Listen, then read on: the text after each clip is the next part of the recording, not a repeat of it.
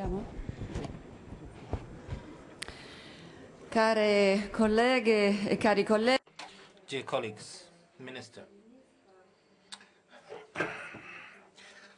speakers, ladies and gentlemen, first of all I wish to thank everybody for being present at this conference established by Article 13 of the Fiscal Compact. The presence of so many participants bears out the importance of holding the first of the plenary interparliamentary meetings to be held during the semester of the Italian presidency of the Council of the European Union, focusing it on the issues which are at the root of the most pressing concerns of citizens. I think we will all agree on the need and the real urgency to find adequate and effective responses to the economic and financial crisis which has beleaguered us since 2008, and which the European Union is finding it very difficult to find an exit from.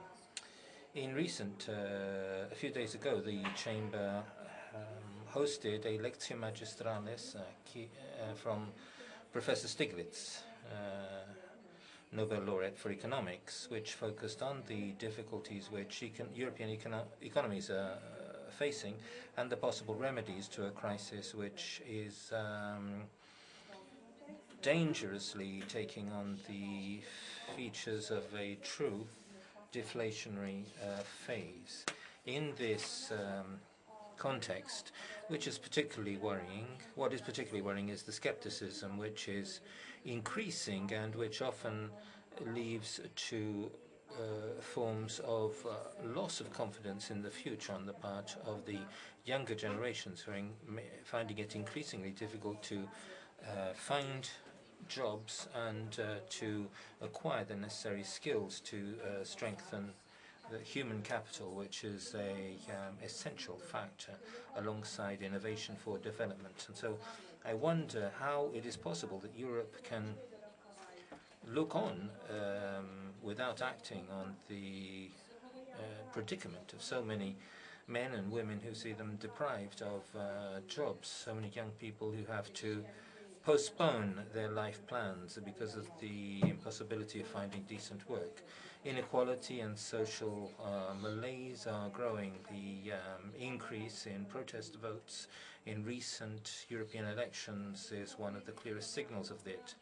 A large sector of European citizens sees Europe as a cause of the crisis rather than a decisive factor for its solution. This is a trend which is visible both in countries which have been most hard hit, where the lack of confidence in Europe is being translated into a delegitimization of European institutions, as well in countries which are in better conditions, where there are still openly expressed Eurosceptic feelings, which therefore jeopardizes one of the key points of Europe, the solidarity between member states. The crisis, which originated from severe dysfunction in the financial system, has now spread to the real economy. The constraints of the Growth and Stability Pact have led, particularly inside the euro area, to the adoption of policies which were based on rigorous austerity by containing public expenditure and increasing fiscal pressure. This has led to a squeeze on investments, which are essential for relaunching the economy and modernizing it. The overall fall in demand has also led to an increase in unemployment and precarious employment in some member countries. Cuts to public expenditure have led to sacrifices which have been at times unbearable and have scaled down some essential services, starting from the healthcare sector. We need to be realistic, dear colleagues. The goals of increasing employment and reducing poverty established in the 2020 European strategy will be very hard to reach. Those goals were based on expectations of much better growth rates, whereas at more than 5 years from the outburst of the crisis, Europe remains among the wealthier economies, the area which has the lowest growth rates. An exception is countries which are not part of the euro, starting with the United Kingdom and Poland. So faced by certain data, one cannot avoid asking oneself about the effectiveness of the European strategies which so far have been implemented. The economy is not governed by unavoidable or neutral laws. It should be borne in mind. Political decisions can make a difference on events which concern economic development and the quality of life of persons. It's time for politics to return to exercise its function resolutely and for it to undertake a thorough analysis of the basic reasons for this crisis, and that it commits itself to removing these causes, turning a new page compared with the policies so far implemented. It is not a matter of questioning the commitment to shore up public finance. Public finance always need to be administrated rigorously and responsibly, because this is the money of our citizens. In my opinion, dear colleagues, the fact we need to start from is, however, the asymmetry which has marked European policies in recent years. If on the one hand, through the rules of the Stability Pact and the beginnings of the banking union, work has been done to contain debt, it's also clear that no common strategies have been implemented, no adequate policies have been implemented for growth and the recovery of competitiveness. The policies which have been implemented by Europe focus essentially on better functioning of markets, reducing to a large extent any measures to support income, whereas the individual member states have been left to implement measures to promote growth solely on the national level. The problem, however, is to identify a common response to the challenges of globalization and the increased international competition, so as to allay the risk that Europe overall is put on the sidelines of international economic dynamics, even though unless some people believe that they can cope on their own, under the delusion of being able to face up to giants like China outside the European Union. So substantially, Europe has is properly focused on stability, but not enough on growth. The Italian semester of Italian presidency occurs in a very important phase of renewal of a number of European institutions, European Parliament, the Commission and the European Council. This coincidence may find itself useful for fostering a debate, the most wide-reaching debate possible, involving European citizens and not just academics and political institutions, on the best strategies to bring the project of European integration up to date. A recovery in the integration process can only start from the economic dimension, because without growth and without a growth which is based on fairness and the efficient use of resources, Europe is destined to undergo a sad decline.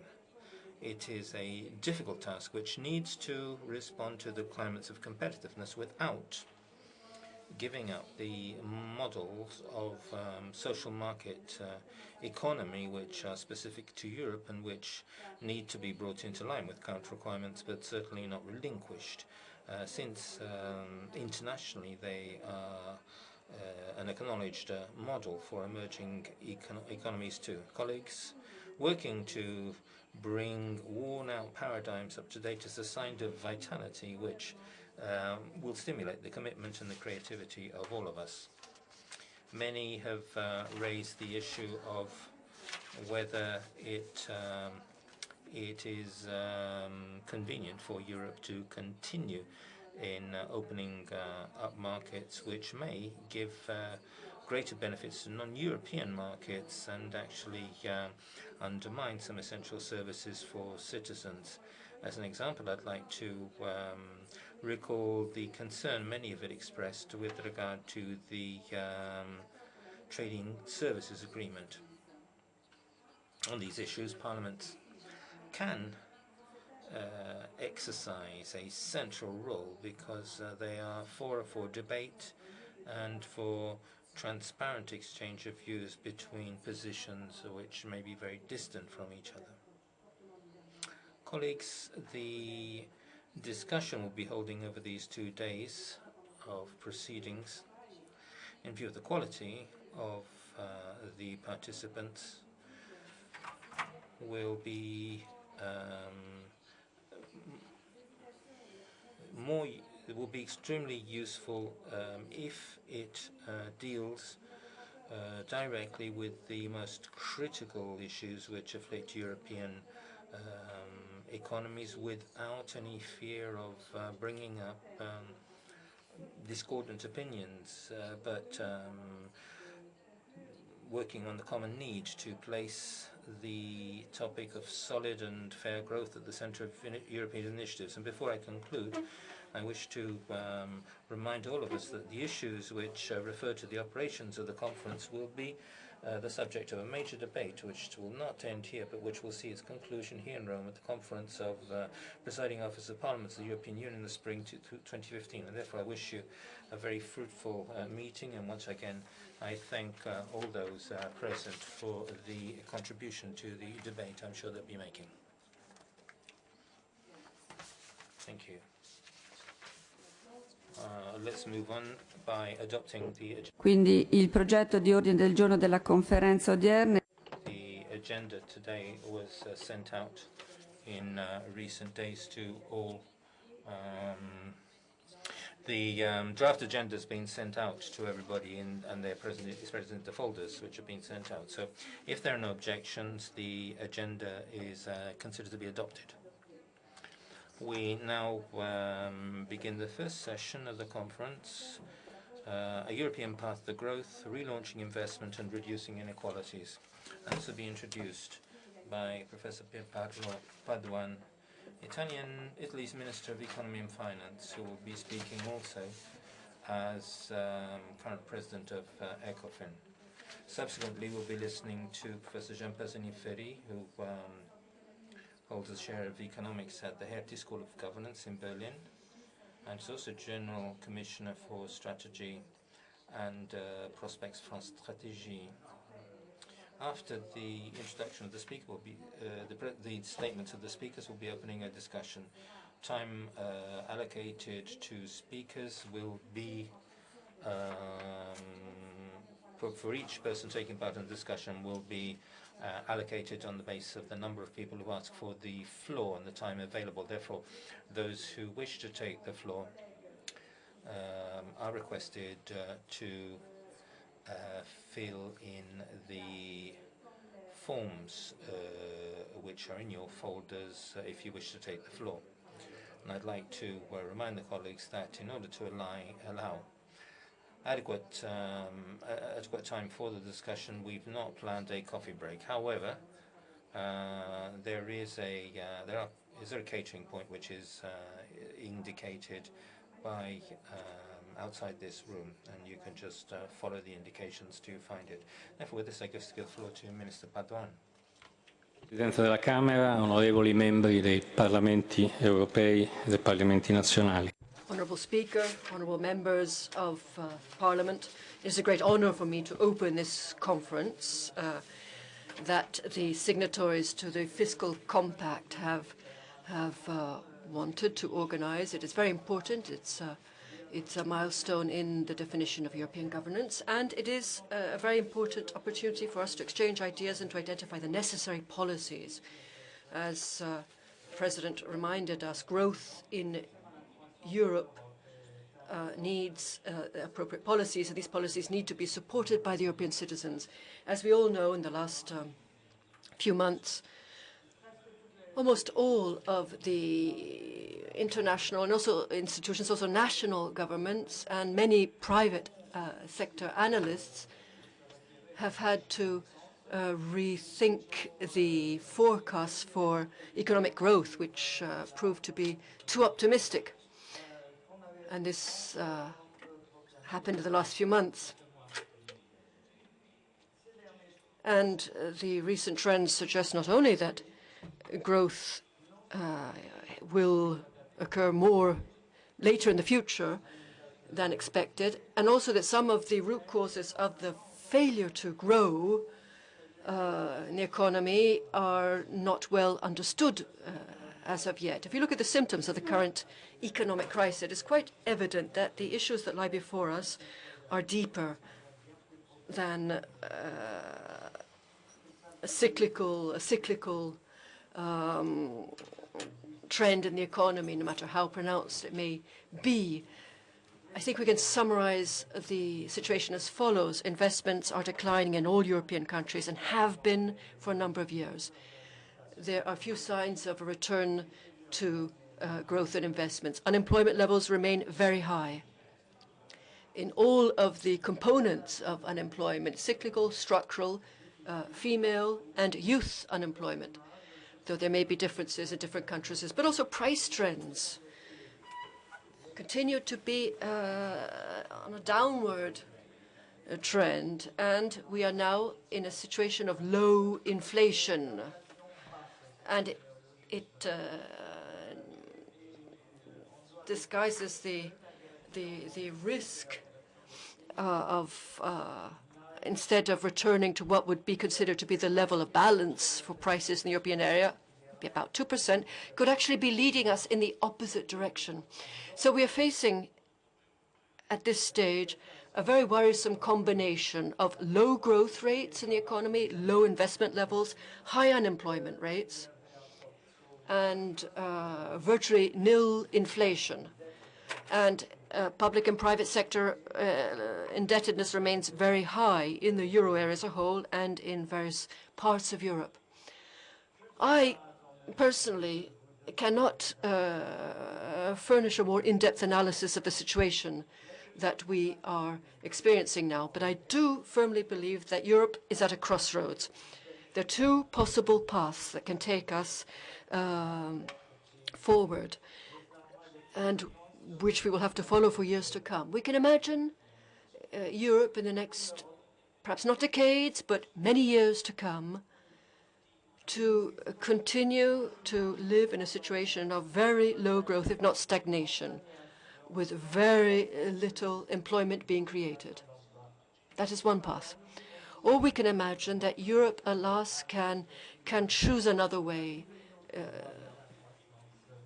a way that will lead to growth, to production of wealth, and to the creation of jobs. Jobs for youth, but not only. Now, the difference between these two different paths or scenarios can be explained very simply. It depends whether we adopt pro-growth policies or not. Europe, and in particular a number of countries, and I must include Italy among these, is having to address not only the consequences of the worst crisis in the post-war period, but also a backlog, time lost in terms of growth of productivity and a sort of creeping loss of competitiveness. So to leave this situation behind, to embark on that new path to growth would require a strategy that would make it possible to deal with these two challenges that are perversely interlinked. before us. Growth is a serious issue, and not only in Europe. And this is borne out also by the efforts that we can witness in the G20 context. Only a week ago, a ministerial meeting of the finance ministers and governors of the G20 countries was organized in Australia. And the agenda was growth, and that is the agenda for the Australian presidency of the G20. And there was unanimous consent as to the fact that to deal with growth, we need to adopt pro-growth policies. And how do I interpret this concept? I believe this is widely shared as well. There are no shortcuts to growth. There are no silver bullets, measures that, taken on their own, can lead us towards a path of stronger growth. This is certainly true for Europe, but it's true for many other countries and regions of the world where the growth rate levels are nonetheless higher. What we need is a strategy. And there appears to be a sort of general consensus on the fact that we need to have a comprehensive approach. We need to work on the supply side and on the demand side. We need to field in a coordinated fashion all of the tools and options that governments have before them to promote growth. I can try to summarize these tools by putting them in four major and somewhat obvious categories. The first is liquidity and credit. Now, European monetary authorities, as have other monetary authorities done elsewhere, have for some time now adopted a very innovative approach, seeking out new ways, new tools in a time in which we see that the traditional monetary policy approaches are losing in strength. But of course, this is not enough on its own. Acting on the level of liquidity needs to be supported at different levels, in different ways, different approaches, by a strengthening of financial markets in much more general terms. In this way, amplifying the impact of monetary policy. The crisis that we are still caught up in is a crisis that arose in the financial markets, but then it had an impact on all of the markets. To leave that crisis behind us, I would say by definition, means repairing the financial systems, ensuring that they can once again generate wealth from savings and investment, support growth. All of this is quite obvious. It would appear to be a truism, but it does require a coordinated effort. And Europe has to make a major effort in this direction. Very recently, the European Central Bank adopted innovative approaches that have the specific purpose of injecting liquidity and translating that greater level of liquidity into credit for the economy. This, of course, does require the active cooperation of the banking and financial sectors. The second category of steps to support growth means making use of the room available in our fiscal policies. This is a very sensitive issue, and it is linked to the whole theme of austerity, as the President just said. A widely shared idea is that in different countries, in different ways, but there is room in fiscal policy to support demand. But it's actually more than that. We can also adopt fiscal policies that are pro-growth. And of course, this will depend on the makeup, the components of the fiscal balance. And there are different ways in which we can try to curb expenditure, not increase taxation levels, and understand that at equal balance levels, differently construed fiscal approaches can have a very different impacts on the growth of the economy. Now, this is important from a macroeconomic point of view because it has to do with our global imbalances. There is an asymmetric approach to imbalances, nothing new, but the pressure on structural adjustment in countries that experience a deficit are very different from those that adopt it in countries that instead register surplus.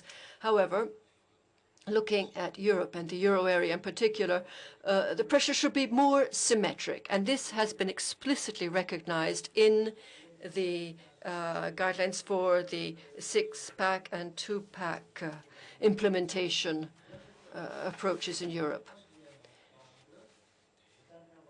Another channel is to support growth is to work on potential growth on the supply side, as it were. We've seen a worsening in Europe in general and in some countries in particular, a worsening of the situation in this. There appear to be constraints on the supply side that put the brake on growth. But these constraints, these limitations, should not be taken for granted. Quite the contrary. I am deeply convinced of the fact that there is ample scope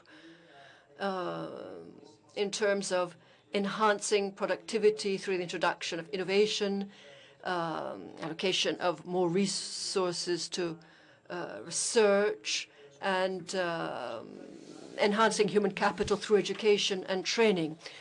There's a lot to be done in different countries. We need to have an approach with structural reform that is well thought out, multifaceted, and this is very important for Europe, and I would say very much so in Italy. And finally, the fourth category or channel is that of investments in the narrow sense of the term, and that is the quantity that we have seen decrease in advanced countries. Investment is that variable that supports demand and also supply, because investment translates into enhanced production capacity. Private sector investment requires resources, profit opportunities, but also an ingredient that often is lacking, and it certainly is lacking today in Europe, and that is confidence, investor confidence, and the willingness, therefore, to invest available resources. Now, this is a sort of rough and ready list of measures, but I hadn't had the intention of providing you with a very in-depth analysis, but simply point out one key point, and that is that we must use all of these levers.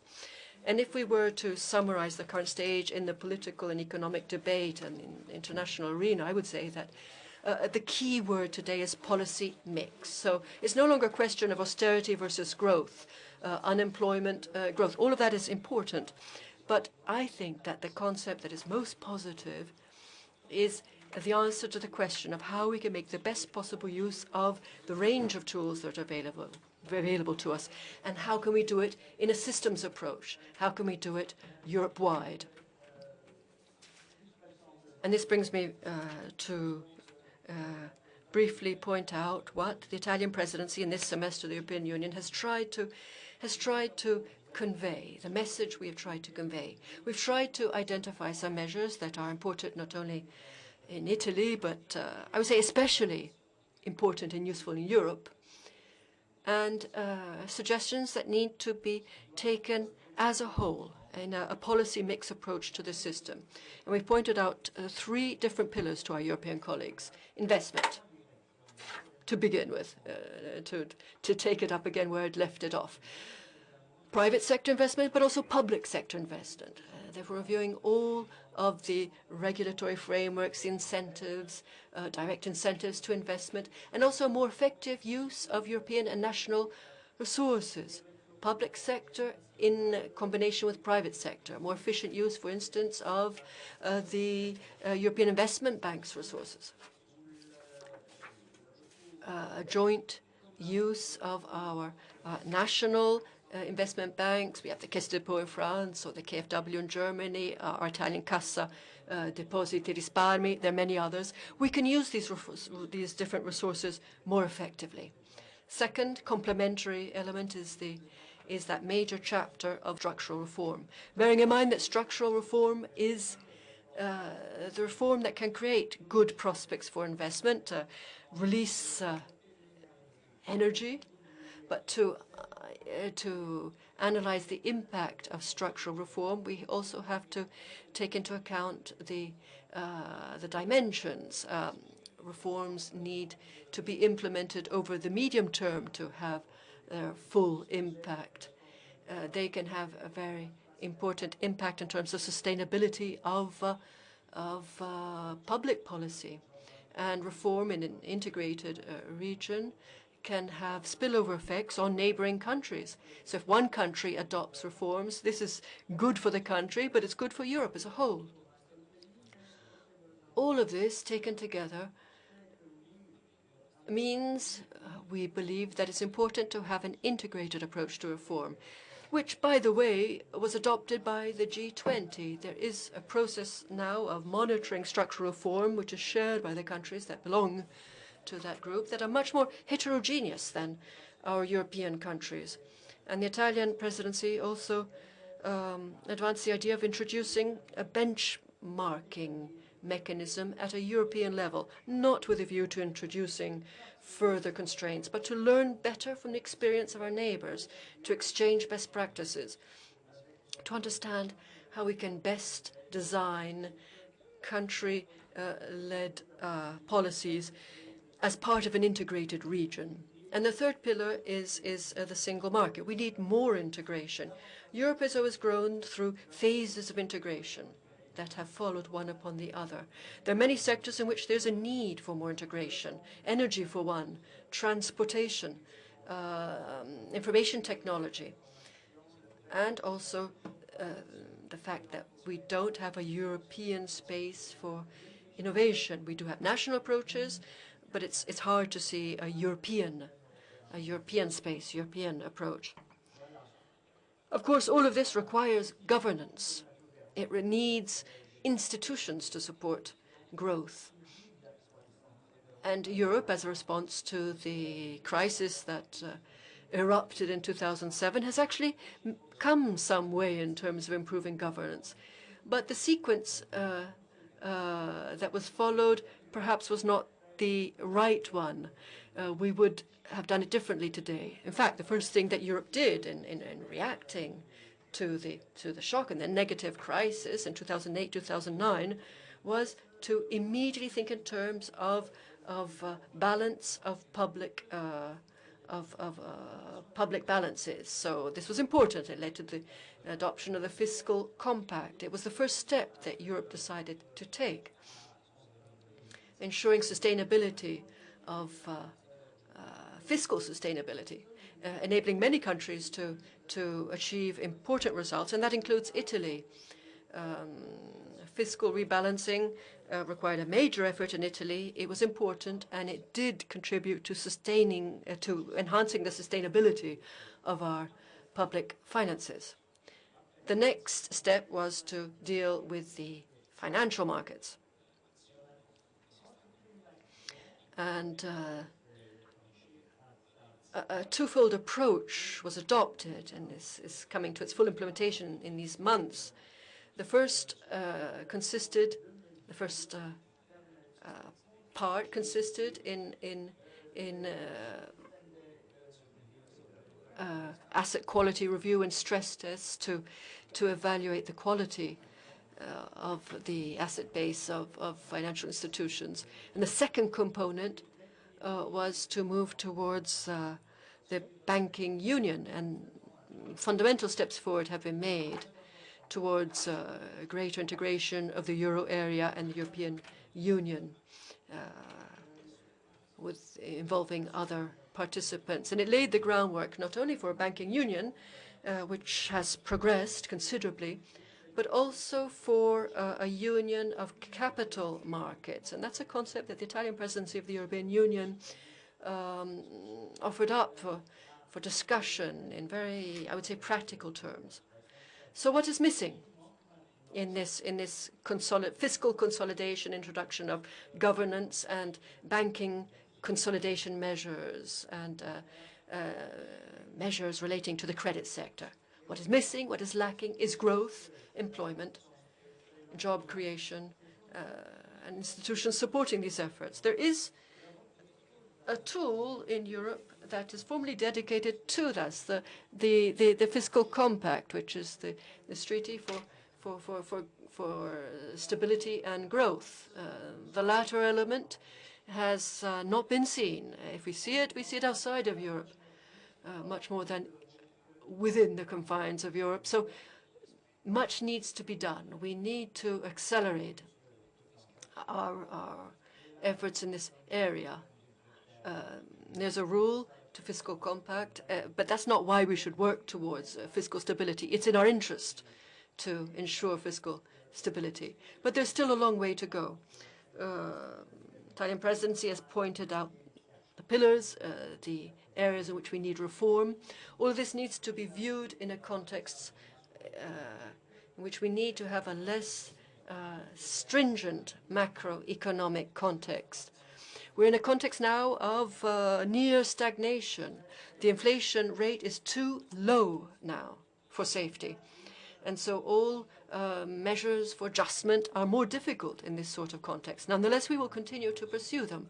But we must recognize the fact that this essential tool, Fiscal Compact, was devised in a different macroeconomic context that was much more favorable than the current one. So we need to bear in mind the diversity of the macroeconomic context and the exceptional circumstances for some countries.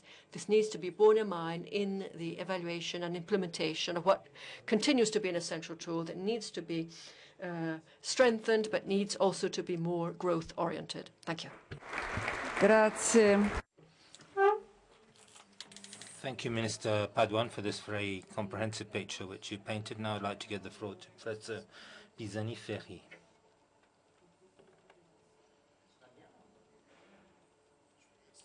Thank you, Madam President.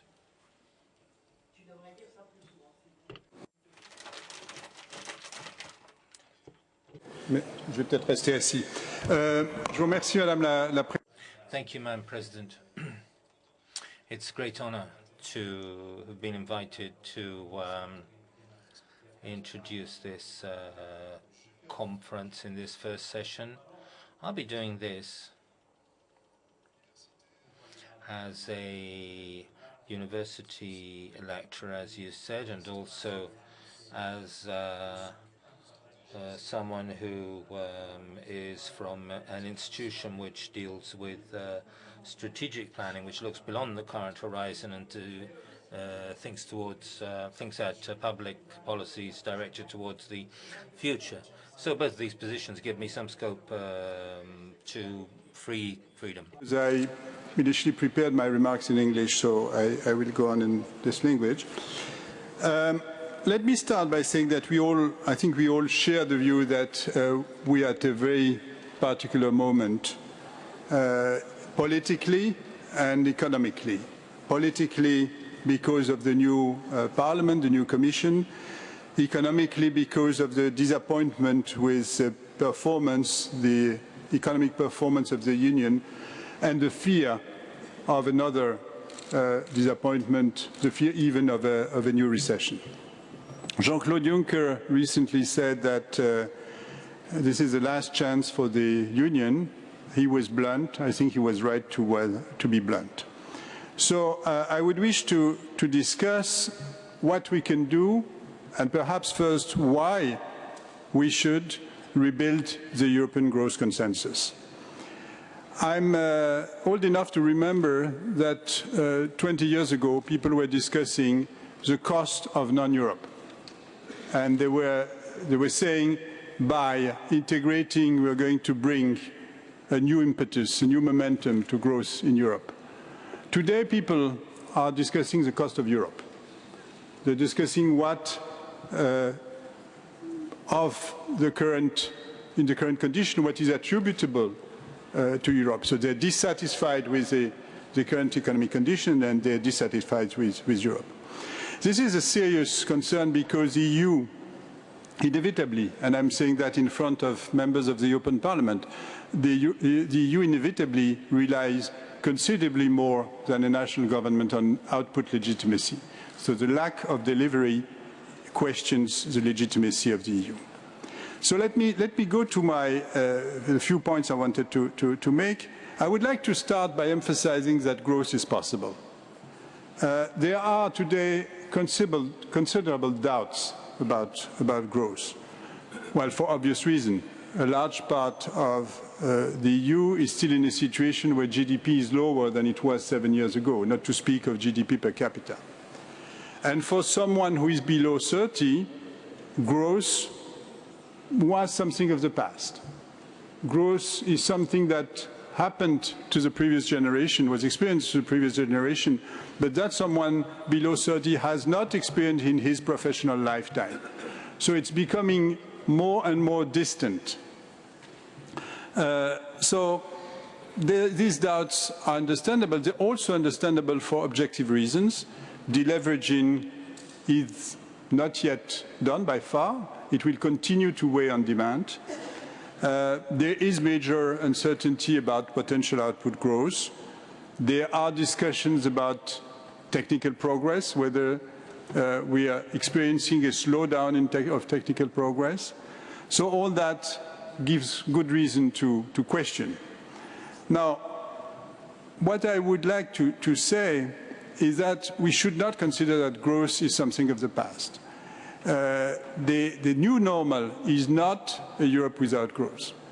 And the reason for that is, first of all, that we are operating far below potential. But beyond that, if we look at where we are in terms of GDP per capita, most of our countries are significantly below the US, really significantly below the US.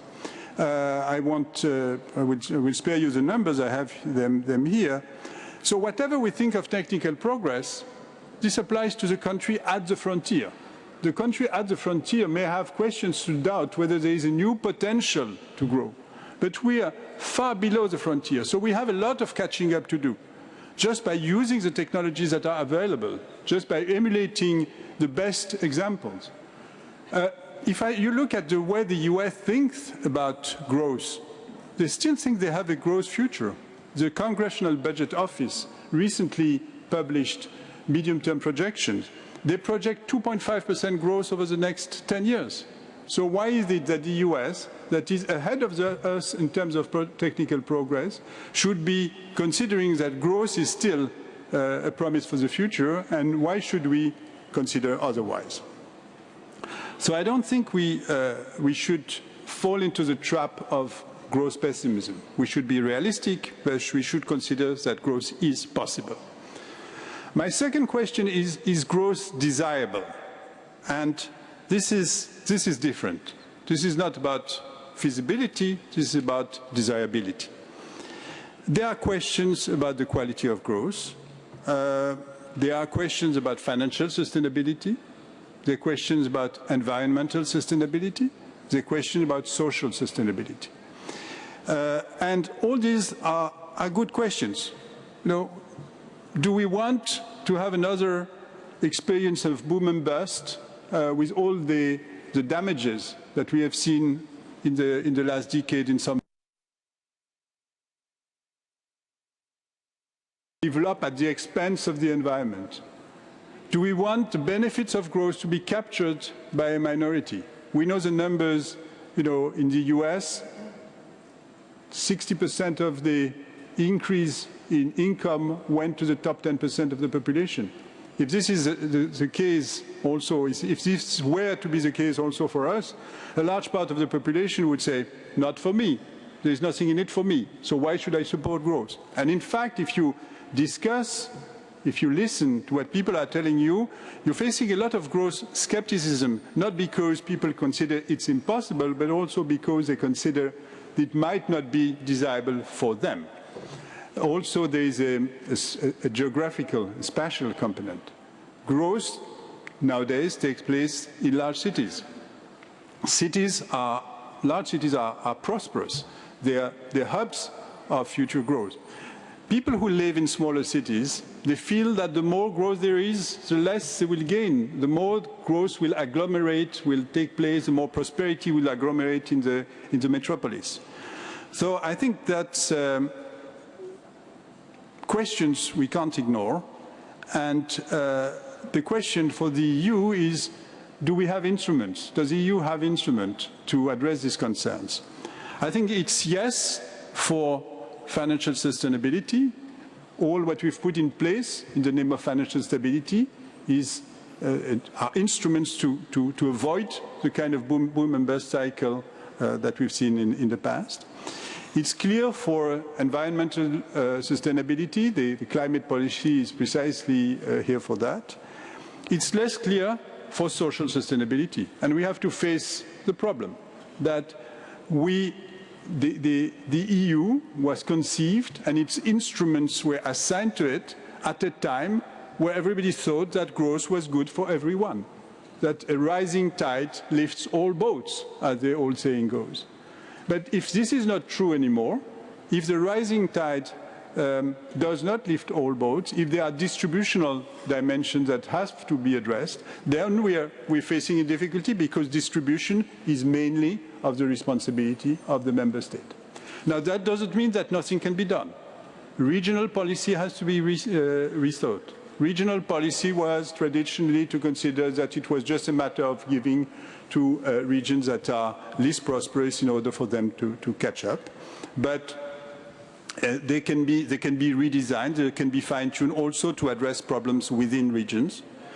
Also is in the field of distribution. It's not an EU competence, income distribution among individuals, but that's not something that the EU should be indifferent about. And that brings me to my next point, which is that growth is sometimes regarded as something that is a justification for policies that are harmful to people, that forces them to take more risk, that create inequality. As I said, there are trade-offs, and I don't think we should be ignoring the trade-offs. Innovation-based growth, and the future growth is to be innovation-based. Innovation-based growth creates risks because innovation is by nature a risky endeavor. Innovation implies that innovators can keep some of the benefits of innovation for themselves, so it creates rents, it creates some sort of inequality. And our 20th century institutions are not really adapted to this kind of situation. But from that does not follow that any growth policy is, or any emphasis on growth is against equality or it's risk-creating. Take the very basic, the very fundamental, probably the most fundamental growth policy there is education. Education is probably our best growth policies on offer.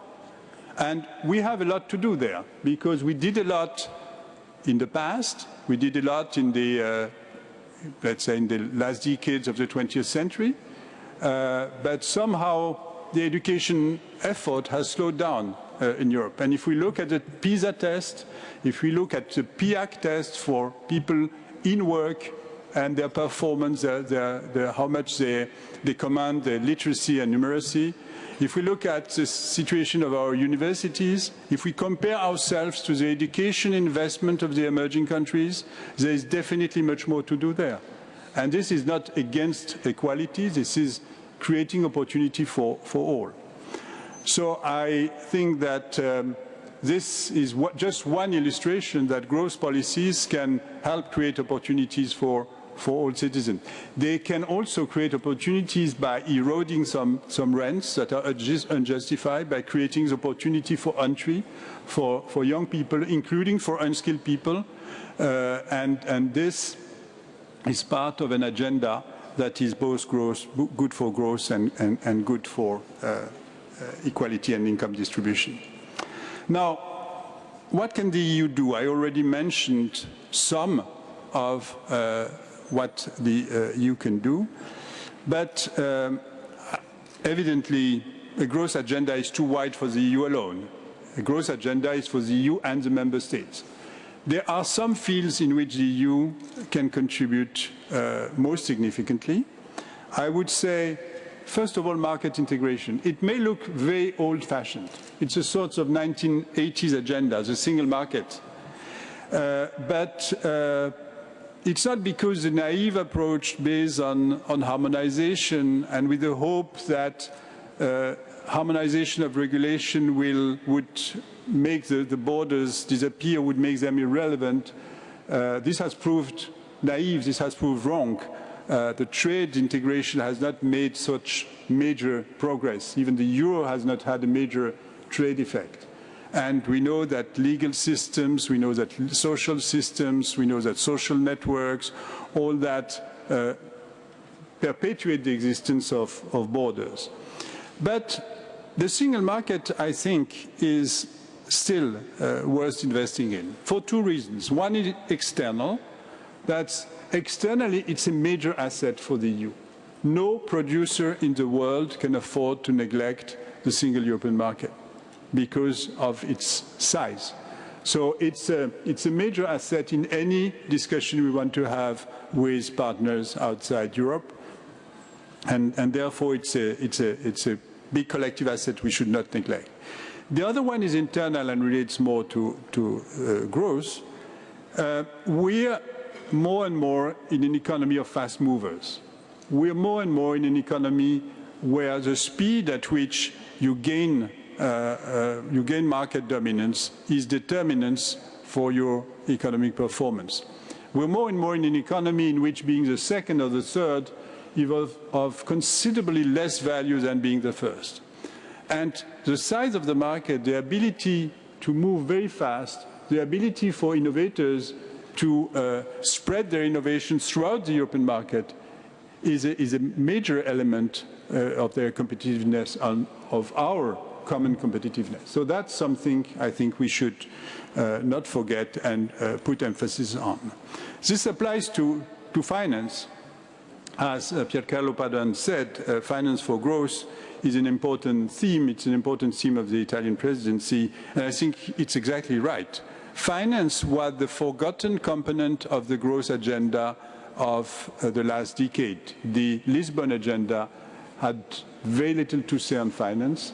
The EU 2020 had very little to say on finance, and that was a mistake, because we know that finance is a key component of growth. The question nowadays is that we, for good reasons, we are transforming our banking system to a much less risk-taking banking system. We don't want banks to be taking the risk they were taking before. And the question is who will be taking the risk and how the risk will be, therefore, financed by the market. So it means a more disintermediated system. It means a capital market union, as you said. So I think it's of major importance for growth, and that's something emphasis should be put on. Last point, and very quickly, mobility. Over the last decades, somehow we behaved as if mobility, labor mobility, it were a sort of right in theory that is fine as long as you don't exercise it in practice. But now people have started moving, and they have the right to move, and we've seen in some cases very large movement of population compared to the labor force in the country, be it for countries of emigrations, of countries of immigration in the EU. That raises questions about portability of skill, portability of social rights. We are still putting taxes on mobility. And this is an obstacle to growth, to put taxes on mobility inside the EU. I'm not saying that labor mobility is a solution to the problems we're facing. I'm saying if people want to exercise their right, they should be allowed to do so. Finally, let me finish by coming back to the points, some of the points made by Piercarlo, and how to build bridges with the current situation, because a lot of what I said is about the long-term agenda, and I think I had to speak about the longer-term agenda because, after all, growth is fundamentally about the long term. But it should not lead to neglect of shorter-term issues. And the short-term issue we're facing is that we're operating far below capacity. All the evidence is in this direction. We have high unemployment, we have low growth, we have declining inflation, we have extremely low interest rates. All this points to an economy that operates far below capacity. So the question then is what to do to bridge that and to avoid a trap in which markets and beyond market citizens and investors would get used to an expectation of no growth in Europe. I don't think this is something we can dismiss. This is very possible that this expectation that Europe is a place where you shouldn't invest, you shouldn't go, because it's a no-growth zone. This is a real danger, and this danger should be faced for the reason that, after so many years without growth, this can become a self-fulfilling prophecy. I think Mario Draghi, in his Jackson Hole speech, said a lot, and this triangle of monetary support with the limits it has, reforms, and some reliance on the fiscal space that exists at European level give the answer. The question is how to operationalize it. And the focus on investment seems to me both right and to be taken with caution. It is right because in such a situation, what you would wish to do is exactly to put the focus on investment and to front-load some of the investments you would wish to make in fields, presumably and preferably, where the technology does not change very fast, because if the technology changes very fast, you wouldn't wish to use the technology of today instead of the technology of tomorrow. But in a number of fields, you can use mature technologies and front-load investment so that to kickstart, relaunch the economy. You would also wish to remove credit constraints where there are credit constraints, and there are credit constraints in some countries, including this one. You would wish to help foster investment towards the right fields and right allocation. So many investments were misallocated in the past. And you would wish to help rebuild the capital stock in the tradable goods sector in countries where development has basically been driven by the non-tradable goods sector and where there is a need to rebuild the tradable goods sector. So make use of low interest rates, favor interconnection, front-load investment. What are the instruments? I think it's rather clear that the instruments must be a combination. In some countries, there is a lack of public investment, and Germany comes to mind. There is a debate in Germany about public investment. If you look at the numbers, public investment in Germany are much lower than in other countries. So this is a debate for Germany to have, but this is a very legitimate debate. In some other countries, there has been a lot of public investment. You wouldn't wish to push this button. There is what you can achieve through regulatory clarity. It's an expression that I borrow from Nick Stern, who said there is a return on clarity. By having a clear framework in the field of climate change, by having a clear framework, by letting investors know what is the likely path for the price of carbon, you would trigger private investment. You would let people invest in contributing to this transformation by bringing in new technologies, by investing in energy saving. But you need for that, you need clarity. You need regulatory clarity. And this, beyond climate, this applies to a number of fields. So there are private investments that can be triggered by better and more clearer and more predictable regulation on the public side. And finally, there are the financing initiatives we spoke about capital market union. Now, the remaining question is is there a role to play for budgetary support? I mean, could we mobilize some fiscal space at European level? There is, as we all know, very little fiscal space left in Europe because of the high debt levels, because of the remaining deficits. What we would need, I think, to be able to mobilize the fiscal space there is a better commitment technology. The Stability and Growth Pact, the whole of the Fiscal Compact are in a way commitment technologies. But they are commitments technologies that mostly focus on today rather than tomorrow. Yes, I'm closing. Yes. I'm closing. To be in Parliament, you have to be disciplined, right? There are technologies that focus on today rather than tomorrow. And I think what you would wish to be sure of, if you give some leeway, if you mobilize fiscal space, is that it's going to be fully compensated, and more than fully compensated, by savings tomorrow. And we need a technology to make sure that these savings tomorrow actually take place. And that's the dilemma, how to better use the European framework to enforce this commitment to cutting spending tomorrow and to cutting spending especially on the structural side where it is the most needed. So I think there is room for improvement of the framework here, for better using the frameworks that exist. Let me conclude, because I have to, and I apologize for having been long. As I said at the start, the question is how to contribute, how to make sure that you can contribute to this growth agenda without promising too much. There have been too many growth plans in the past that have not delivered. The EU has some powers, it has some instruments, it should use these powers and these instruments. And I would like to conclude by quoting someone I had profound admiration for, Tommaso Padoa-Schioppa.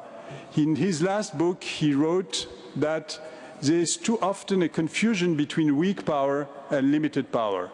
He said limited power is a power that has limitations, that has a clear mandate and a limited mandate, but all the instruments to reach its goals. And a weak power is a power that pretends to achieve a lot, but doesn't have the means to reach its goals. And he said, a weak power is a recipe for disappointment, and that's not what we want to the situation we want to be in. We would wish the EU, with its limited power, to contribute clearly and visibly to the growth agenda, as I have explained. Thank you. La ringrazio, professore Pisani. Thank you, Professor Pisani-Ferry, for this presentation. I'd like to thank both of our speakers, and now we can open the debate. We have 32 people on the list, and with this I'm going to close the list, because in any case I think we're going to have to be march very fast. I'm going to divide this into two segments. On the screen below there's a list of those who are on the speakers list. I'm afraid you won't have much time to speak, otherwise we won't be able to keep to time, and therefore I'd like to keep to 3.5 minutes each of you. And one of the customs of this chamber is to speak while standing, because since the meeting is also being streamed, it's possible for the person speaking to be taken, to be shown. So Joachim Post is the next speaker. He's from the Bundestag. Onorevoli Presidente, Distinguished President. the first time, not the first time that I speak here in this position in our Parliament. We speak from the throne of the Speaker, but when we are sitting, then we don't speak in this position. Okay, I think Mr. Pisani-Ferry is right. the question of the growing inequality in our societies is a central one in the economic dimension, not only in the social dimension. This question still isn't addressed by the agenda of the EU. But I want to talk about the right distribution of tasks between the European Union and its member states in this difficult economic situation, in this crisis, in this complex crisis. Because of its complexity, we cannot address the problems just on the national level, and there are no blueprints for the best solution. In contrast, I think we need different solutions and strategies in each country, and additional, a common European strategy. Europe in 2014 is standing at a crossroads, facing big challenges. The systemic crisis and the political attempts to overcome will have far-reaching consequences for Europe in this maybe historical year 2014. It is critical that nation-states can recover themselves in an economically stable environment. Therefore, European institutions like the ECB and I are crucial actors for further development. Mr. Draghi stabilized the euro and the interest rates for states, but after tackling the sovereign debt crisis with the intervention of the ECB and the financial market crisis with the banking union, we still need a strategy for the recovery of the eurozone. The EIB can be one actor for more investment in member states. Investment is the economic link between the present and the future. Those who do not invest have lost the trust in future growth, given up on prospects of success and development. Therefore, we need more public and private investment. While public investment is a question of financing possibility of the state in times of the Fiscal Compact, private investment is a question of demand. To raise demand and finance public investment, we need to address the question of the best distribution of the tax burden and the fight against inequality. Nevertheless, this is a playing field of national policymakers. As I mentioned before, I don't think that there is a blueprint for growth which is suitable in every member state exists. Therefore, each state needs to tackle its specific structural problems with an own strategy. In some countries, we still have unused resources for more public investment, which should be used to stabilize the economy. Germany, you have mentioned it, can be an example for it. Even under the new rules of the Fiscal Compact, there is room left for more investment, for example in Germany, and therefore we have the discussion in Germany, for instance, to help the development in the Eurozone. And would you please the last remark, but there are also unused European funds, like the European Youth Strategy or the structural money. And I think we have to learn to strengthen our ability to implement this thing. Thank you. Thank you very much. Next speaker is Beirut Veysaid from the Semestre. Thank you, Madam Chair. Today I would like to emphasize the importance of this forum because it has the opportunity to organize the regular political dialogue. I agree with our experts that the major challenge for today's economy is inequalities. Inequalities between the rich and poor is the largest after the crisis before the World War II. Inequalities between the young and old people, inequalities between the rich cities and the rural regions. This is the challenge. I think that we should think about a fairer tax system. We should say no to the tax havens. What concerns investments?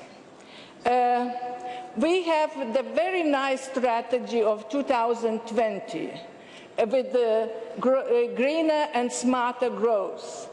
And I think that there should be the right balance between the public investment into the strategy and the private one. It was mentioned structural reforms. But implementing the reforms, we should be very wise and attentive because you know, we should keep attention how it will influence the people that are living in need. And speaking about single market, I would like to concentrate on single market for energy. Because of Russian Ukraine crisis, there are isolated energy markets, and our competitiveness of Europe will depend on reasonable energy market if we want to be competitive in the world. So, EU was created as the project for stability and peace in Europe. If we want, as parliamentarians, to keep on this project, we should reflect our reforms. Thank you for attention.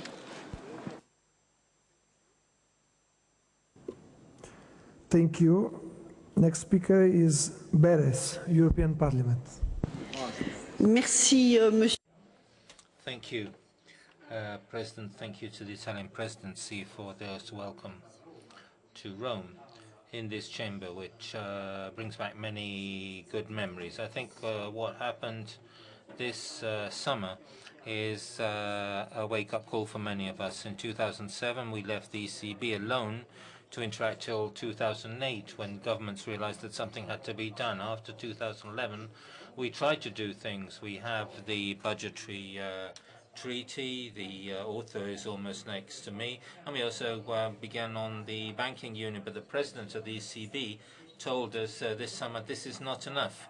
You people who have political responsibility need to take things in hand, because otherwise, and I think he's right, we are moving towards a announced catastrophe. For a long time, the European Union has been misusing the tools which it has available. With the Lisbon strategy, with the 2020 strategy, we've done things. I don't know if it was because powers are too weak or too limited, but without reaching the goals which we had set ourselves. And also ignoring the leverage effect which European policies could have. In a way, I think that when we consider this challenge of a 300 billion investment plan, there's a will to reconcile this challenge. In order to succeed in this challenge, it's not enough to say investment, investment, investment. It will be necessary for these investments to be useful in order to remedy the ills which Europe suffers from. And there's a term which is at the heart of our session, which is essential, which is inequalities. Some people don't care less about inequalities and think that is a challenge for economic competitiveness. I don't believe in this. European model is not based on this. And therefore, in order to meet this challenge, we have to look at the issue of inequalities in member states and among member states. And if our investment plan neglects this, then it will fail, like all the other strategies we've attempted so far.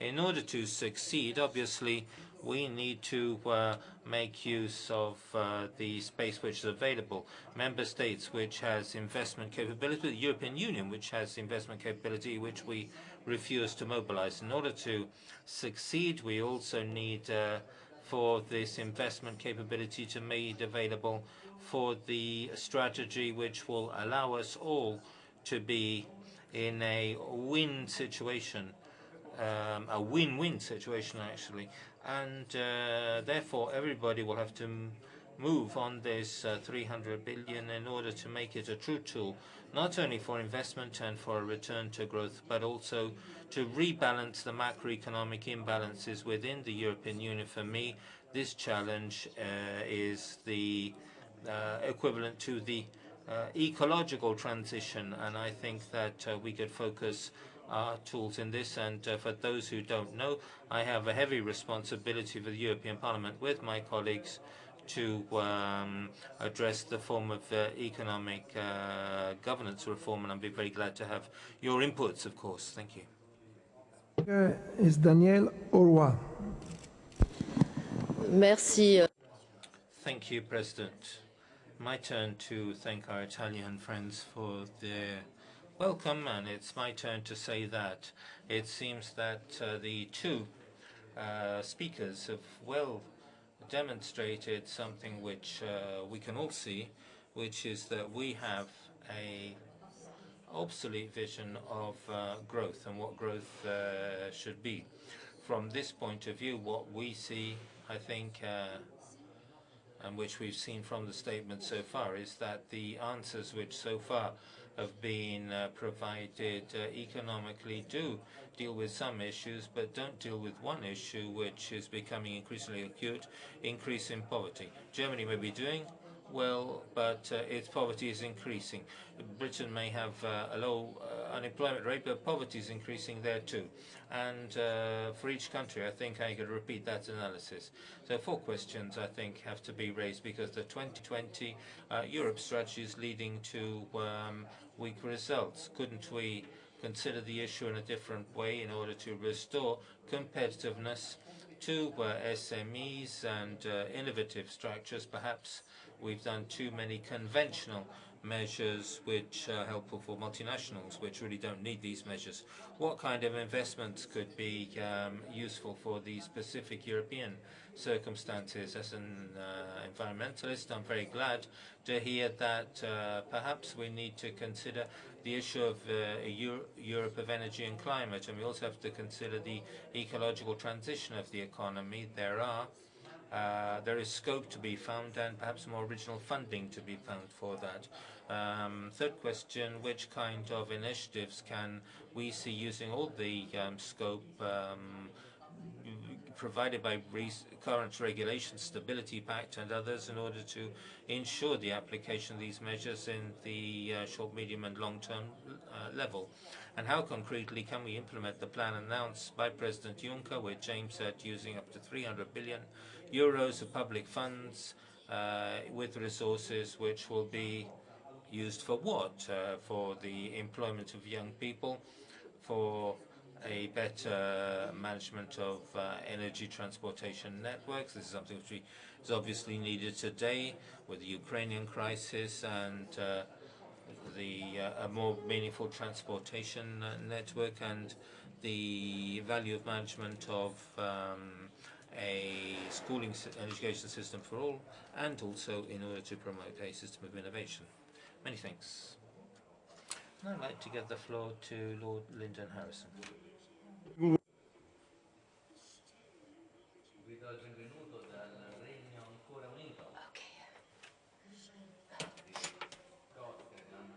And England.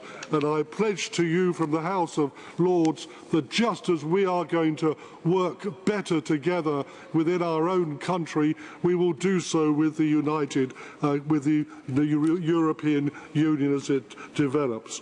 We must explore and analyse the weaknesses of the Eurozone, recognise the threat of deflation and the anti-cyclical cuts made at a time of recession when we need growth.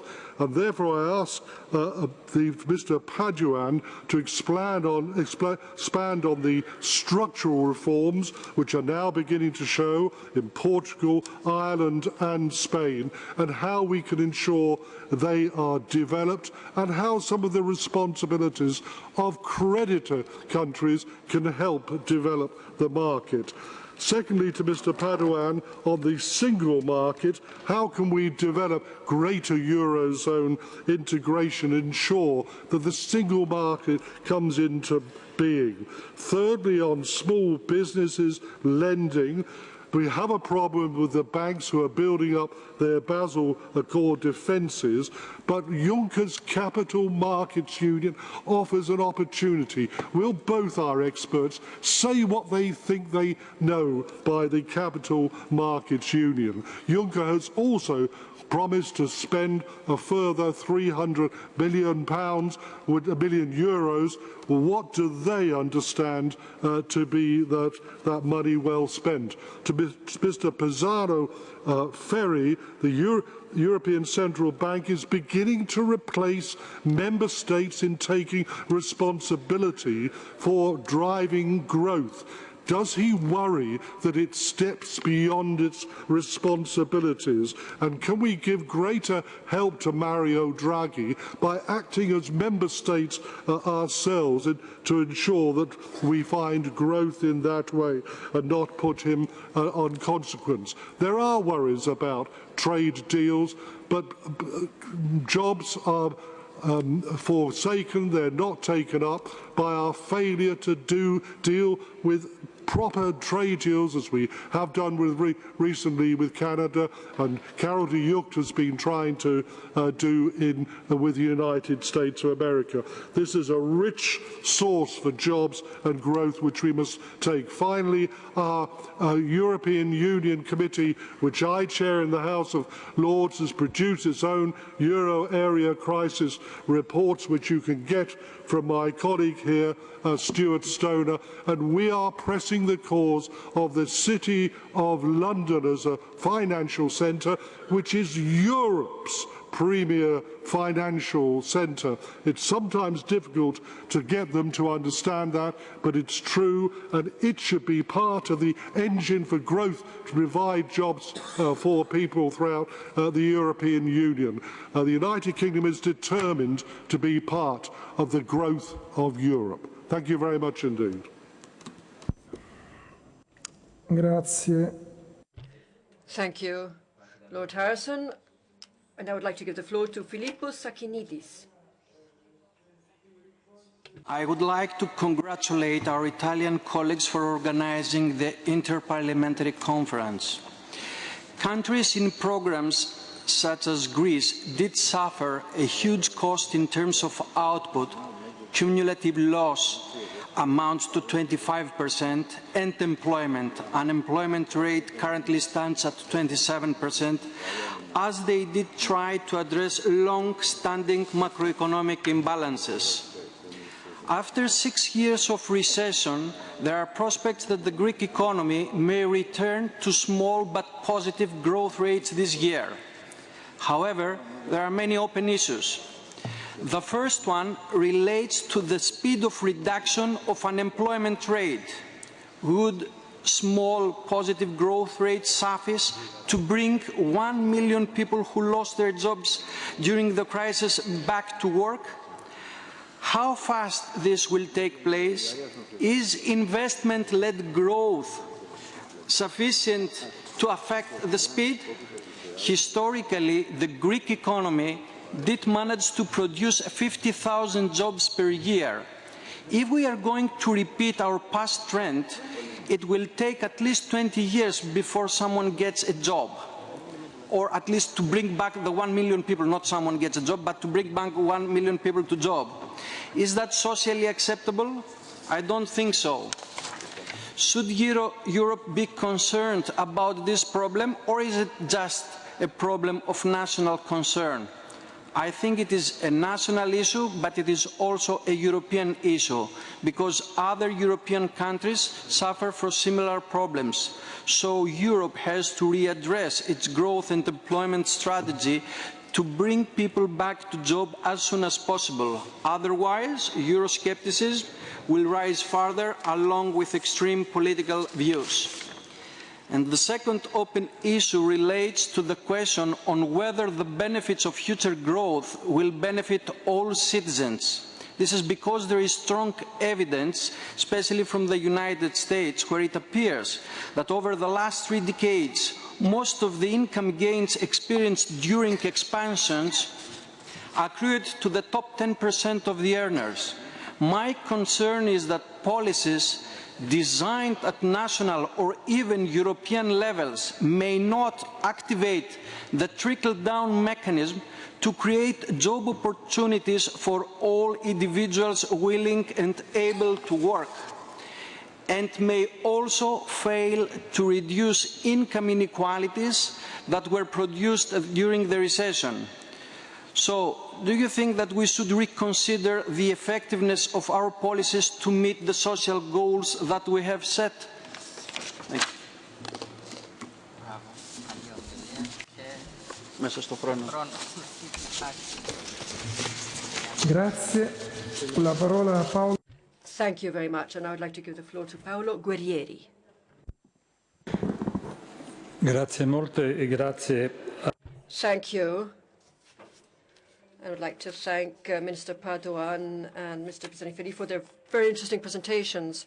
Both reminded us of the much more general issue of slow growth. There is a risk of stagnation. It could be at century record levels. There's a big difference between Europe and the United States because Europe didn't live one, but rather two financial crises in these last years. And there's a risk of a third.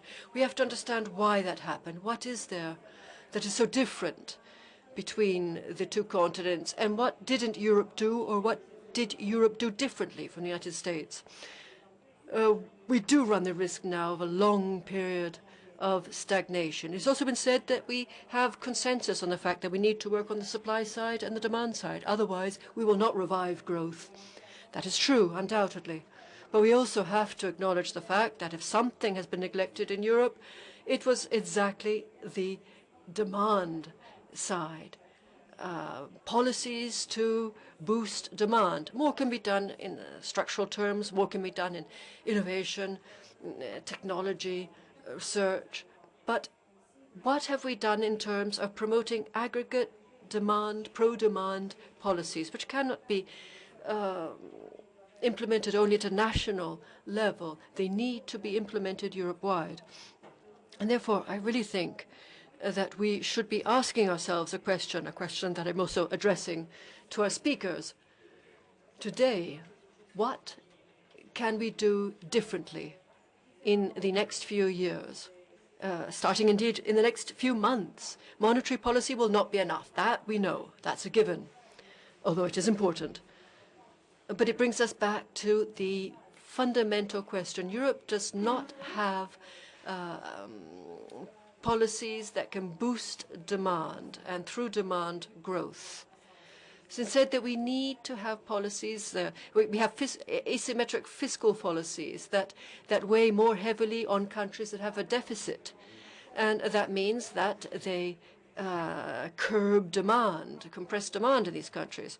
So do we need a stronger commission that can impose what indeed are rules? Because countries that register a surplus should respect these rules. Germany, 6%, just like countries in deficit. There's also an issue of governance tools. We need to review this. At end December, there will be an important review.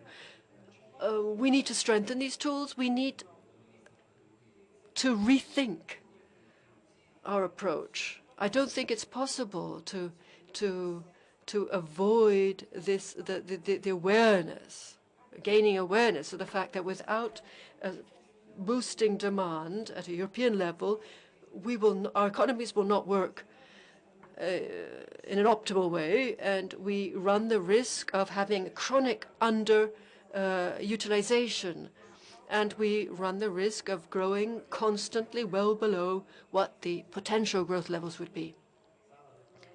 And so that is the point I wish to really stress and the question I wish to raise. What do we need to do differently from what we have done so far?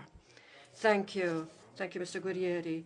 And now the floor to Paul Tang. Thank you, President. And thank you for the two contributions, which I liked very much because they were broad. They used a broad framework. And I also welcome the opportunity of this interparliamentary conference. It's an opportunity to exchange ideas, but also to find ways to overcome frictions. The economic crisis is not over. It's not over yet. And it has led to frictions within countries with high unemployment, poverty, but also across countries. The euro should have united us, but instead it has divided us. And we are in a situation where we can not just rely on monetary policy to get us out of trouble. We are in an economic crisis, and Europe is also looking at you as this group of politicians to take action and to push Europe out of the economic crisis. That's why I think it's important to find ways to stimulate investment, both private and public investment. We have a problem both on the demand side and on the supply side, that both speakers have emphasized, and investment does have effect on both sides, both on the demand side, both on the supply side. So we need to find ways to stimulate investment. At the same time, we also need to invest in structural reforms and integration of markets. That's also the type of investment that we need. There should be no taboo on either investment, structural reforms or integration of markets. But to achieve a European push for the European economy, we need to coordinate policies. We need to coordinate policies because we need the funds to finance investment. We also need public investment, and we need to find funds for public investment. But we also need to coordinate policies by making room for private and public investment in countries that have the room to invest. And the example of Germany was mentioned, and there's just one of the examples, I think. That's the type of coordination that we need right now. We can't just rely on monetary policy. We also need actions from the politicians in this room. And this brings me to my final point. It's fairly simple. Pro-growth policies need Europe-minded politicians. I've been a member of the Dutch Parliament myself. I understand the position of many of the politicians in national parliaments. It's often difficult. But we need to emphasize that we can't get out the crisis on our own, and that we benefit when other countries do well, that when the tide rises, all boat rises. So we need national politicians and Euro politicians to explain that it's in the national interest, but also in the European interest, to have European pro-growth policies. Thank you. Grazie. La parola. Thank you. I now would like to give the floor to Andrzej Garadzewski. Thank you, Mr. Chair. We had in the European Union two strategies. Lisbon strategy achieved nothing, and now we are close to this with strategy 2020. What wrong is these strategies? Maybe goals are bad chosen, maybe tools are bad constructed, maybe both. It is interesting to know your opinion, our speakers, about these problems. Mr. Professor Pisani-Ferry said that USA is much higher in economy than the European Union. Maybe USA has very good strategy. Do you know this? Is it written or only constructed by government?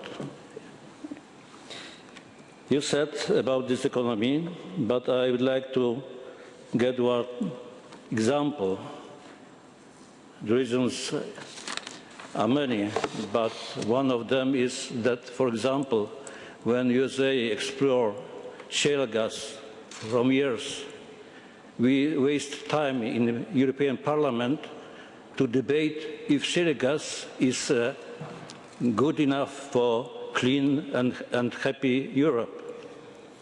So it is one reason that USA is higher than European Union. Minister Bedouin said that public investment is a solution for a better economy, to create better economy. I think that yes, for a short time, but for a long time we need private risky business and private money. But private business needs clear and stable and long-term economical policy. It's not acceptable for private business to look for next slogans and next changing goals. My colleague businessman asked me, what does it mean, reindustrialization of the euro? I can't find proper answer. So maybe we should go to the real economy and not to slogans. Thank you very much. Thank you. Next speaker is Sir William Cash. Thank you very much indeed, Mr. Chairman. I think that what is happening in Europe is well reflected in what was said by the speakers, which is high unemployment, low growth and low inflation. I very much follow the general trend of the gentleman who's just spoken from Poland. Money doesn't grow on trees. You simply cannot develop an entire policy on the basis of a uniform demand for more public services and more public investment for a very simple reason. Growth simply comes from taxed enterprise. Small and medium-sized businesses are the way in which you can find the money, and of course the big businesses as well, but they have their own way of dealing with things. I have to say, as a Conservative, I don't believe at all in the socialist approach to this. Competition and growth go together, and we have to compete with the rest of the world, and at the same time we do need to have a very clear policy to get rid of unnecessary regulation. The latest European Commission doesn't appear to be addressing that, and young people simply will not get jobs. There will be increased unemployment, which is a complete, not only a tragedy, it's a completely obscene disgrace that people in this massive continent are being driven by a system which seems to me to be so unrealistic that it is not a surprise to me, as you will know, that there is a greater degree of Euroscepticism, but blaming Euroscepticism for the faults of the system which needs to be radically reformed, I think is just simply absurd. So I simply say this, I think that we all need, in the interests of stability in Europe, which we want. The United Kingdom is not interested in a Europe that doesn't work. We want a Europe that works, but it has to work on a really radical basis. And the truth is, at the moment, listening to the speeches, with the exception, as I said, of one person who made the point very clearly that you need private investment in order to be able to achieve results, then ignoring the simple truths of an effective economy and of democracy seems to me to be a prescription for increasing, to go back to the main point, increasingly high unemployment, increasingly low growth, and increasingly troubles from the far right, which will come about from dissatisfaction. And talking about wanting to remove austerity is one thing, actually producing results which will do it is the other. I'm sorry to have to say this, but quite bluntly, I think Europe is going in the wrong direction because it is all an academic exercise driven by far too much concentration of power, far too little democracy, and I'm afraid to say unreality as well. I'm sorry to have to be so blunt, but thank you very much indeed. Grazie. Thank you. So we're 1/3 of the way through the speakers list. Next on my list is Skevi Kutrakokuma.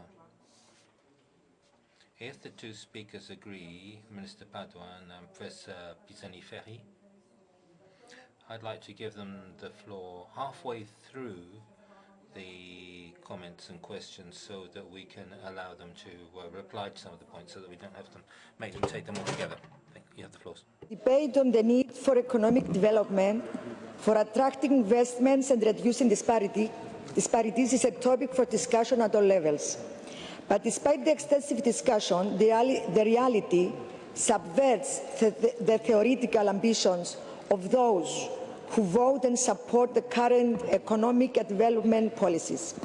Please note that all the data that are presented are the results of the effort of the European Union through the European Stability Mechanism to help countries that were most affected by the economic crisis. And surely these results prove and demonstrate the failure of these policies. 5 years after the outbreak of the crisis, the official figures from Eurostat shows that the European Union lost 5.7 million jobs. There was a tremendous increase of workers with part-time status, but the most tragic is the data that shows that a significant proportion of the jobs lost were held by young people up to 24 years old. While unemployment rate climbs, child poverty has reached unprecedented levels. The number of homeless and poor is growing. The wages have reached the bottom, and European Union promote mass dismissals. Eurostat announced that between the last months of 2013 and first month of 2014, the profits of companies remain the same. The reason of stability in profitability is the reducing in wages. At the same time, the graphic of Eurostat proves that corporate profitability is significantly increased in 2014 compared to early 2009. If we want to answer the question of development, we should first answer for whom we want development. If we seek growth for the profits of monopolies and enterprise, then the European Union can continue on the same path. If we seek development for the people, then we should completely change the direction of these policies. If we continue to consider competitiveness as the path to development, the reform will bring new rules in the social and political life. We just don't recognize the realities around us. People are reform fatigued, reform tired, from the continuous reform that the European Union and the governments of member states implement, pretending that the transformation will be of the benefit of the people. But instead, they lead to more cuts of the welfare system in education, in health, inequality of life for children, youngsters and other vulnerable groups. In conclusion, even if the European Union is trying to convince that it's working in the interest of workers, in the reduction of inequality and for the welfare of people, the policies applied resulted to increase poverty on the one hand and increase corporate profitability on the other. Thank you. Grazie. Thank you. And now Olga Nantia Valavani has the floor. It's a positive sign indeed that the Italian presidency set a number of open questions for debate regarding such critical issues as the lack of growth or the inequality bomb. The latter is being discussed worldwide, not because of some egalitarian ideal blowing in the wind, but because a long series of current studies have recognized the rapidly increasing inequality as a critical factor for the curbing of growth. What the Italian presidency is doing is the exact opposite of what the Greek presidency did, accepting every issue of the mainstream policies as token and incapable of change. But it is exactly the mainstream policies, whose Greek itself has become their most exemplary Guinea pig, which, in the term of the already cited today manifesto of the 6 international economies, the change issue, a call for policy change in Europe, has transformed the European unity into an austerity unity. That's why, firstly, it's not a matter of sufficient or not strategies, it's a matter of radically changing these strategies. Austerity policies have not just failed, they have proved an utter disaster, endangering a second Eurozone recession while resulting in situations like those in Greece and Spain, where 30% of the people and half of the young people cannot find work. Further on, for austerity to be implemented, democratic processes, including parliamentary ones, as all of us know, became something close to a caricature. Austerity and its implementation tools, like Troika and the whole legal construction it created in the countries in program, must go. Secondly, it's not a matter of whether the tools created are sufficient to achieve growth, since they are created initially for saving the financial capital and big corporate business, turning a banking crisis into a public debt crisis, while today their main aim is to leverage the black hole of the European banking system on the cost of continuing to strangle real economy. Let us admit that during these years it has been proved there can be no growth based solely on exports, that is, without creating inner demand based on productivity instead of competitiveness. And this means that people must have work and collective bargaining power to achieve decent wages and living conditions, with access to health, education, pensions and recreation to all, instead of the upper segment of society. There can be no real growth for the small and medium enterprises, which consist of the backbone of the European economy, if the economic aim remains a creditless growth. There will further be no investments for growth if the main EC bodies continue the policy of not using the public means of investment, that is, both the program of public expenditure and investment and the public foundations and institutions. I'm finishing. First of all, the public banks, but also the under-privatization remaining public corporations of strategic importance, beginning from the energy sector, as the main instruments towards this goal. In Greece today, these all have been incapacitated and one by one destroyed. It's worth to fight for the future, and in order to have results, we must do it in an organized and coordinated way. That is, we must do it all together. Thank you very much. Grazie. Thank you. Now give the floor to Norbert Bartlett.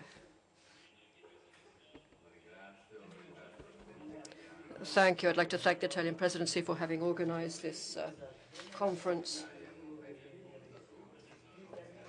Italy is a founding country of the European Union. That is why it's very important that this conference be held now in Rome. I also would like to thank Minister Padoan for his excellent introductory presentation. Thank you, Minister. You have explained to us that it's not an either-or austerity demand policy. You have to strike the right balance, and you spoke of policy mix. And that is so important. We need to, of course, carry for policies for consolidation, but at the same time, support growth. The funds that are available and the scope that exists for this in the individual countries and the European Union need to be directed towards promoting growth in investments. Schäuble and his French colleague wrote a statement to that effect. The resources available and the and the scope in the country's fiscal balance need to be directed towards promoting investments with guarantees from the European Investment Bank. The investment, the share of German investment has decreased recently. Our payments to the stability mechanism were considered as investments, and that is why they registered a decline in investment, but now it has returned to its previous levels. Growth should not be financed through debt. In the crisis that arose in 2008, we had extremely high levels of indebtedness. If we were to attempt to promote growth by increasing expenditure, it would be extremely difficult, and I don't think we would see growth. So the low growth levels, some say that the low levels of growth show that the strategy is wrong, but I think that that is not right either. The fact that we have low growth rates show that the structural reforms that are necessary have been implemented, but in too cautious a way, and the specific recommendations for the individual countries have also been implemented in too cautious a way, not adequately. We need to continue along a path to fiscal consolidation, and we need new support to growth. There are inequalities. We mustn't weaken the strongest, though. We must strengthen the weakest. Europe's growth does not depend only on German investment. Europe will grow if all countries grow together. Antoine. Thank you very much. And now the floor to André Antoine. Thank you, Chairman. I too would like to join in thanking Minister Padoan and say that I'm speaking as a convinced European, but also one who expects a lot from the European Union. And I would like to underscore 2 points he made in his presentation: the need for public investment on the one hand, and the need to have fiscal scope. Now, there is a contradiction, if not a paradox, in the actions of the European Commission. On the one hand, undoubtedly, we see what the European Central Bank is doing, lowering rates. That's good. We also have a policy for structural reform. We are soon to launch a new programming period up to 2020. We have the work of the European Investment Bank. All of that is fine. But on the other side, here I would like to denounce the vagaries of the national accounts in the European Union. And we now confuse public expenditure with investment funding. All governments have been requalified by Eurostat in the sense that when we had actions for public housing under 794, from now on, this investment in public housing, which was necessary to deal with the housing shortage and the inequality, these investments are now considered to be debt in the year, as if throughout Europe our citizens were to pay for their housing in a single year. Another mistake was the expansion to public-private partnership. Having been to England, I've seen several times. I've seen great interest there, but I see that now Eurostat is requalifying these public-private partnerships. And so we've understood that the policy is somewhat blind. On the one hand, we are trying to reduce debt levels to acceptable levels by compressing public spending. But on the other hand, we have policies that are blocking investment because they're confusing investments with ordinary deficit. Philippe Mestat, former president of the European Investment Bank, my country, has just authored a book that is a great challenge to the European Union, and he's called it Europe, the Lost Continent. through a blind implementation of accounting norms, we're confusing investment with deficit. Now, I'd like to hear Minister Padoan's reaction on this and the necessary evolution, because we want to support investment and at the same time have that scope in the fiscal balance. So we need to be able to amortize our investments on a longer period of time. Thank you. Grazie. La parola. Thank you. Thank you. And now our next speaker, Stradan Gjurkovic. And thank you, Italians, for hospitality, not only for presidency of EU.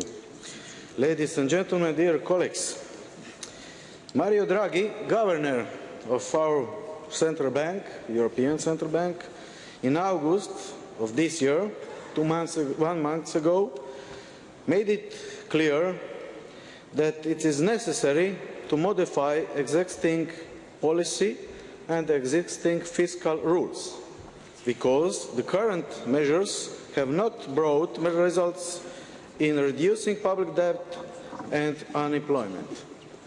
Also, the very fact that the European Commission presented to the European Parliament the information that in 2013, last year, only 10% of recommendations for individual country members were fully implemented, 10%.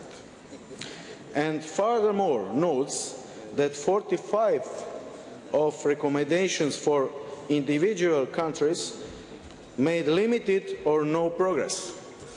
So, all of this mentioned, our experience, indicates on the fact that it is necessary to change the policy, made it maybe little made flexible for public investments, and should strengthen private consumption.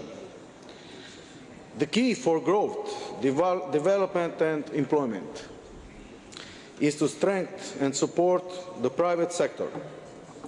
For example, maybe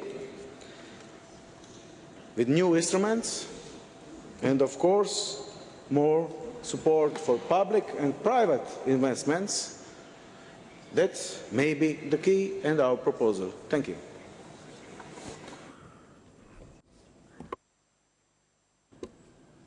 Grazie. Thank you. And now the last speaker in this first round, Eduardo Cabrita.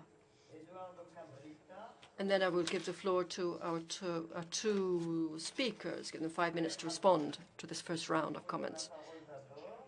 Dear colleagues, we should, in this important conference on Article 13, we should look for the reason we are here. The Fiscal Compact was an answer in the European framework to the lack of coordination of economic and financial policies after years of crisis, which put in danger our common project of European Union and of solidarity. The deregulation of the financial markets, the asymmetric impacts in specific countries' economies, the different conditions and the large difference on interest rates to finance the companies in our member states, the existence of clear cases of unfair fiscal competition inside the euro area, which leads the deviation of companies from one country to others, puts the point on the crisis of Europe, which provocates the rising of Eurosceptics movements in the last European elections, a crisis of confidence in the European project, and a crisis for the euro. 1 year ago, we discussed in the Portuguese Parliament with Mr. Pier Carlo Padoan in his previous function in OECD, how can we face this challenge? How can you look to fiscal consolidation, but also to a strategy of growth and job creation. Now we think that this approach is much more up-to-date than 1 year ago. We are again in recession. We have a global stagnation in the euro economies. And this idea of look first to austerity, look first to an ideology of fiscal consolidation as the only answer to all problems, we really failed. We should look at a clever way, at a global way, to the full challenges of the idea of coordination of economic policies in the euro area and the global level in Europe. And that gives, again, a role to the idea of investment, public and private investment, confidence in the public and also in the private sector, a global coordination of policies of innovation, of research, of development, and priority to the people, not only to the financial markets. That's the idea to give sense to the Fiscal Compact as a broad view on coordination of economies, of strategies for development, looking for idea of a Europe with cohesion and solidarity. Thank you very much, Mr. Chairman. Grazie. La parola. Thank you.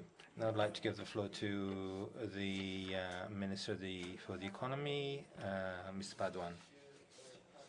Thank you, Chair. First of all, please allow me to thank you all for this very substantial debate. And there's no way for me to respond to all the points in view of the short time available. There are some points which some of you have expressed, which I'd like to come to, though. First of all, the issue of inequality. Quite rightly, a number of people have said that this has to be just as important as a goal as growth is. Obviously, we can ask ourselves what the link is between inequality and growth. As far as I know, the main routes to reducing inequality in income and wealth are two: more employment and greater access to education and knowledge. So, in some way, the combination of growth, combating inequality, and promoting employment is something which can be considered. There are no trade-offs between inequality and growth. There's complementarity. And this is something which has to be translated into concrete measures which have to have a European dimension. If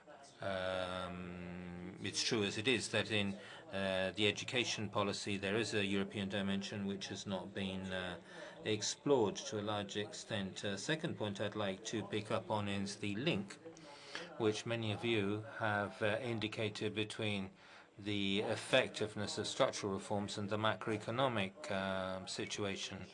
According to the evidence I know of, the impact of reforms of the labour market or production markets in promoting growth and employment is greater when the economic cycle is doing better, and have a slower impact when the economic cycle is in a less positive phase.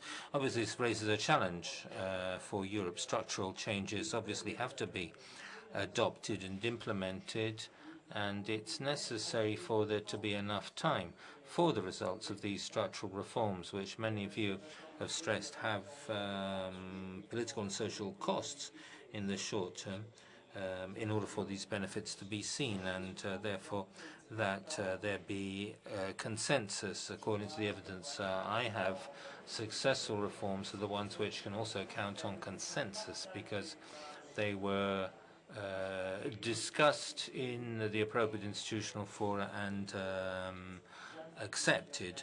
The third point concerns the more general point of demand, which must be bolstered in Europe. And this is something which clashes with two elements.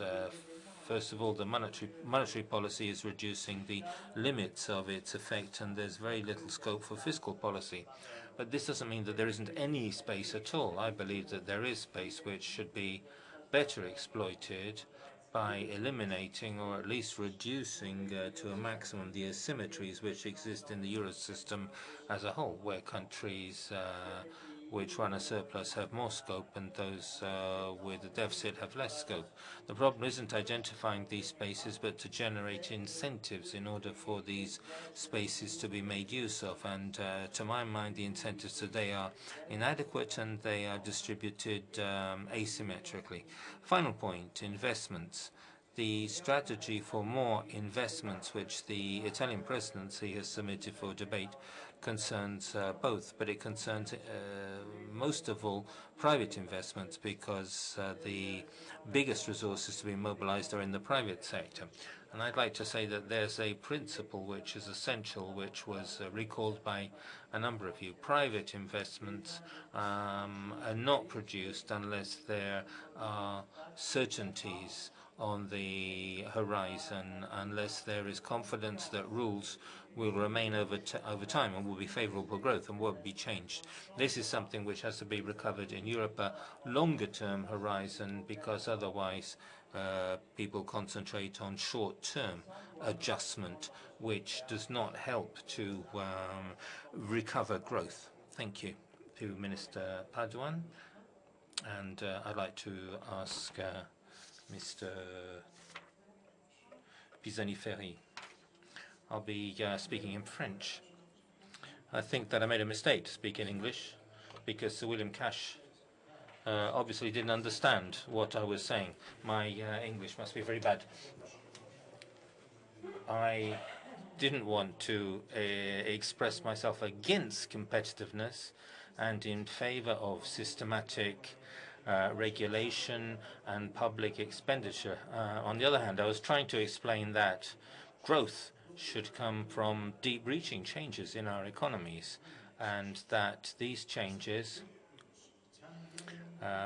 were to move away from certain 20th century regulations and to move towards an economy which was more based on mobility and innovation, but also to deal with some of the problems which exist, which that would bring up, and not hide the fact that an economy of this kind can create inequalities, and it's an economy where a part of the population may fear the consequences it faces because of these innovations and these new types of growth.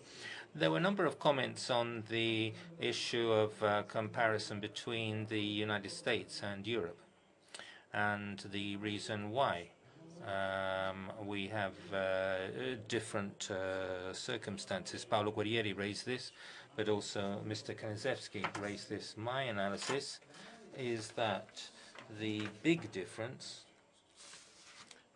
is a difference in sequencing between Europe and the United States. The United States has understood better than us and earlier than us that there isn't just a budgetary issue to be solved, but there's also a banking system issue to be solved, that there was a private debt issue, and they gave priority to solving these two problems over the budgetary solution. When I say priority, I'm saying a time priority. That doesn't mean that the budgetary issue is not important, but an economy where banks were shored up, where households were highly indebted, is a economy which is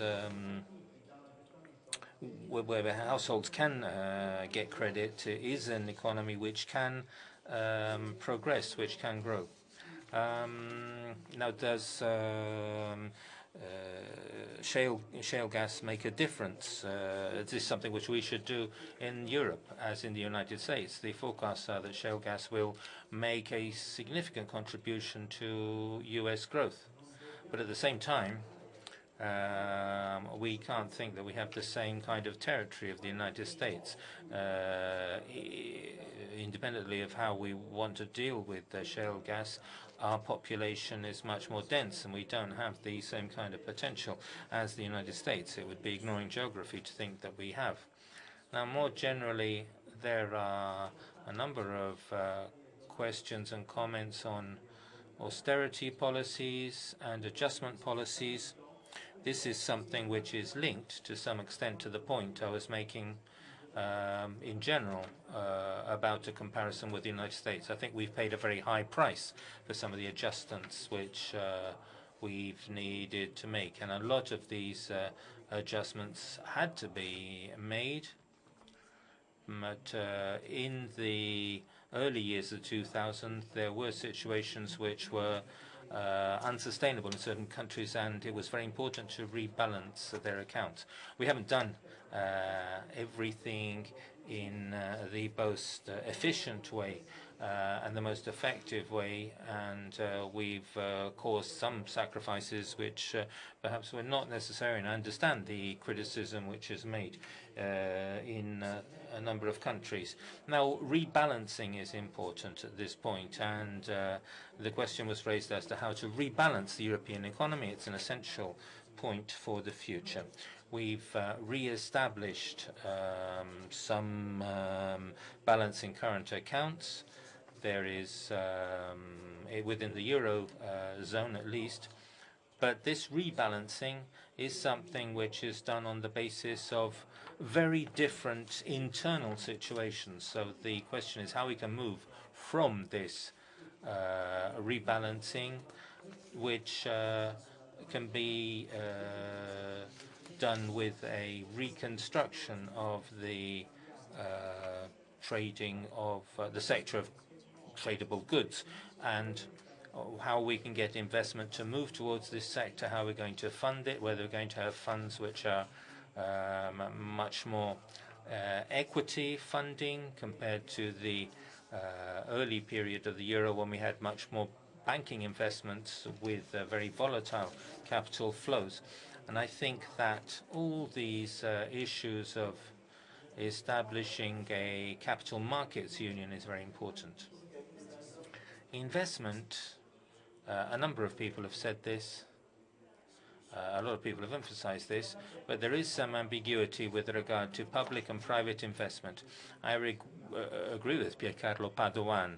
There are public investment components where the diagnosis shows us there's a lack of public investment, but this is not the general situation. In many cases, it will be necessary to rely mostly on private investment, and therefore establish the features which will promote private investment. That doesn't mean that public action can do nothing. That's why I say establishing a regulatory framework which establishes clarity and initiatives for funding, creating a capital market, a common single capital market is important, and there can also be mixed funding, and this is all connected to what the European Investment Bank can do.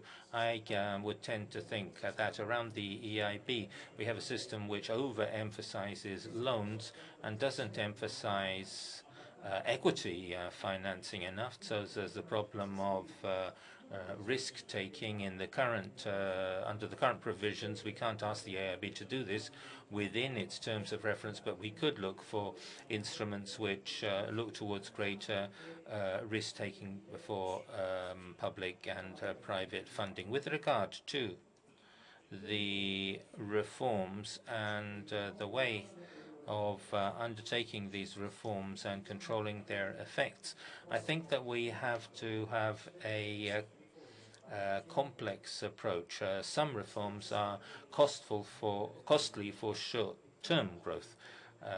In certain cases, there are effects on confidence which are negative.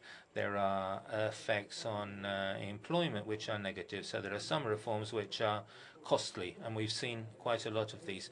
But this doesn't apply to all structural reforms. You shouldn't think that structural reform automatically means something which is bad for short-term growth, and therefore that we should oppose these reforms.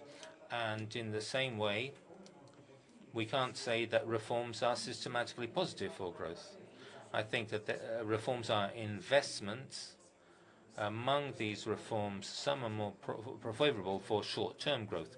For example, if you reduce rents on the commodities market, when this leads to lower prices, you create greater purchasing power.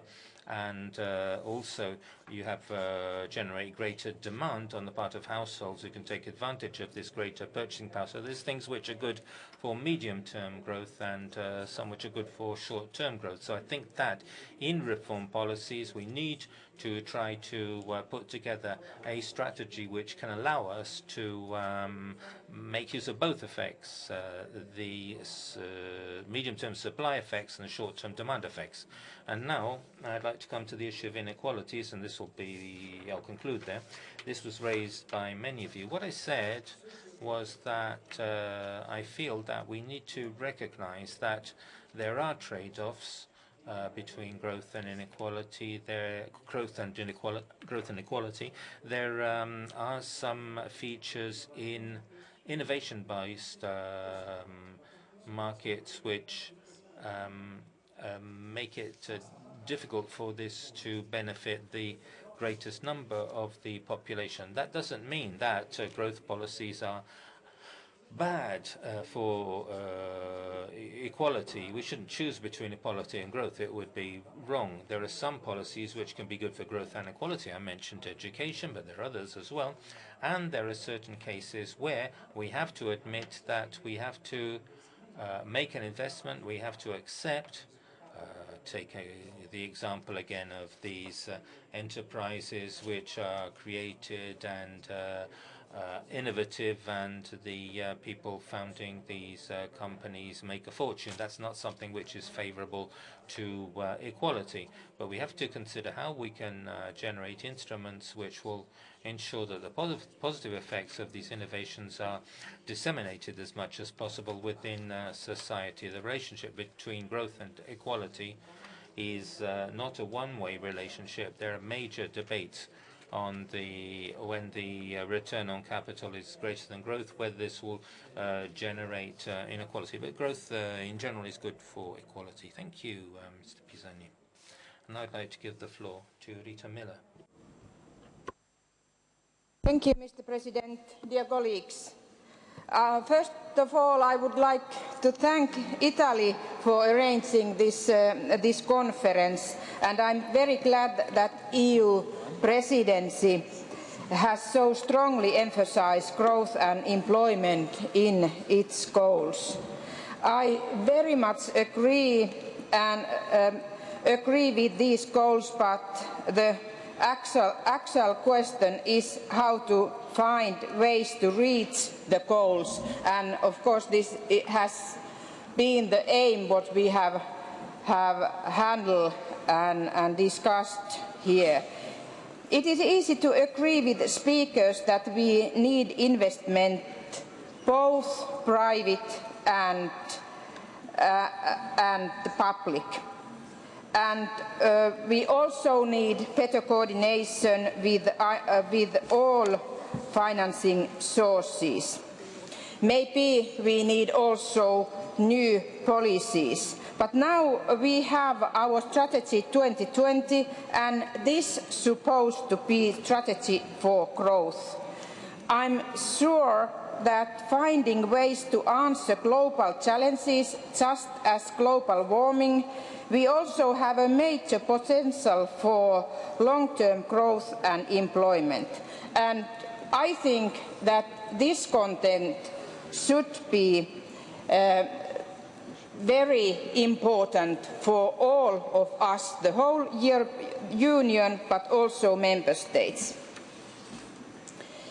Youth unemployment is a specific problem that goes throughout whole our continent. It takes away a possibility from young people to participate and start to build their own future.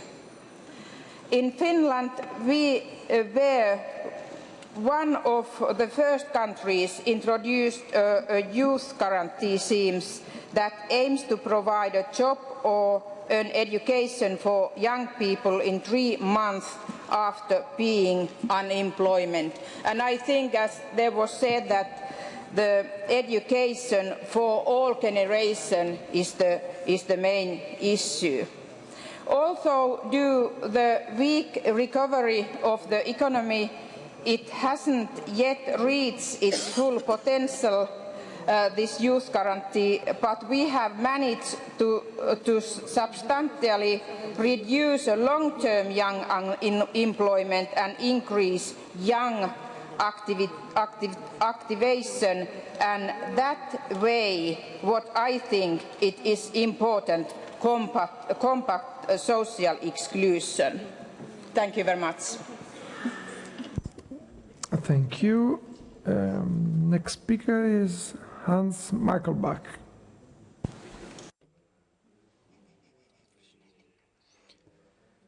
Mr. President, I am happy that I can speak here in this chamber of the Republic of Italy. Dear colleagues,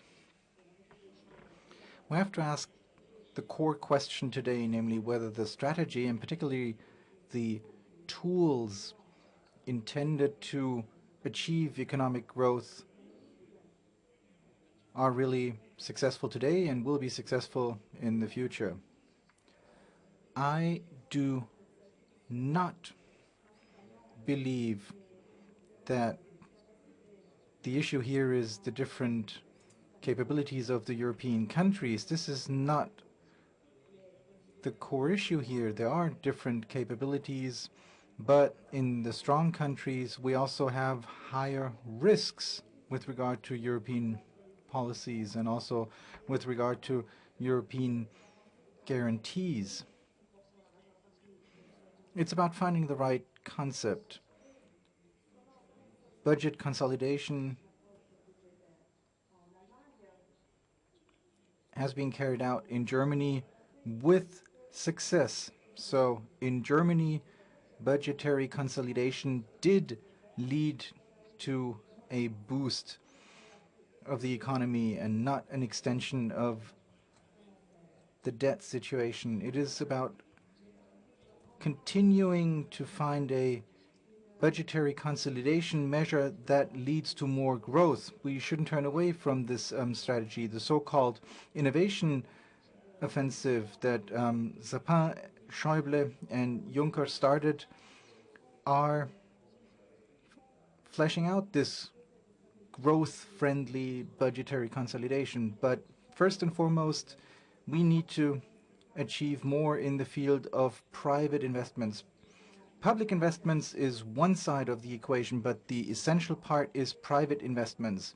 And if we don't find out what the reason for the hesitation of private companies to invest is, we will never be successful. The insecurities in the Eurozone need to be done away with, and there needs to be more trust in the reforms, in the policies, and in the fiscal policies. And there also needs to be sufficient confidence in our abilities to act. Turning away from the path of consolidation would lead to a resurgence of the crisis. The debt levels continue to be too high in many countries. The European structural funds need to be reviewed and adjusted with regard to growth measures, and I'm very skeptical with regard to the monetary support which was mentioned here.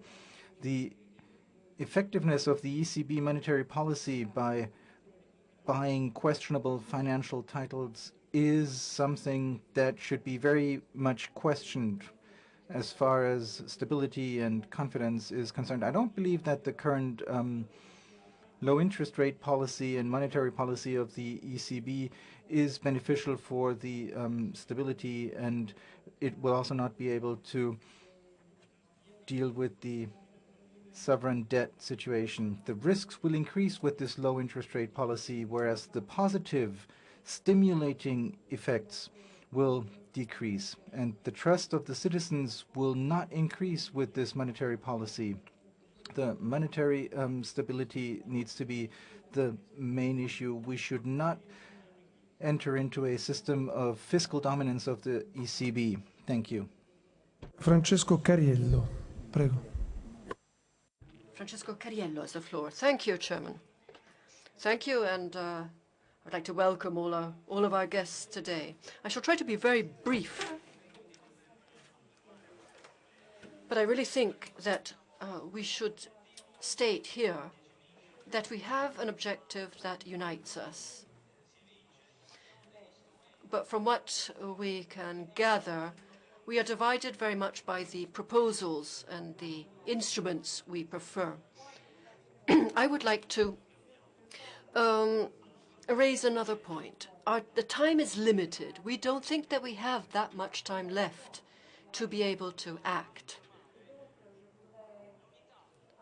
And therefore, I think that it is important that we really seek out our unity in dealing with the approaches and instruments that divide us. We're talking about economic governance. We're talking about the provisions of the Fiscal Compact.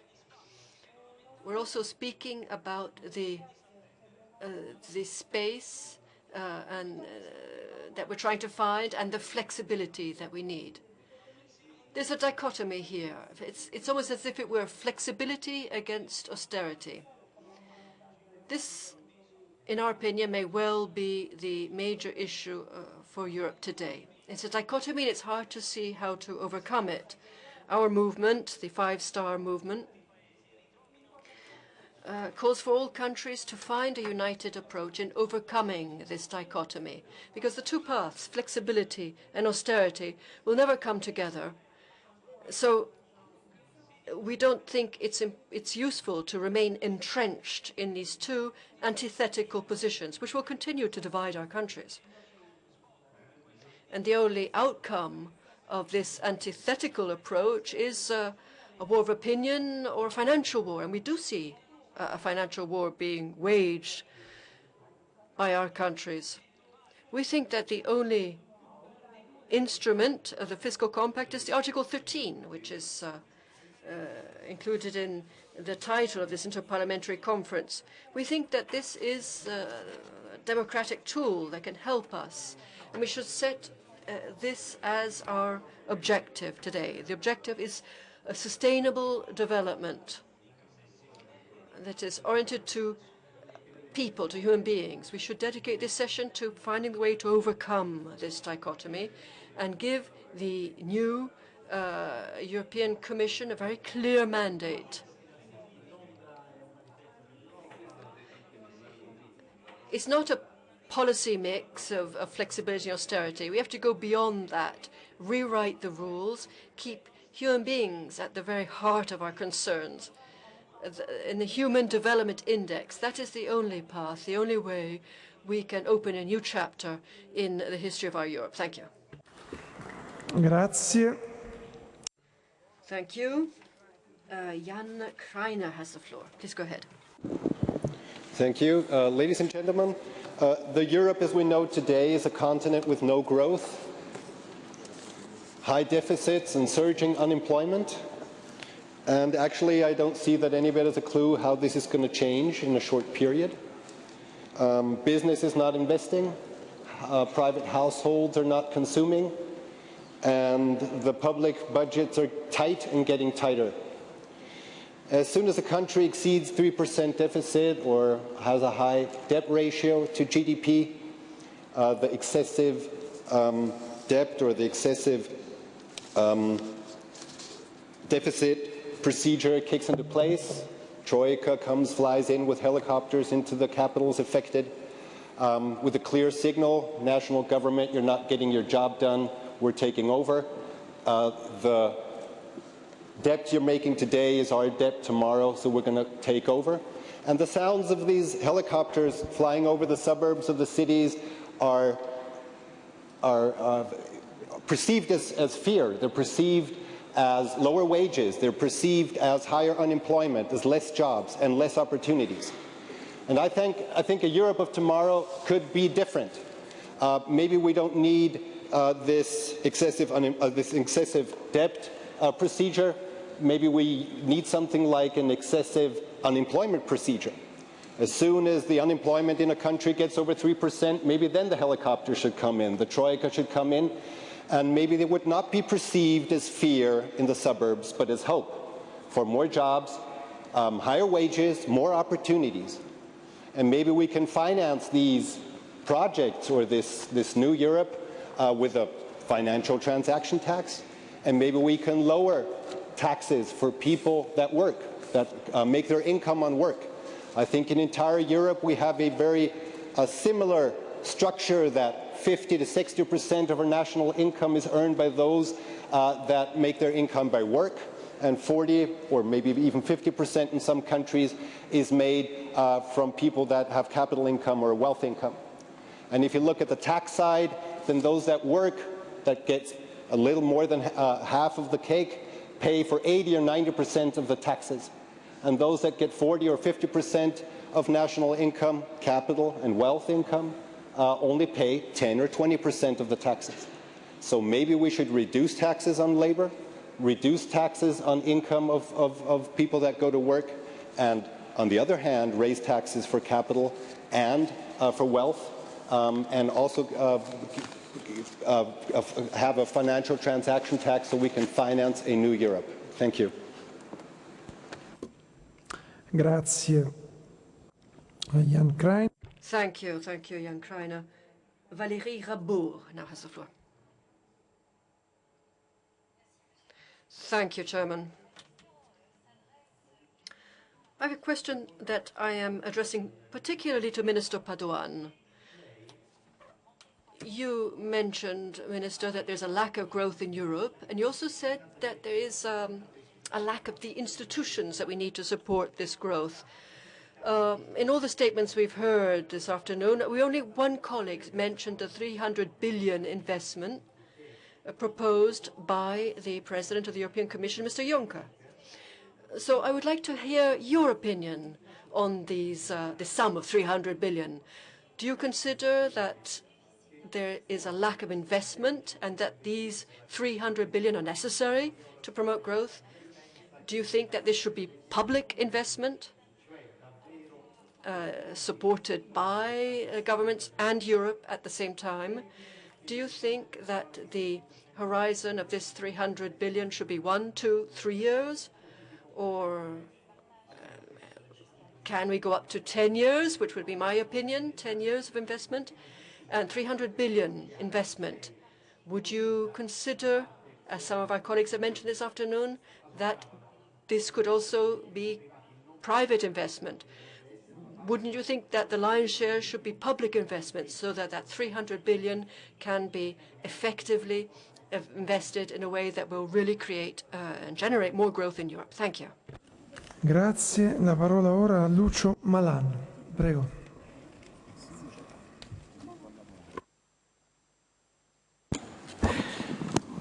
Thank you, Mr. Chair. The title of this session is The European Path to Growth. What a good thing, I would say. Let's start now. Yes, I say let's start because not much has been done so far, or what has been done has not been very effective, as the data shows. In a situation where the GDP, the European GDP, depends around 73% on the services, without a strong internal demand, we will never have growth. But as long as the internal demand is weakened by policies of austerity, very virtuous, but not often very wise, we will not have strong internal demand and we will not have growth. We need competitiveness, and it is hard for the European companies to be competitive with an overvalued euro. The euro now is a little less overvalued, thanks not to European measures, actually, but rather to the intervention of the Federal Reserve that pushed up the dollar and, by consequence, pushed down the euro. We need competition in every field, Mr. Padoan, even in the field of Italian toll motorways, where the government has a plan to extend the contracts to the contractors for 30 years, preventing both domestic and international competition. That is just the opposite of competition. We need reflation. We need reflationary policies. It is the plan of Mr. Juncker of 300 billion euro investment is a very good thing, but it might be too little. First of all, it must be implemented, but it might be too little if we consider that Obama's stimulus plan was worth $800 million, and it did have effects. We see the American economy is growing much more than European economy, so we should think about that.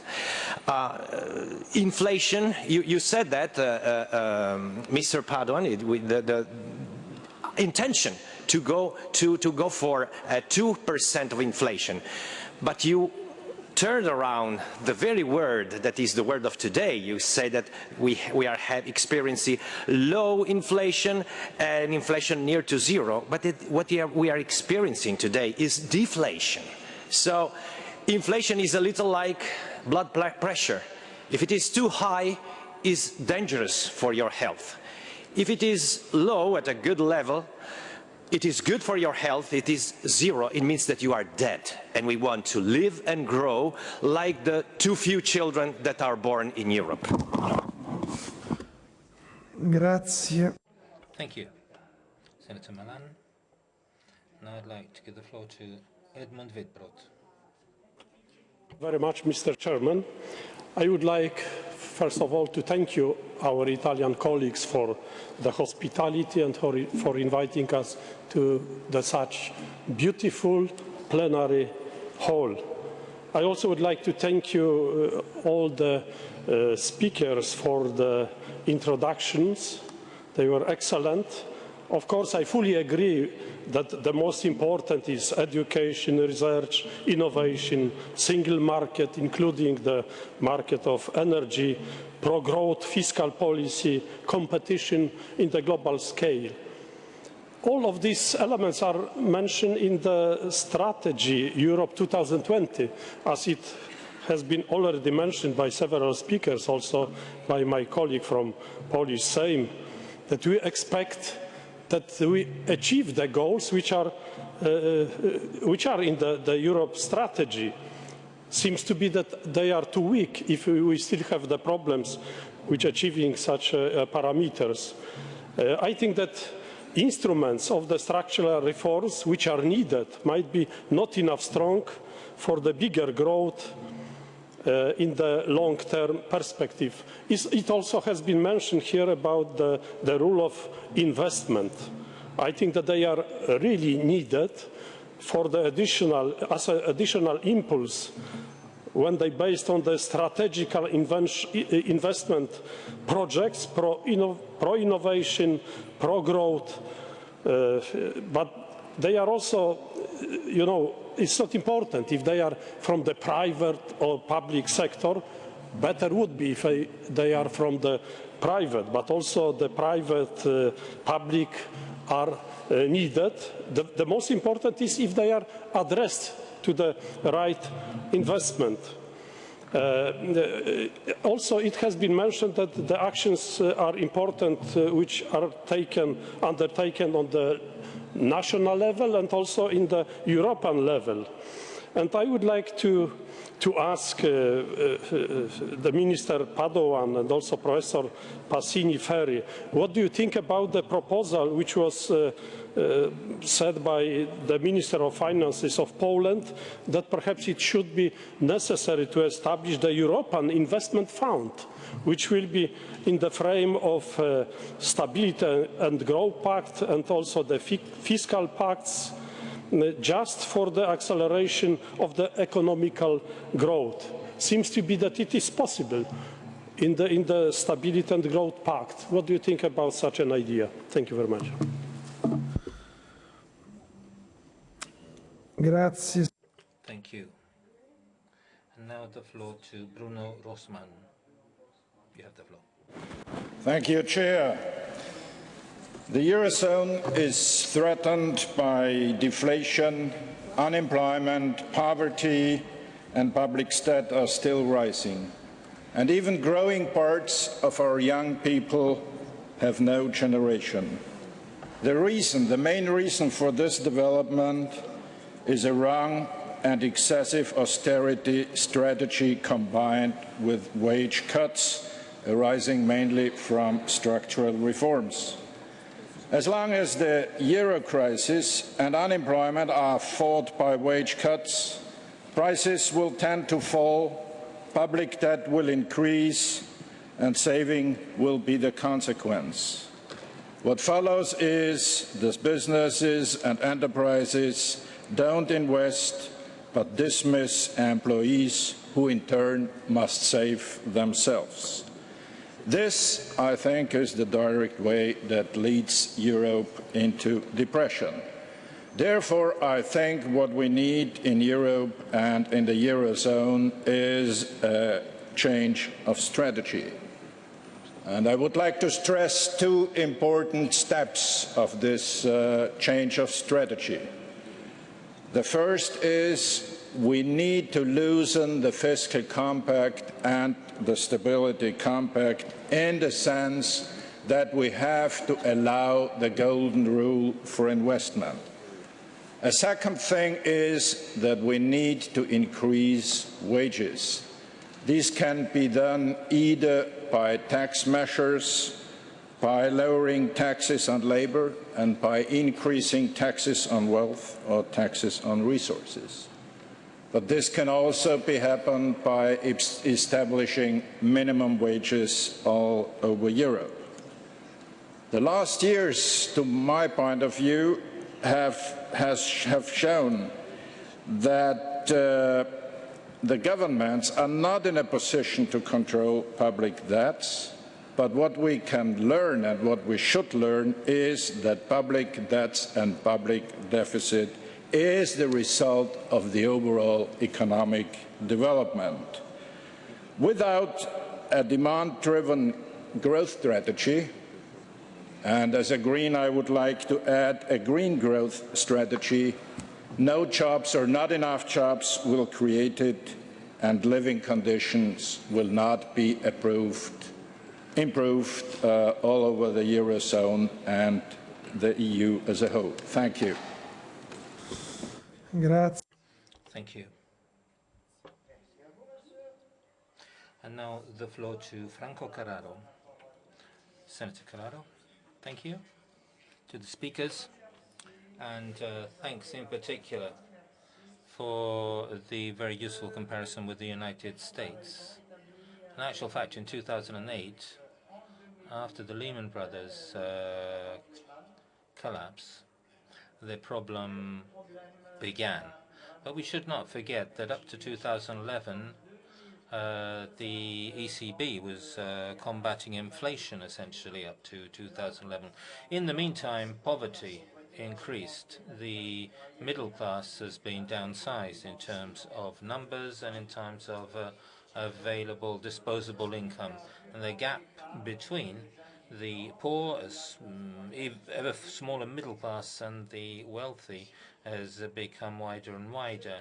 And this has led not only to social damage, which is totally unacceptable, but damaged the economy, because the demand and consumption has plummeted. The idea which citizens often have is that individual states and Europe are passing the buck to each other, and their individual responsibilities are practically cancelled out. It's necessary for them to work together in a non-bureaucratic way.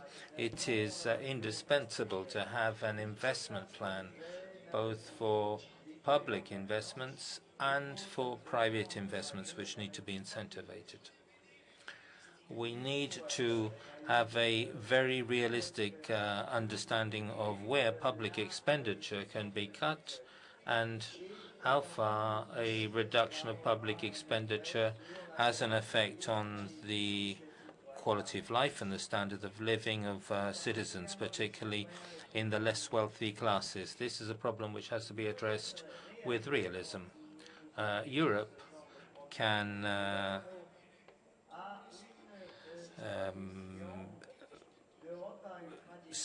state that it has the welfare system which is most respectful of human dignity. We have to consider how much of that can be maintained and how much needs to be rationalized. But we can't accept the idea of Europe becoming a continent which is totally self-enclosed and focused on itself. Thank you. The floor to Igor Pimenov.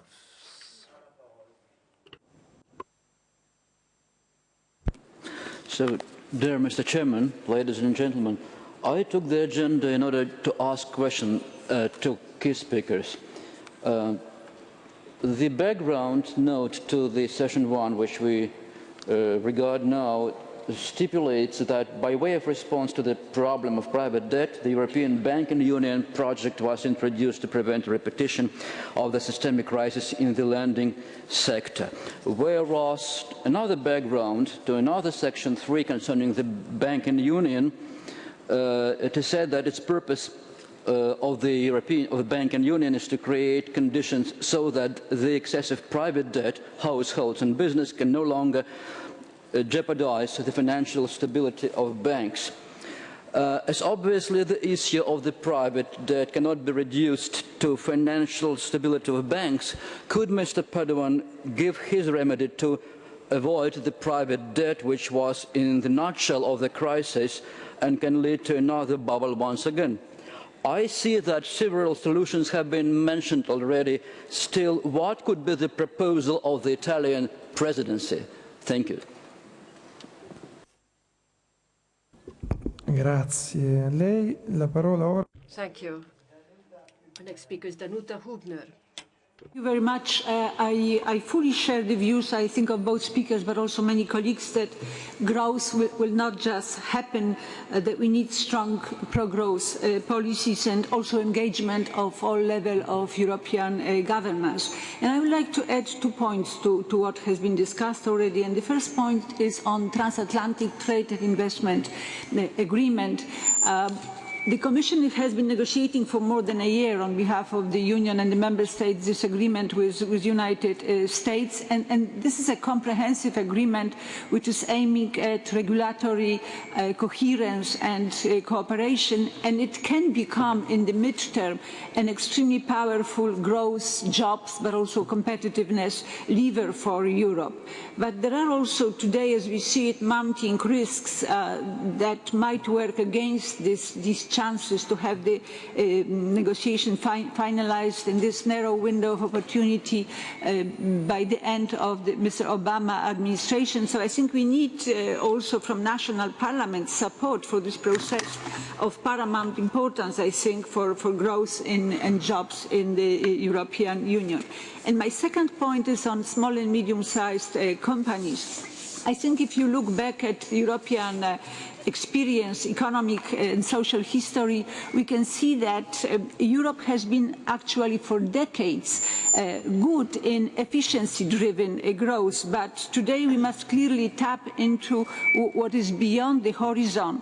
And this is, of course, meaning shifting our growth strategy towards what was underlined already, innovation-driven growth. And in Europe, innovation-driven growth means, by definition, globally competitive small and medium-sized companies, which are core of European economy. But internal market does not push small and medium-sized companies towards global competitiveness.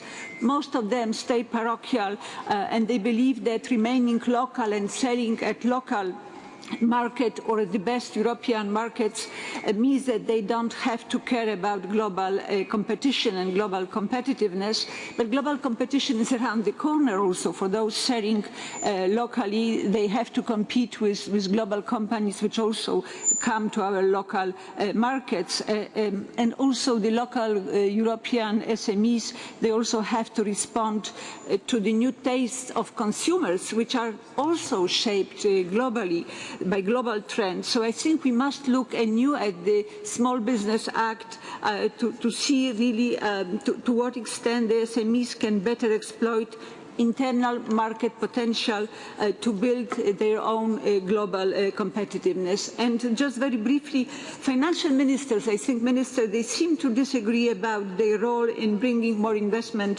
to Europe, and Draghi calls for action, in fact, does not receive support from governments. And I think that national governments clearly need to feel that national parliaments are with them in this effort, for example, to provide the guarantees for ECB initiative to expand credit facility for SMEs. So I think we really need an engagement of all institutions representing also citizens, not only governments that it's very easy for us to criticize, but I think we need the mobilization of all political forces that we have in Europe to get growth as soon as possible. Thank you. Grazie. Thank you. I now give the floor to Karine Berger. Thank you, Chairman. The different statements this afternoon, I think, have shown a general consensus on the comments of Minister Padoan and other speaker. We all are in favor of growth in the economy. It will require competitiveness, production, productivity. As Minister Padoan said, referring to the need to stimulate demand, and there are different ways to go about it, public and private investment. But there is a general agreement on how the treaty can be used to achieve this objective. I'm more surprised to see that there's one word that hasn't been pronounced yet in this floor, or only referred to very indirectly. And it has to do with deflation. If we listen to Mr. Draghi carefully and his latest comments in terms of monetary policy, it would appear to be that the major macroeconomic issue of our time is not competitiveness, which we have. We have problems of financing our industry and business. We apply a supply and demand. But the real issue appears to be deflation. Now, we have two great economists here, so I won't remind you of how deflation is triggered, how it develops, how it becomes a situation one cannot come back from through monetary policy. But it is a question that we, members of parliament, should be raising today in a very urgent way. While you may have many medium and long-term monetary policies, we still have to deal with the emergency situations, the very short term. And if we allow deflation to take ground in our continent, deflation of assets, then deflation of market prices, the risk is that all the efforts we make otherwise to have good fiscal policy, a good trade policy, good innovation, good productivity, will serve to nothing, because we will be in stagnation. So I really would like to hear from you how our treaty, our Fiscal Compact, can help us deal with this situation. And is there a consensus in Europe on the fact that the great danger for Europe today is deflation? Sì. E ora la parola a Laura. Thank you. Our next speaker is Laura Agea. Thank you, Chairman.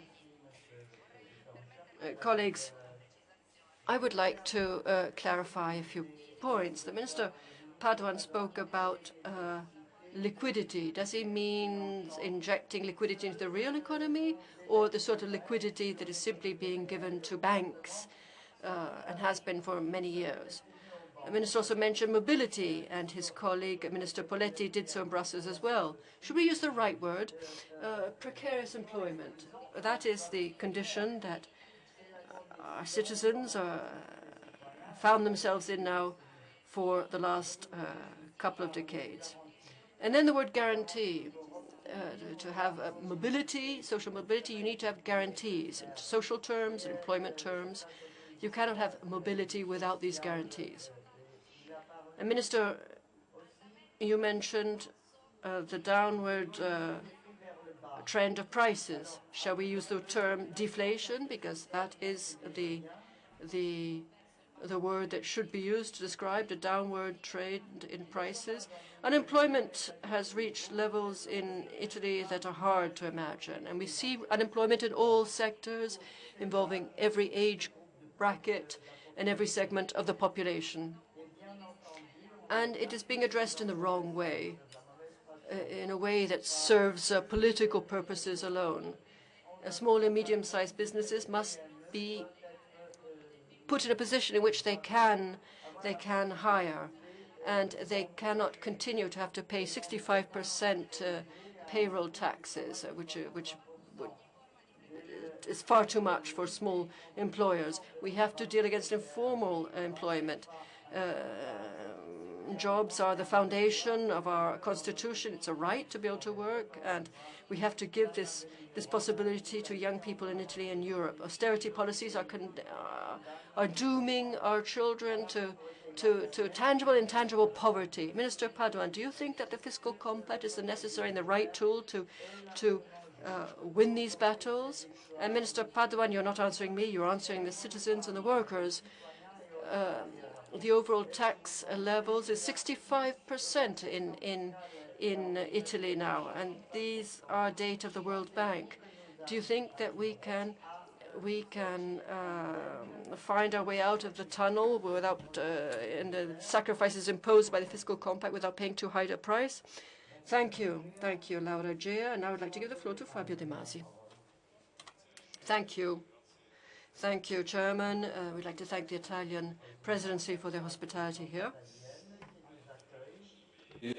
A comparatively young member of parliament who was elected in Germany but of Italian origin, and I can assure you, whatever our economic position in this House is, that we have no time to lose, and the young generation has no time to lose, because they lose their future in the public bars and in the piazzas, and Europe will not survive based on that situation. There was a lot of debate today about public investment and private investment, and some colleagues asked what we should do different. So to paraphrase Bill Clinton, I would say it's not the economy stupid, it's the austerity stupid. So it's very clear that when you have private households deleveraging, why should business invest when the state does the same? It's a matter of very simple balances and economic logic.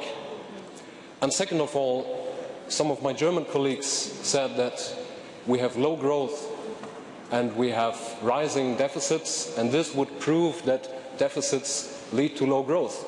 It's the other way around. We had low growth, and that's why we have rising deficits, and it proves that austerity is not working in Europe.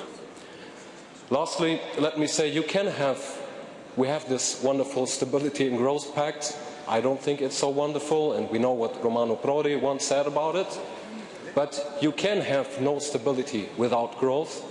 And I would also like to address to the British colleague who said you need competitiveness. Japan was an example of an economy in the 1980s where everybody said, ooh, Japan, it's so competitive. We need to be afraid of Japan. What happened to Japan? They sink into deflation, into stagnation. Lastly, let me say the problem is that fiscal policy is hampered right now in Europe, also by means of self-constraint, by the Fiscal Compact. And so I think we need a quick reaction. And we had the ECB pumping liquidity into banks without having any real effect on credit to the real economy. So my proposal is that we think about the ECB within certain limits, financing public investment, for example, via the European Investment Bank. And it's not such a radical proposal. It has been advanced by Joseph Stiglitz, by Martin Wolf from the Financial Times and others. And second of all, there's a lot of talk about structural reforms and investment. I love structural reforms, but I love the right structural reforms. There was already mentioned the increasing wealth in Europe. The wealth of European millionaires exceeds the whole public debt of all 28 European member states. And so I think we need structural reforms that don't continue to hit the majority of the population. Thank you very much. Thank you too. La parola ora Now I give the floor to Gabriella Cretu. Grazie. We very much thank our Italian colleagues for their effort in organizing the meeting, and of course the speakers for reminding us the most acceptable ways to relaunch the growth in Europe. However, allow me 3 short comments, or at least one, it depends on the time. Speaking about growth, we have to stress ever and ever again that the main issue is the lack of total demand, a sensible, a sustainable demand, not an artificial one. A more integrated internal market cannot create new total demand in the European Union as long as there are not changes in the distribution of income. Without reducing income inequalities, current demand can only move from one place to another. We could introduce a kind of traceability of income indicators in EU to prove it. Besides social disparities, it is another issue here. Our market has 3 defining characteristics: supply, demand, and price. Or at the moment, we have an internal market for goods and services, a total mobility of capital, more or less free access to land using or buying, but we have 28 labor markets, not only 28 social security systems, as we are used to saying, with different levels of market prices. The very high differences between salaries has no link with productivity or another indicator. Romania has a half of European productivity, but the average salary is 6 times smaller. An example. Inequalities within a country and inequalities between countries have to be dealt with. We have, of course, fiscal consolidation, which prevents public demand to be financed. Instead of spending energy to invent new necessities for those who have money already, we could try to satisfy the existing necessities of those who have so much money, reducing inequalities and allowing responsible governments to financing public spending. The conclusion is obvious and perhaps surprising for you. There are no solutions to our problems without at least a soft political union. And to put upside down, in a way, the current report between economics and politics. I have still 15 seconds. My next comments, next round. Thank you very much. Thank you very much.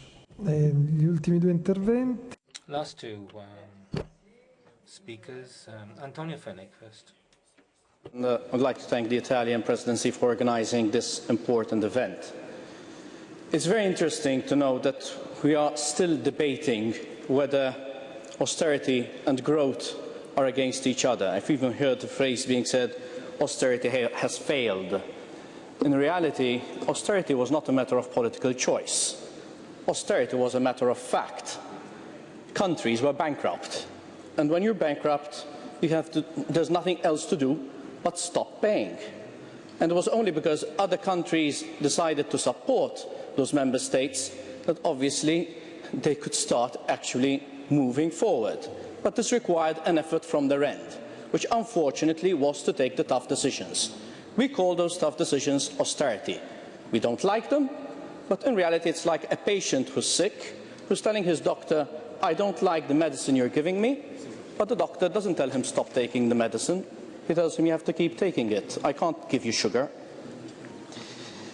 However, I'd like to commend the Minister who gave his comments on the importance of finding a balance, and also the term used about growth-friendly consolidation. Actually, growth-friendly consolidation is harder than simple fiscal consolidation, because fiscal consolidation is just getting your number under 3% somehow.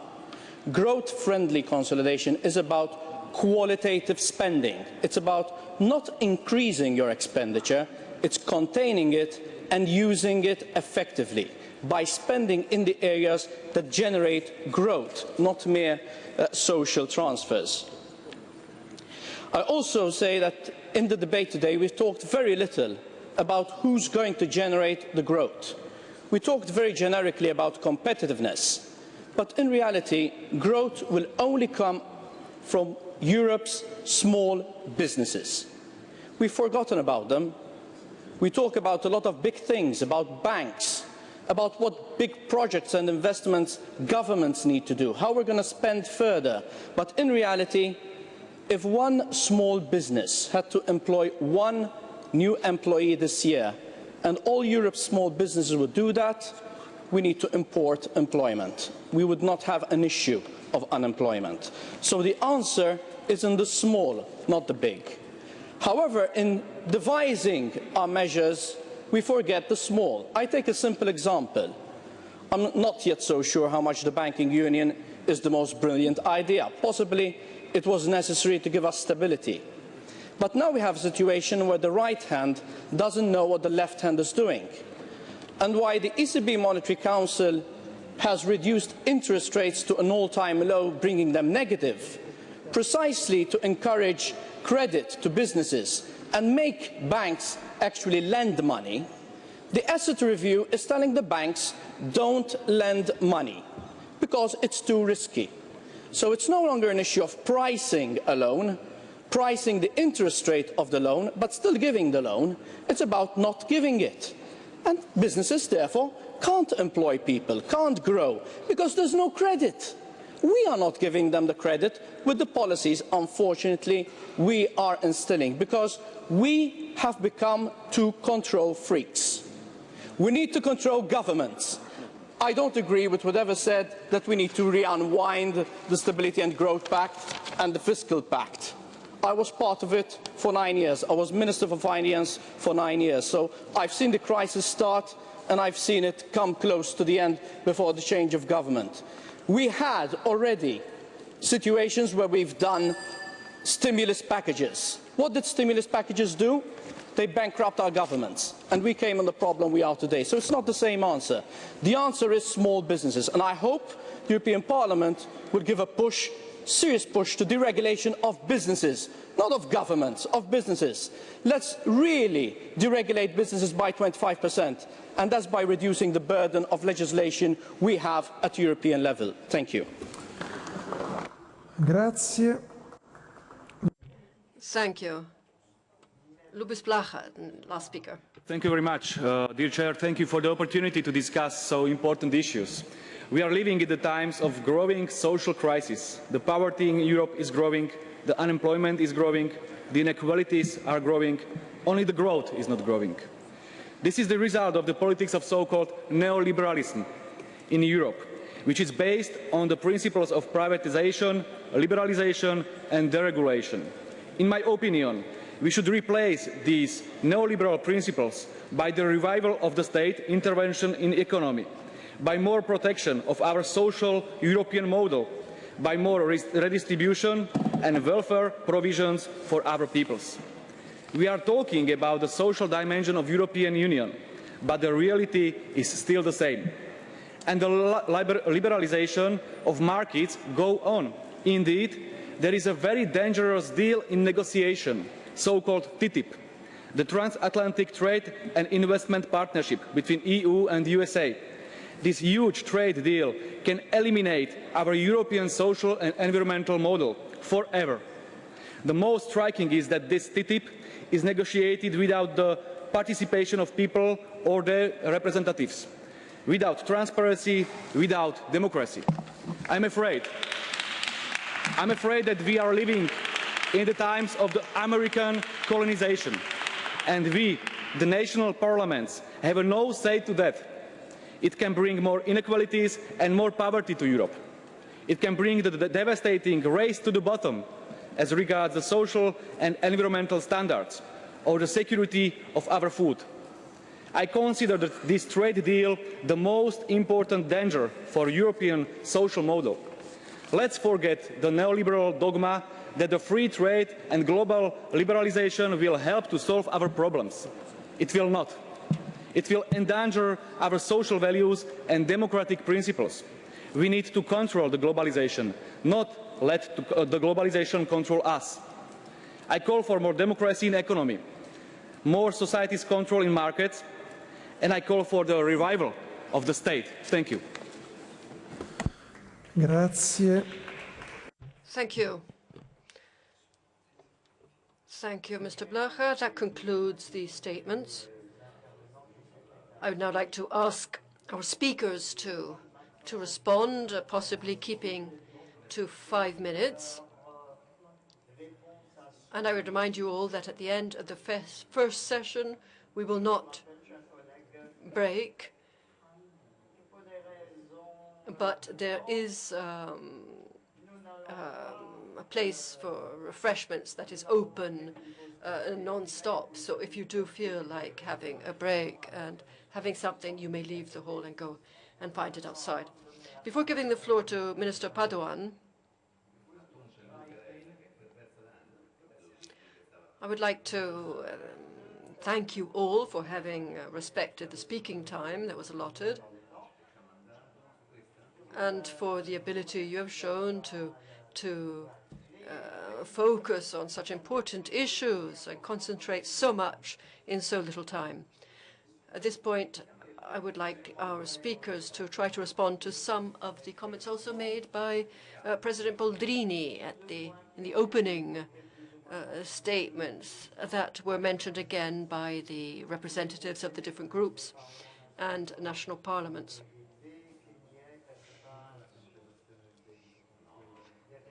For the sake of avoiding ambiguity, some colleagues have mentioned the fact that it is not right to weaken the stronger countries with the aim of strengthening the weakers.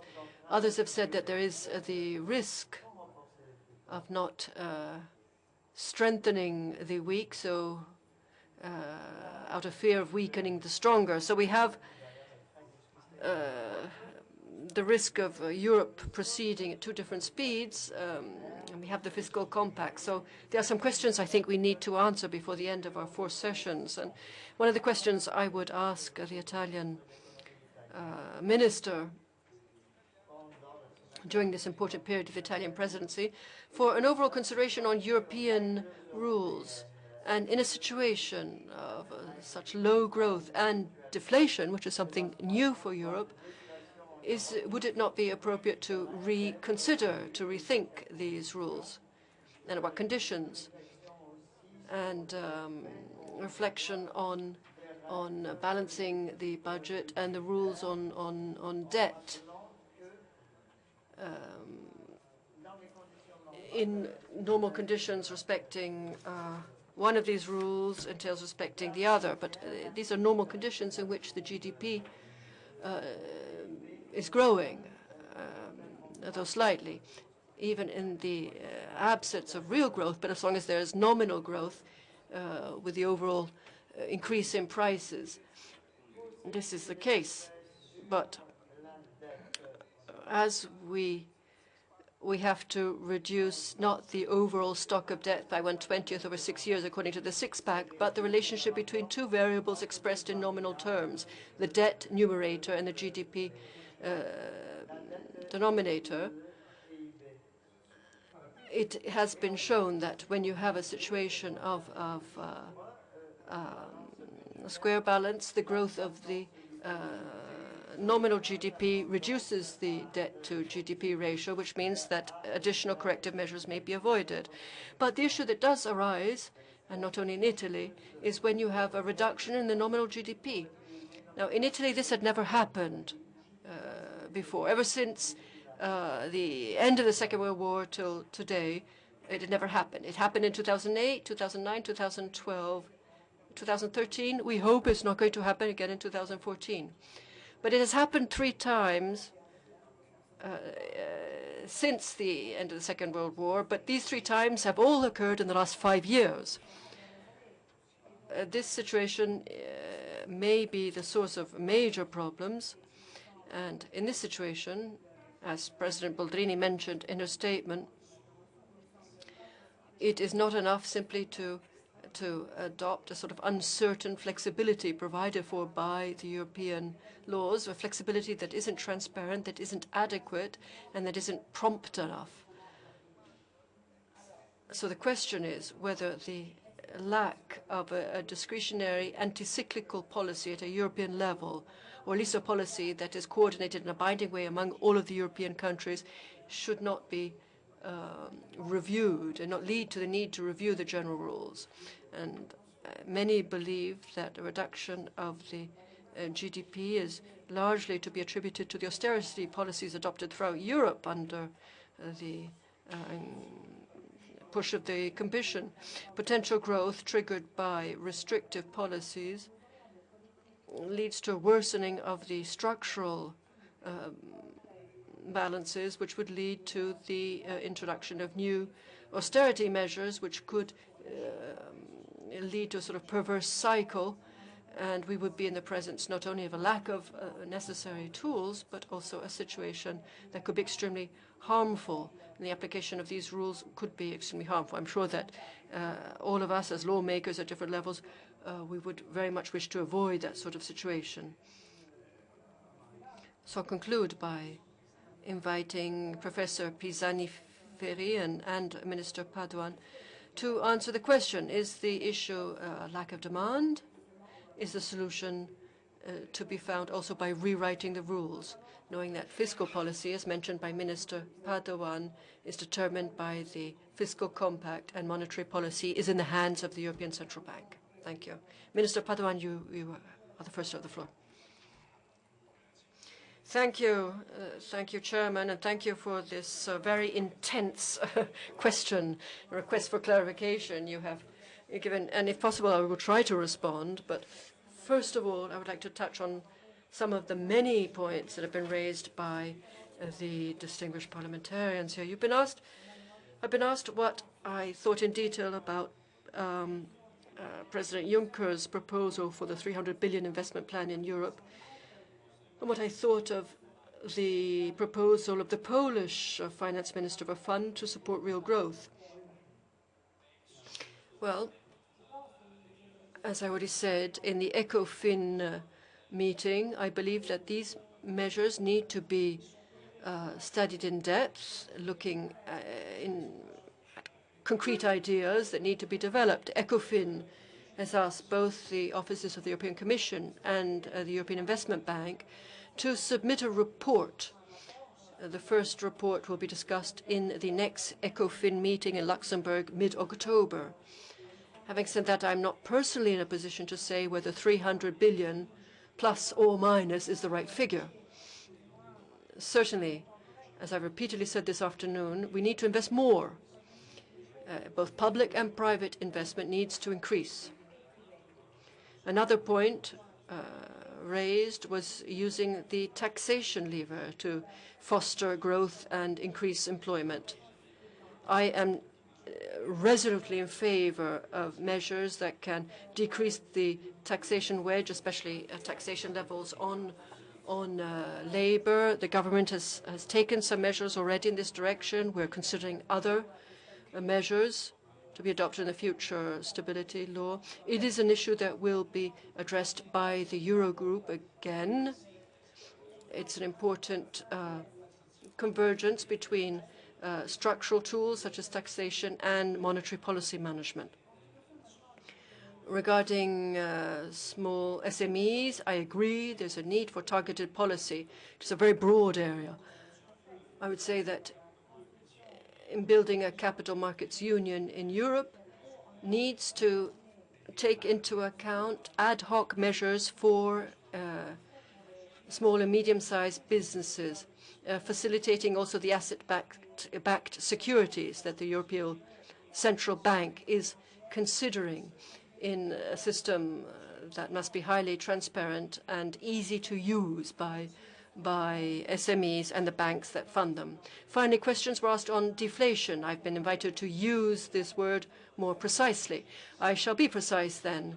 We are in a regime that uses not a very nice neologism and speaks of a situation of persistent low inflation, which is positive inflation, although very, very low. So technically, we're not in a situation of deflation.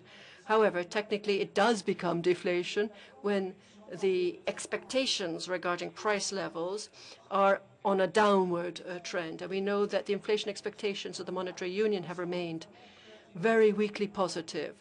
In the short term, no, though. So we're beginning to see the first signs with short-term expectations translating into the longer term. This does mean that there is an enhanced risk of deflation, or it could mean that there is an enhanced risk of deflation.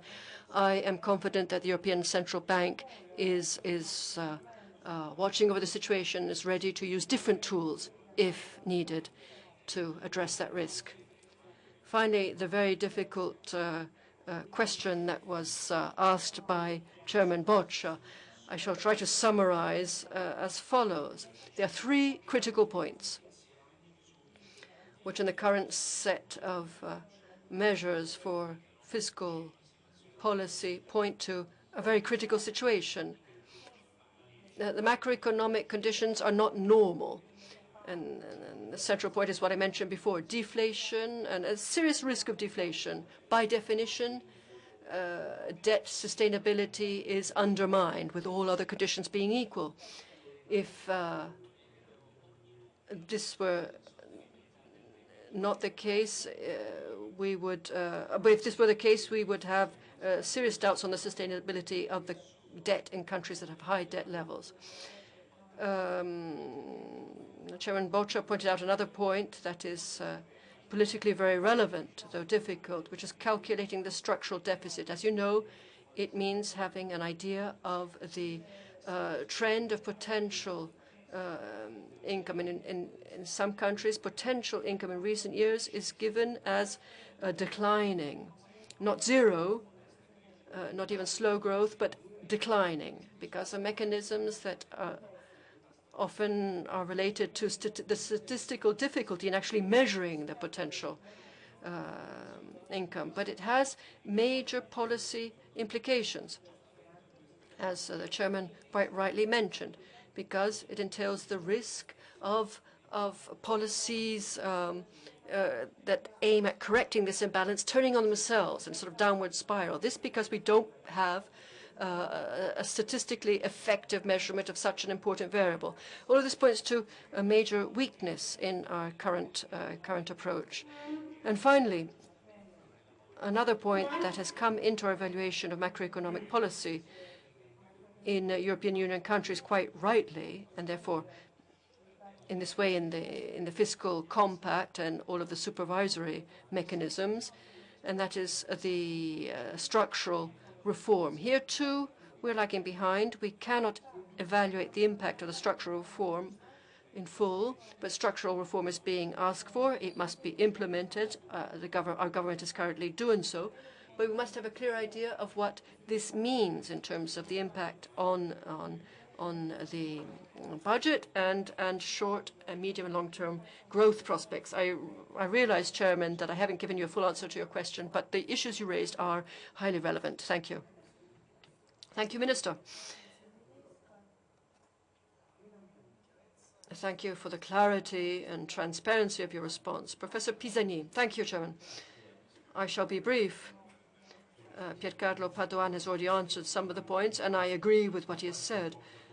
I will start with the question on deflation. raised by Mrs. Berger. I think that the question today is not so much what do we risk tomorrow. I think the question today is what is the problem today? We're talking about the euro area. In the euro area, nominal growth has been projected by the ECB to 1.5% with a risk of lower levels. So real growth plus inflation runs the risk of being close to 1%. We are already in a situation that is alarming. Why is it alarming?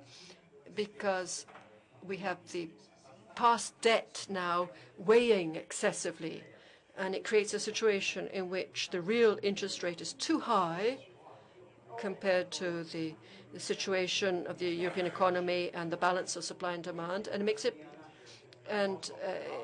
the risk of the compression of prices reduces competitiveness. So we are in an alarming situation now. Are there any additional risks? Is there a possibility of a Japanese-style scenario in Europe?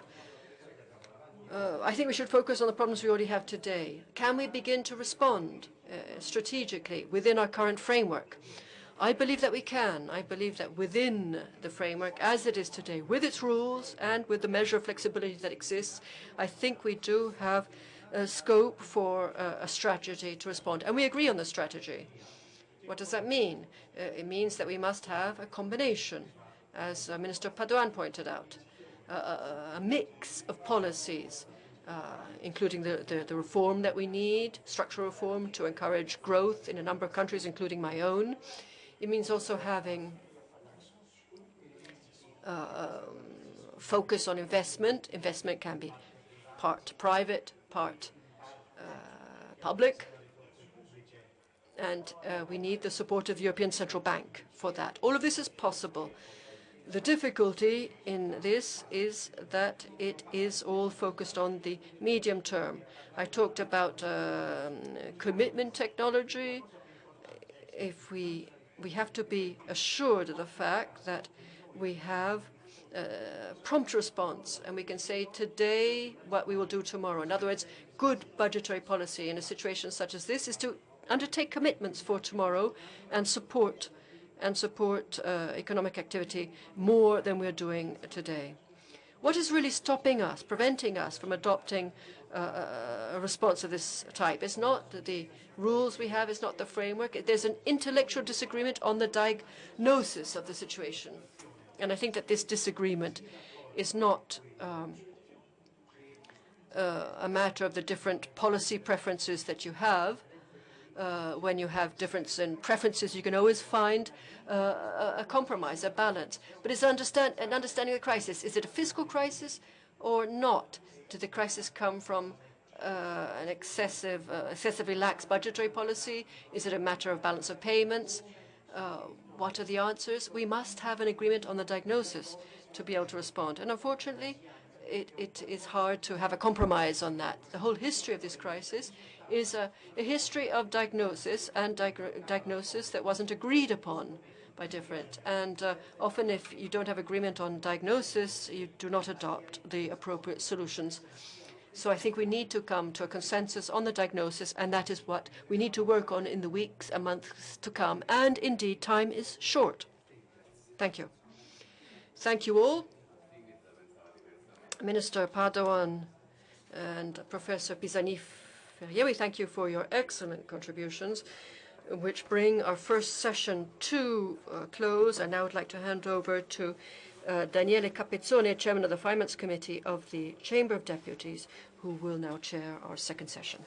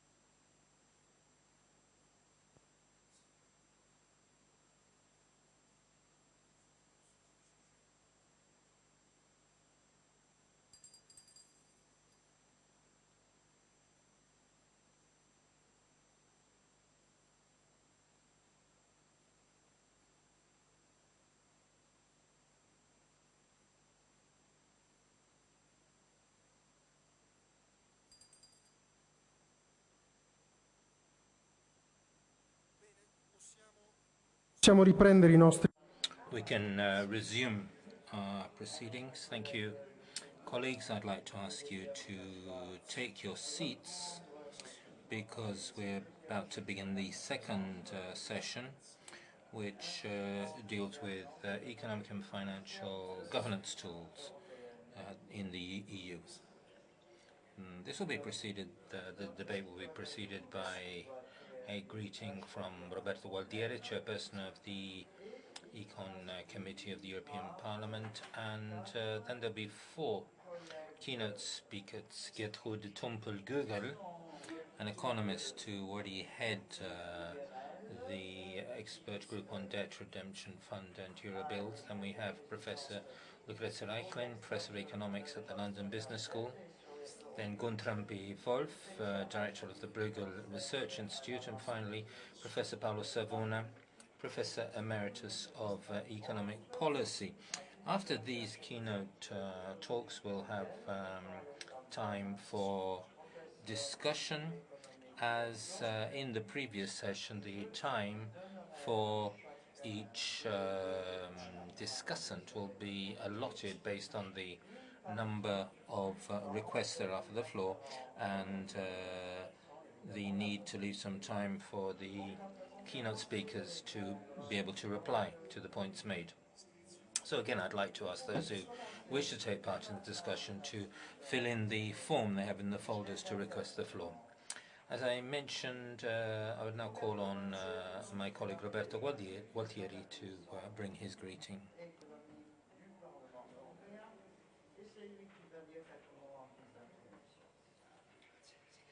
Thank you, Chair. On behalf of the European Parliament, I wish to express my heartfelt thanks to the Italian Parliament for having organized and prepared this conference.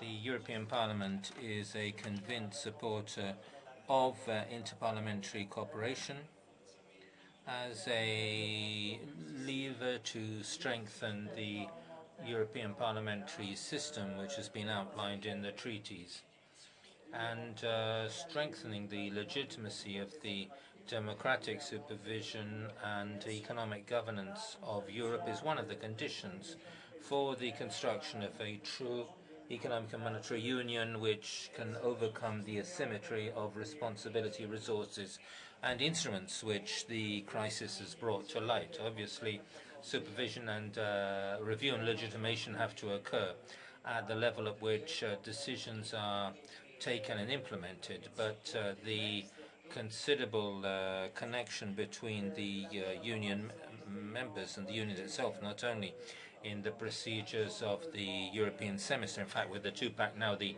semesters, but also on the level of economic and political dependency, means that interparliamentary cooperation, which is regular and effective, is essential, and therefore it has to be intensive and not just formal. And this meeting, I think, is an important contribution to this process. But the discussion on governance in the forthcoming session is certainly important and at the same time extremely complex, because on the one hand, faced by the macroeconomic situation with so many problems, it's necessary to act rapidly and therefore give priority to the tools which are already available rather than the more far-sighted plans for governance. But on the other hand, a response which focuses solely on policies and sets aside the issue of strengthening governance and governance instruments runs the risk of being inadequate. If, however, we come to concrete issues, I think we can see that it's possible to link these two aspects, and without waiting for new legal bases, it's possible to achieve innovations on the political level, which can also be the first step towards strengthening governance and the instruments of governance. I'm referring in particular to 3 issues which are at the center of the program of Juncker and the European Council. The issue of greater coordination of economic policies and structural reforms, the issue of so-called flexibility and the issue of flexibility based on the plan announced by President Juncker. In the area of flexibility, I think that it is indispensable to clarify the difference between bad flexibility, understood as exceptions, failure to comply with the rules, and a flexibility which is considered as a full comprehensive use of the rules existing in view of a dual goal. On the one hand, greater effectiveness and consistency in overall fiscal policy in the Eurozone, avoiding the pro-cyclical risks which I think have led to several mistakes in recent years. And secondly, the goal of strengthening the coordination of economic policies and incentivating structural reforms, maintaining, safeguarding at the same time ownership on the part of national governments and parliaments. If you read carefully the regulations which govern the corrective and preventive part of the Pact for Stability and Growth Pact, I think that we can say that the current rules within the framework of the Semestre allow us better to gauge and to combine stability and growth and to fund them both, because there is one, there's a need to combine the fiscal policies on a qualitative level. There's a need for rebalancing different areas in the Eurozone, and there's also the need to consider the net result of fiscal policies in Europe. And also there's the need to strengthen and truly coordinate reforms and make the coordinate economic policies incentivating structural reforms more effective. The European Parliament will be making a contribution towards this. Colleague Perache Perez spoke of the report which she will be responsible for, and the Committee for Economic and Monetary Affairs intends to contribute to this, and I think it's important to consider how the current instruments already make it possible to not only to achieve a correction of overall economic policies in the Eurozone, such as to foster growth better, but also to achieve the leveling up on the economic and monetary union level, which is possible to achieve today without needing new instruments such as the so-called contractual agreements, which despite the fact that they've been discussed for such a long time. Something similar applies to the dimension of investments. The European Parliament obviously is waiting for the details of the Juncker plan and the time frame, but I think that that plan can be an opportunity also to look at innovative solutions to strengthen the fiscal capacity of the Union and improve its financing capability on markets. This doesn't mean the European Union intends to set aside important measures such as debt redemption, which is one of the issues which needs to be further explored. But clearly the current legal dimension in the treaties and the macroeconomic context and new role of the ECB lead us to attach new priorities to the issue of allocating investments, and I would encourage people not to refrain from looking at innovative measures such as project bonds and the possibility of using resources which are in the ESM, which are linked to a treaty which has specific goals, but which at the same time, I believe, can be used in an intelligent way in a circular mechanism which can be analyzed in order to strengthen the possibility for project bonds to be issued by the Union and the EIB. I hope this session will allow us to explore these issues and link the policy dimension to the governance dimension. The European Parliament is ready to make its contribution in this area. Thank you. Thank you for this greeting.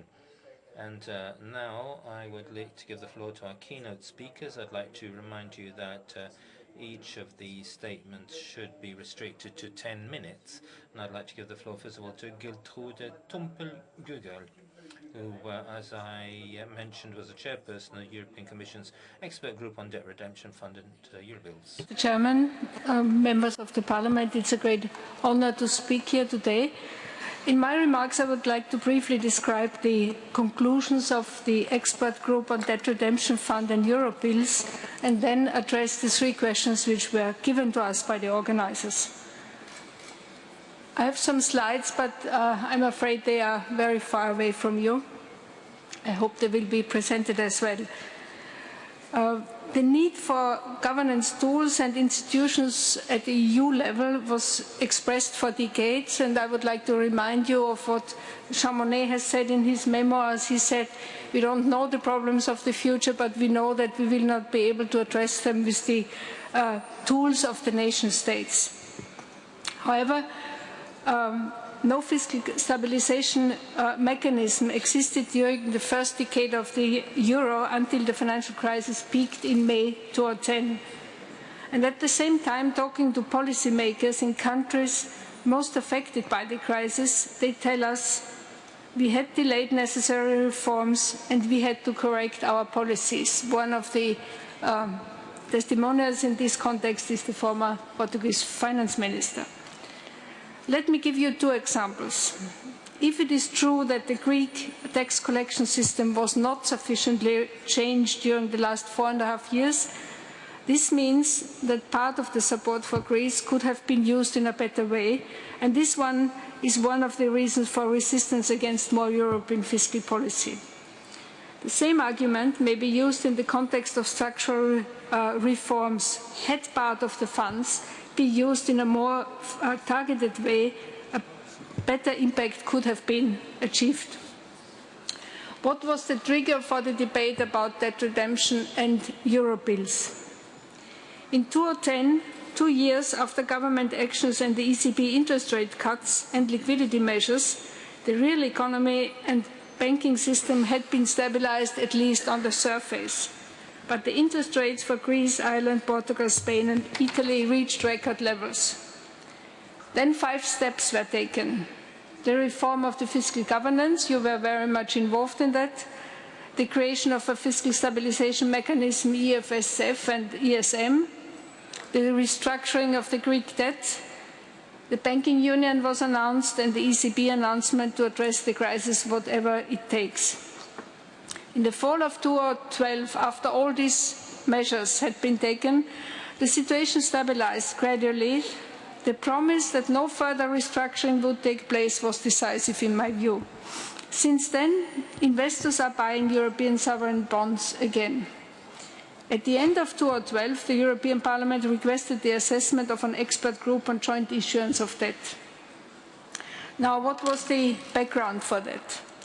Two ideas were explored. First, a debt redemption fund backed, which would buy government debt beyond 60% of GDP. The original idea came from the German Sachverständigenrat. This would reduce debt servicing costs for countries with higher debt and allow the reduction of the debt overhang. In return, governments would make strong and binding commitments for fiscal consolidation during the lifetime of the fund. The return of confidence in the euro has lowered interest rates differentials. Therefore, the effects of such a fund would be much smaller than originally assumed. The critical issue for such a 2 to 3 trillion operation are legal and moral hazard aspects and a strict commitment for fiscal consolidation for a period of 10 to 25 years ex ante. The expert group concluded that the new fiscal governance should be tested before any decision on joint issuance is taken. And my personal view is that the idea of a debt redemption fund should not be pursued. The second idea, the Eurobills, had a different focus. Through the creation of a safe and liquid asset, a stabilizing effect on government debt markets and a positive effect on financial integration would be achieved, and we should not underestimate how big the damage during the crisis was, namely the financial fragmentation which occurred. Eurobills per se do not reduce the debt overhang because it would be more a symbol of joint fiscal responsibility and a strict monitoring of the eligibility for this 1 to 2 trillion operation would have to take place. Regarding legal aspects, most models of joint issuance would require treaty change or intergovernmental arrangements with all their drawbacks. And regarding the risks, possible moral hazard was discussed intensively in the expert group. Stricter surveillance and possible interference from the European level were considered. So what is the long-term perspectives? I think before we can discuss instrument, we have to get clarity on the objectives and the degree of commitment towards joint action. This has to be explored first before any new instrument should be created. Joint issuance is a step to reintegrate markets, but not a sufficient one. Would the Union require more central intervention power in fiscal affairs? Probably yes. Is there a will for an ever closer Union? Probably not in normal times. And regarding turning to the 3 concrete questions we were asked, first, to look back at the roadmap of 2012. Banking union was implemented in a remarkably short period of time. The new tool, the ESM, fiscal intervention with conditionality, worked in 2 ways. First, by enforcing reforms, and second, leading to a reduction of debt servicing costs, which is considerable. Altogether, according to the ESM annual report, it's about 12 billion overall savings for indebted countries.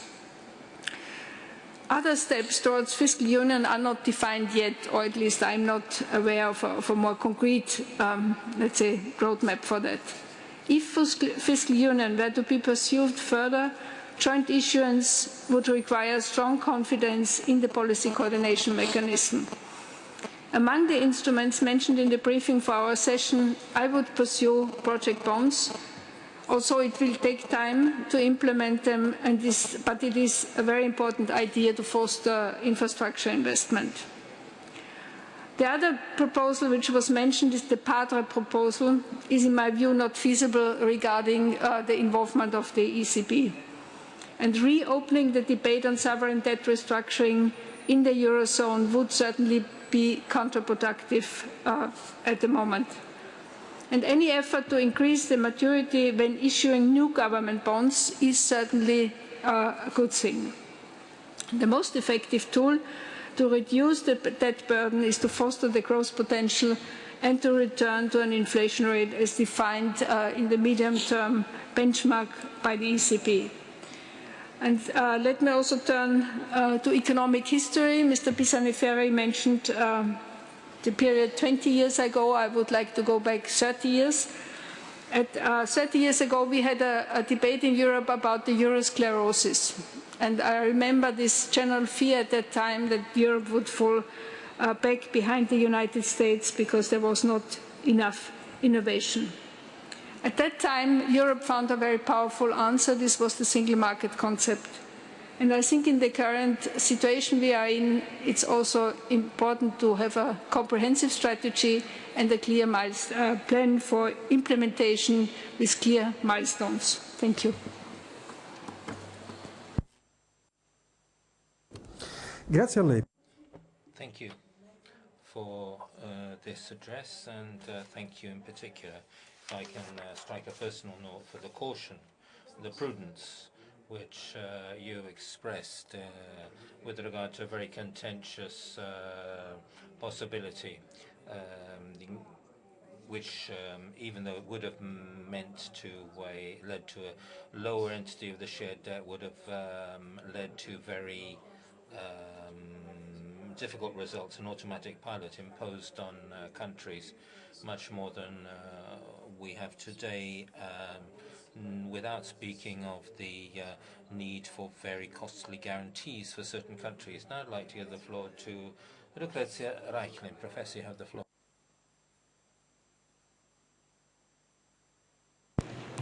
Members of Parliament, thank you for the invitation to this conference, which I'm very honored to participate, and I understand that this conference has an important place in the governance of the Euro system and the European Union, and in fact, we are going to discuss about governance. So let me agree with Jean Pisani-Ferry in saying that any discussion on governance has to start from a common narrative, and the common narrative is what is lacking at this juncture. We are divided in the analysis and not only in the suggested solutions. Everybody agrees that the euro area is at best stagnating at this point. We are not out of the second recession that hit the euro area economy in the third quarter of 2011. Not only that, but our numbers diverge quite significantly from the numbers of the other large economy in the developed world, the US. The employment is flat. But beside these macroeconomic scenarios, macroeconomic numbers, we also have something that should make us worried about the stability of the Eurozone. So it's not just about the level of economic activity, but it's also about stability. And the reason why I'm worried about stability is the fact that debt is not stabilized. Overall debt, contrary to what many people think, it has not stabilized in the euro area, contrary to what has happened instead in the US and even in the UK. And the other important factor, in my view, is that financial fragmentation along national lines, which has been very much the story of 2011 and 2012, is still very much prevalent in financial markets in Europe, which implies that credit risk in the periphery is still quite higher than in the core of Europe. So in my view, the crisis is not over, although the market, it seems, is not pricing it. Interest rates are quite low, spreads are low, volatility is low. So there is, in my view, an illusion of tranquility, which, however, could surprise us. The market, as you know, has been wrong before. I have here some numbers which are probably invisible, so I probably also skipped them. So given the time constraints, I thought I had 15 minutes. But just let me talk on the slides. So this is a chart that shows us the divergence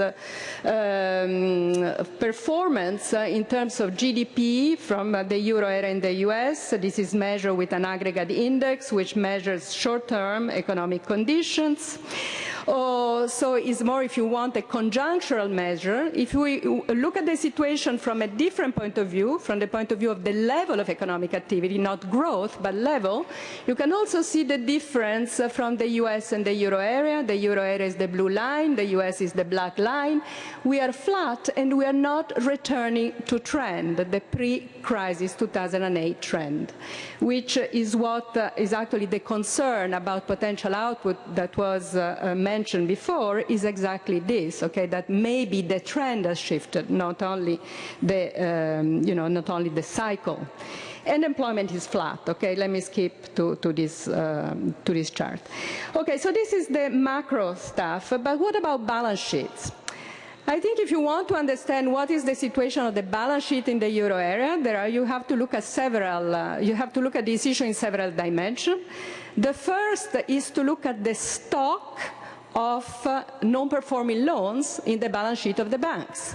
And quite significantly, we have seen a sharp deterioration in the stock of non-performing loans since 2012. Okay, the second recession, so this has been, if you want, the price of the second recession, which has not been only in terms of flows, but also in the accumulation of bad stuff, the stock. And the stock is really what is weight in our balance sheets.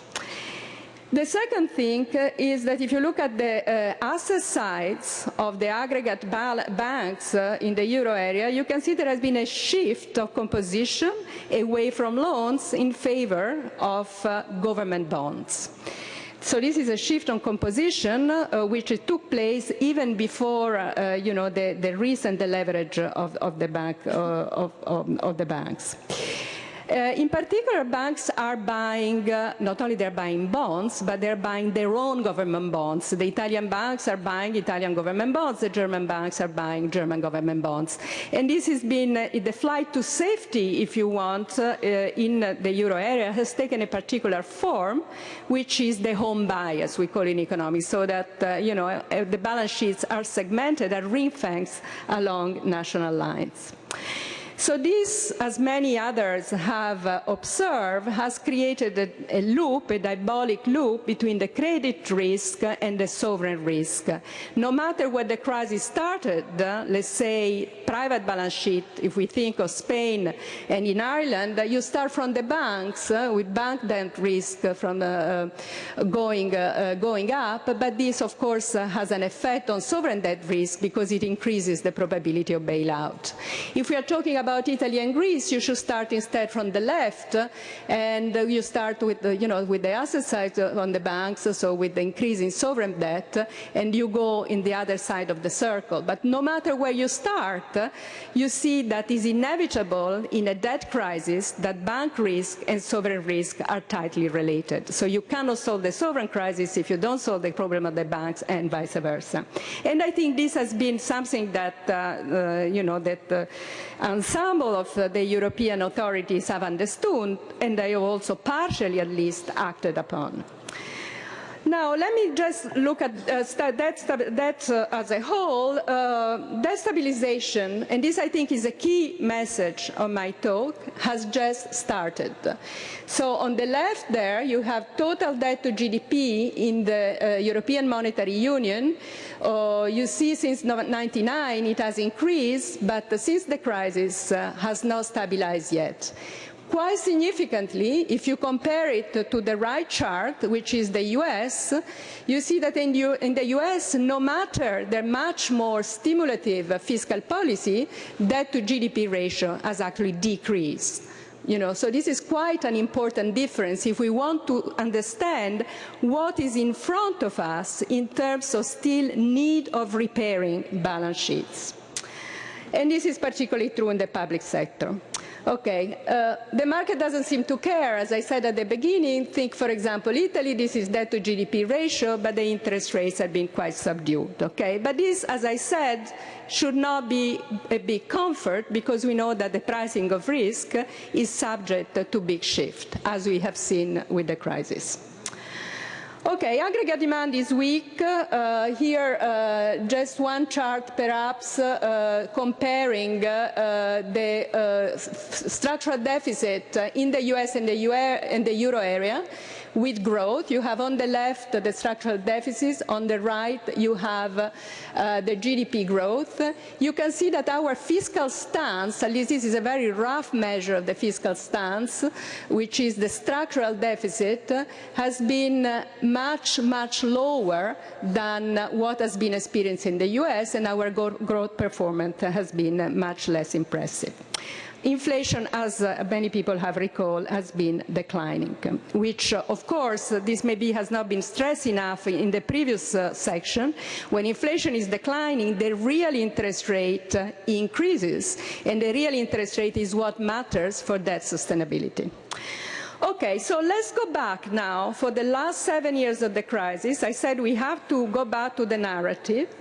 And let me just tell you what is my view about what have been the limits of the policy response to the crisis and what are the reasons we got to this point.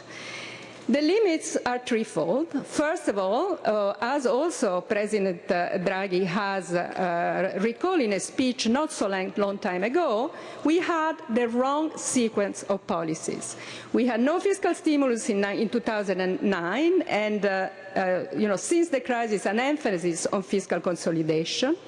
We had very aggressive liquidity policy from the European Central Bank, timely and aggressive, but no action on solvency of the banking sector until 2012 and 2013. Remember that in the US, the US acted on the problem of banks' capital already in 2009. So we have done it with a huge delay, which has proven to be very costly in terms of the credit crunch, which is one of the reasons of the numbers that I just illustrated. Then we have uncertainty in central bank policy with respect to the sovereign, and here I am sure that Gertrude and I disagree on this issue, although we were colleagues at the ECB and we like each other very much. But I think that this impossible trinity of no bailout, no default, no exit, leading to a messing solutions of the debt crisis of Greece, Cyprus, and then the contagion, has had a high price on economic performance. And I also think that this problem, if another debt crisis should be with us, will be again a problem, because we don't have a way to deal with sovereign debt crisis, because we have put ourselves in a straitjacket in which we don't have a market solution and the rule-based mechanism doesn't really work. And then, of course, the fact of monetary policy contraction since 2013. Now, let me see. These have been the limits. However, there are also been quite a lot of progress. Banking union, the constitution of the ESM, the Draghi pledge of doing whatever it takes to save the euro, recent action of the ECB, and the recent ECB speech on, suggesting the need of a grand bargain, new grand bargain, to condition further monetary policy action on commitment to reform, or suggesting the need of a framework for coordinating monetary and fiscal policy. So my view is summarized in this paper the problems that we had pre-crisis, which was a combination of common monetary policy with national fiscal and banking supervision, led to overborrowing and overlending. The solution to that has been the banking union and the launch of the asset quality review, good progress. The second problem is that the ex post discipline, once the crisis hits, is excessive. So there is still not really a mechanism for crisis resolution. So the rules, as a consequence, become non-credible ex ante. On that, there has been no progress. The third problem is that there is no mechanism for resolving a banking crisis, and this reinforces this diabolic loop which I described between sovereign and banks. Here, the progress has been incomplete. The banking union has been a big step forward, but we still don't have a credible resolution fund for banking crisis. And then finally, there is a sort of an uncertainty of the role of the ECB as a lender of last resort.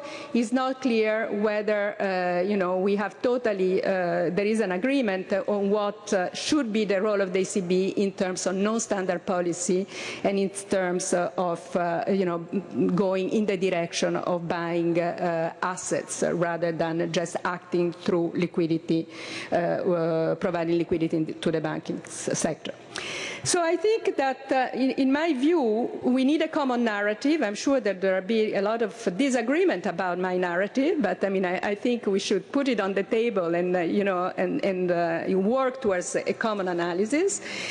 And on the basis of that narrative, we also need a new bargain, not necessarily a new treaty, but a new bargain. Any further progress, in my view, requires a new bargain, since any further measures that we will take should be the ECB intervention, a further intervention should be more progress in financial integration to the banking union, has fiscal implications. And so the new bargain must be based on a mechanism that can enforce credible commitment. This is what Jean called a commitment technology, which could link governments, should oblige governments to policy in a path so that they would enforce policies that aim at repairing the balance sheet and putting the economies on a sustainable path. Now, to enforce this credible commitment is something we are struggling with, but I think is the key question for making any progress. And the second point, which I want to emphasize, is that for enforcing credibility, we have to go beyond the system which is only rule-based. We have to have a mix of rules and market discipline, because tough rules themselves are not credible, and we have experimented it in these 7 years of crisis. Now, I have to finish, so I was going to give you my solution, but I think that my solution basically have three legs. The first is fiscal policy, so we need to allow a mechanism that change the fiscal stance overall in the euro area and in countries which are overburdened by the debt overhang, but for that we need this commitment technology. We need a full mandate for sovereign QE, because I think that the ECB cannot be put in a situation different from central banks in all other jurisdictions. And we have to change financial regulation so as to deal better with financial segmentations, and so that to go in the direction of the creation of a so-called safe asset. So I will leave these three key problems here, and I will just talk more about it if there are questions, since my time is over. But just me conclude with saying that the crisis, in my view, is not over, that we need a new narrative and we need a new grand bargain. Thank you. Grazie, professoressa. Thank you, Professor, both for having sounded an alarm on the risk which we still face. And if I can add a personal note, thank you also for having referred to how it would have been useful, and how useful it still is, to challenge the straitjacket of certain rules, and also how useful it would be for there to have some fiscal stimulus. Now I'd like to give the floor to Guntram Wolf. You have the floor, sir. Well, thank you very much. Let me also thank the Italian presidency and the Senate and the Chamber of Deputies for their invitation for me to come and speak today. It's a great honor. I pretty much agree with a lot of what Lucrezia said, which allows me actually to skip almost my entire first page. But just to recall, I think the starting point needs to be the extremely bad economic situation. Unemployment, as you know, has increased from 7.6% to 11.6% between 2008 and 2014. Inflation is very low at 0.4% currently. And basically economic sentiment indicators do not suggest that we will get out of this low level of GDP and low unemployment and low inflation anytime soon. I think it's important to understand that this low inflation rate really is a big problem. It's a big problem because it complicates debt deleveraging. It actually puts the sustainability of debt at risk, which is what Lucrezia has also emphasized very much. And I just want to re-emphasize this. With low debt levels, with low inflation rates, debt at some stage may become unsustainable, and markets may react to this and may actually challenge the current low interest rates that we are having.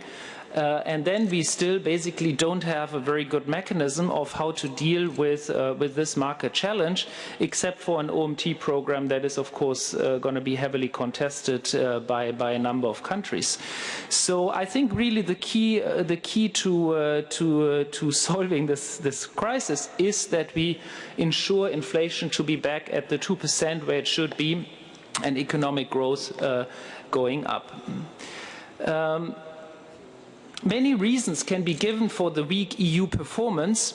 Certainly, the magnitude of the imbalances at the beginning of this crisis was exceptional, and I would sort of disagree with the US comparison. I think the magnitude of the imbalances in Europe was much more significant, especially given that we are not a fiscal union, but really national countries, and in some countries the debt problem and the competitiveness problem was very, very significant. We've been having a policy system that was not prepared to deal with the challenges and was therefore slow to react, and that further aggravated the situation. Let me also emphasize that I believe that many deep structural policy changes are needed at the national level, and mechanisms to foster such reforms remain weak. I fully agree with what Jean Pisani-Ferry said, in that we have a lot of catching up growth to do. I mean, we have a weak economy, but we are also well below the technological frontier. We know that our education systems in many countries are not up to the task of giving the skills for the 21st century, and innovation policy is lagging behind. In the area of the digital agenda, we see that the national protectionism prevents our economies from changing and reaching a new growth model. National structural reforms therefore remain crucial and need to be speeded up.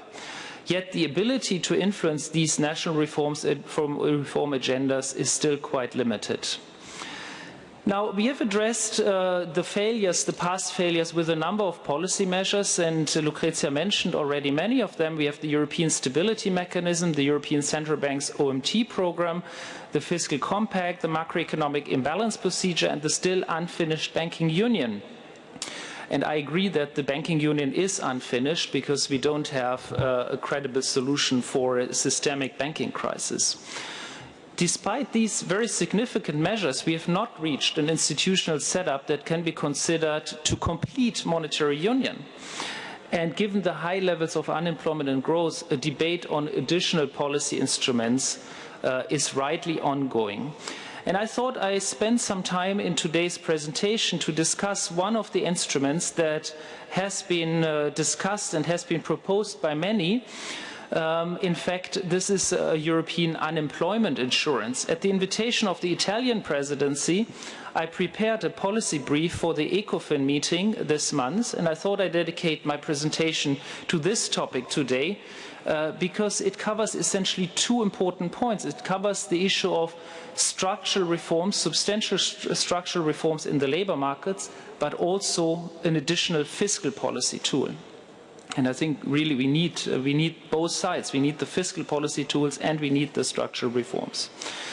Now, just to recall what is the European unemployment insurance, it has been proposed as a solution to improve the functioning of fiscal policies in Europe and as a way to improve the labor market situation. The basic idea of EUI is to replace parts or all of the national unemployment insurances with a European insurance.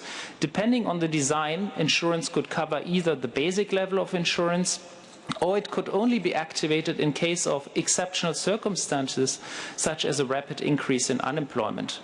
Simple mechanical simulations suggest that countries that were severely hit by the economic crisis could have received financial flows of perhaps 0.5 or 1% of GDP if the European insurance had been in place.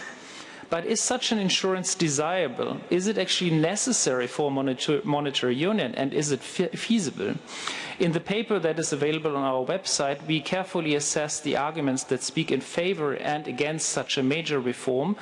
It is, of course, clear, as we stressed from the outset, that introducing an EUI, so an European insurance, would mean that you would have to agree on some form of limited fiscal risk sharing.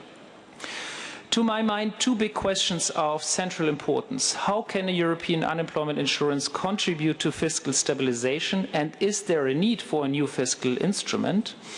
And how differently are labor markets organized, and what implications does this have for EUI, and is EUI an opportunity to actually reform those labor markets? Turning first to the fiscal question, the idea of Maastricht, of course, was to give the role of fiscal stabilization to national budgets. This basically worked, but there were two big problems that arose. The first problem is that the sum of the national fiscal policies did not add up to a fiscal stance that can be considered adequate for the euro area as a whole. In fact, during 2011 and 13, fiscal policy for the euro area as a whole was pro-cyclical. And that is a problem. EUI cannot, however, meaningfully contribute to a euro area-wide fiscal stance. In fact, replacing a national automatic European automatic stabilizer leaves the area-wide fiscal stance basically unchanged. The second fiscal problem we had is that some countries were hit quite severely by this crisis, so that they had to consolidate much faster than was desirable from their macroeconomic situation point of view. Here, the EUI can actually provide a small and temporary relief depending on its design. Turning next to the issue of the labor markets, the introduction of a European unemployment insurance represents an opportunity, but also, of course, a big challenge. At the core of the issue is the question of how much labor market institutions need to converge in order to make EUI function properly. This is a very multidimensional issue. It's of course a question of how do you deal with potential moral hazard issues. As in the case with any insurance, the effect of the insurance on the incentives of policymakers and individuals need to be taken seriously. As some of the costs of unemployment would be borne by contributors outside of the countries, incentives for national policymakers to address the variety of causes of unemployment are somewhat reduced. An important trade-off emerges. Measures to reduce moral hazard, such as limiting the replacement rate or reduce the stabilization properties of the scheme. In fact, there is a trade-off between moral hazard and stabilization, similar to national unemployment insurances, but the problem is compounded by the decentralization of labor market policies. But labor market policies matter also for a variety of other reasons. We show that in several countries, social partners are involved in the setting of the parameters of unemployment insurance. Some countries have low replacement rates and low contribution rates, while others prefer higher contributions to fund higher replacement rates. Such difference in levels of protection are no accident, but the result of actually long-standing traditions, histories, and deeply rooted beliefs about how labor markets shall operate. But such differences in the way labor markets operate are also one of the central problems of Europe's monetary union. Not only is labor mobility low, but also wage-setting mechanisms are not always adapted to the needs of the euro. In some countries, wage growth has been persistently deviating from the area average, leading to sustained losses in competitiveness that are now one of the causes of substantial economic disequilibria and sustained unemployment levels. Introducing such a common insurance could therefore be an opportunity and a big challenge. It is an opportunity to fundamentally reform inefficient labor markets at the national level and to have European states converge towards an optimal model. It could be a way of improving wage-setting mechanisms and increasing the involvement of social partners. But it is also, of course, quite clear that this is not an easy reform. It would come at the expense of subsidiarity that now guarantees that labor markets are organized at the national level according to national preferences. Overall, while a debate about additional fiscal stabilization instruments is warranted for the euro area, EUI can hardly contribute to the area-wide fiscal stance. Instead, it is an insurance mechanism for individual countries, thanks to risk sharing. Perhaps more important is the potential of EUI to trigger deep structural change in labor markets. So I think overall this would be a very long-term project, but it's a project that has been discussed and in the informal ECOFIN, and that's why I thought I also bring it to your attention. So what can be done by policymakers now to improve the economic situation? Let me just emphasize, I also agree that we need to work on a strategy for public investment. We need, I think, the 300 billion that President Juncker has been mentioning for investment overall, so including private and public investment, is a lower bound. We certainly will need more if we really want to overcome this crisis. We have other fiscal tools, such as reducing taxes on low-income households in countries that have the fiscal space to afford this. And it seems to me that my home country actually has the space to do this. We also have a lot of things to do in the regulatory front. Overall, the euro area still needs a deal, to my mind, the famous commitment device, that on the one hand it achieves substantial structural reforms, while on the other hand it triggers substantial pan-European investments and easy monetary policy. Such measures need to be implemented rather quickly to concretely improve the economic situation and create employment.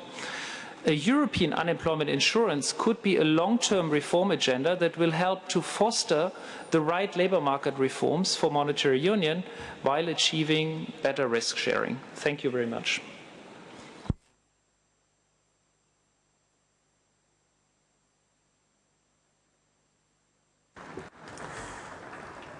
Grazie dunque a Gunther. Thank you, Mr. Wolf, for this very interesting presentation, which has led us into a broader field than what we had been considering so far in our conference. I think it was very useful because it will certainly enrich our debate in this area. Employment, insurance, there are those who are more in favor of harmonization, and instead others who think more in terms of competition between different systems. Now we have Professor Paolo Savona, who will be the last of our keynote speakers. You have the floor, Professor. Onorevole Presidente, onorevoli parlamentari. Mr. Chairman, honorable members of Parliament, allow me to begin this presentation recalling that historically public debt has never been repaid. There are only two ways to reduce the public debt, inflation and non-reimbursement, a default. So the Maastricht Treaty is historically vitiated. And our textbooks, economics, which aren't always useful in practical life, actually do point to a third solution, a third path, which is increasing taxation to be used to repay public debt. Economists have their great teacher in Davide Riccardo, and they call it the Ricardian equivalence. If expenditure through debt does not generate sufficient income to repay the interests to service the debt, then public debt cannot be reimbursed.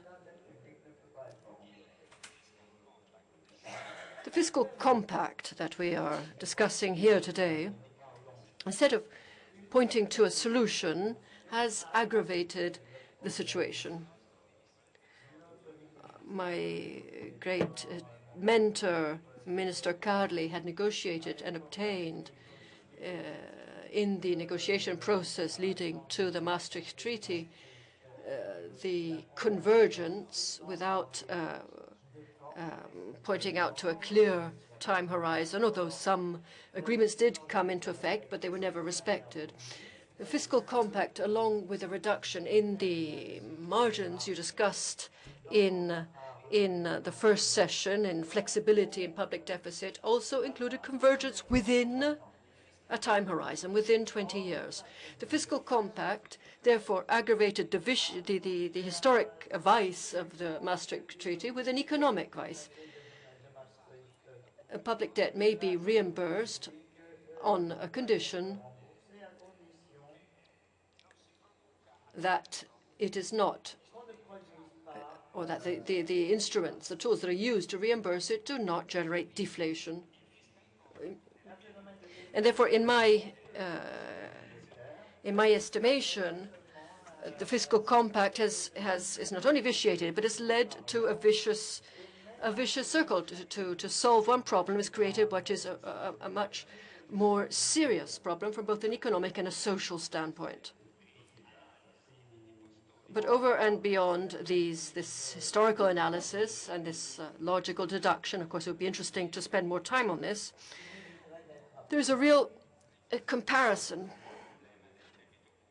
regarding public debt, and in particular Italian public debt. There's an international position which was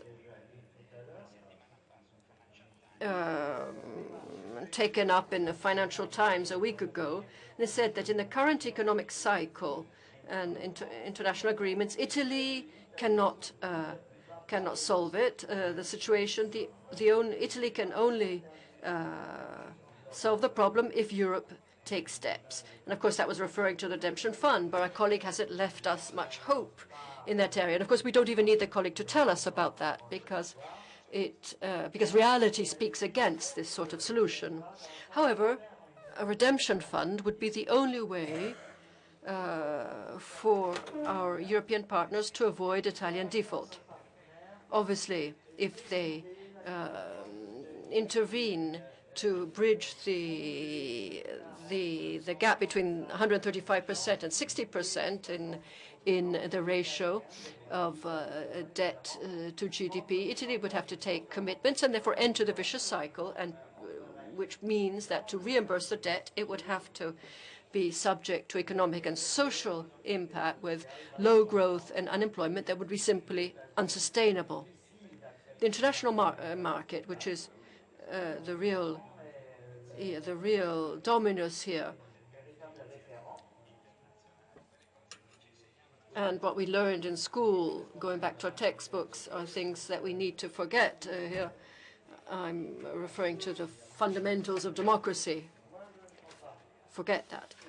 I don't think that Italy is necessarily doomed to default. I've been, for years, saying this without having an answer. My suggestion is asset management. Italy has very large public asset base that it can either use for special reconversion, or it could be dismissed to reimburse public debt. This would not only have almost a neutral effect on the economic and social situation, but it would also enable the country to free itself of this heavy armor that prevents the country from acting more flexibly in terms of fiscal policy. And this was the position expressed by the European Central Bank. It also conditions our possibility to make use of the advantages that a very accommodating monetary policy would currently hold out. Now, the answer given to the suggestion so far is that prices are low, transactions are difficult, the laws don't allow it. I understand the motivations. When I was called in the same parliament 20 years ago with Carlo Azeglio Ciampi, the government, we were told that we need to find a solution to the issue of public debt. We were in the same situation. The rest of the world thought that we were simply not able to repay public debt. And we weren't at the 135% that we are at today.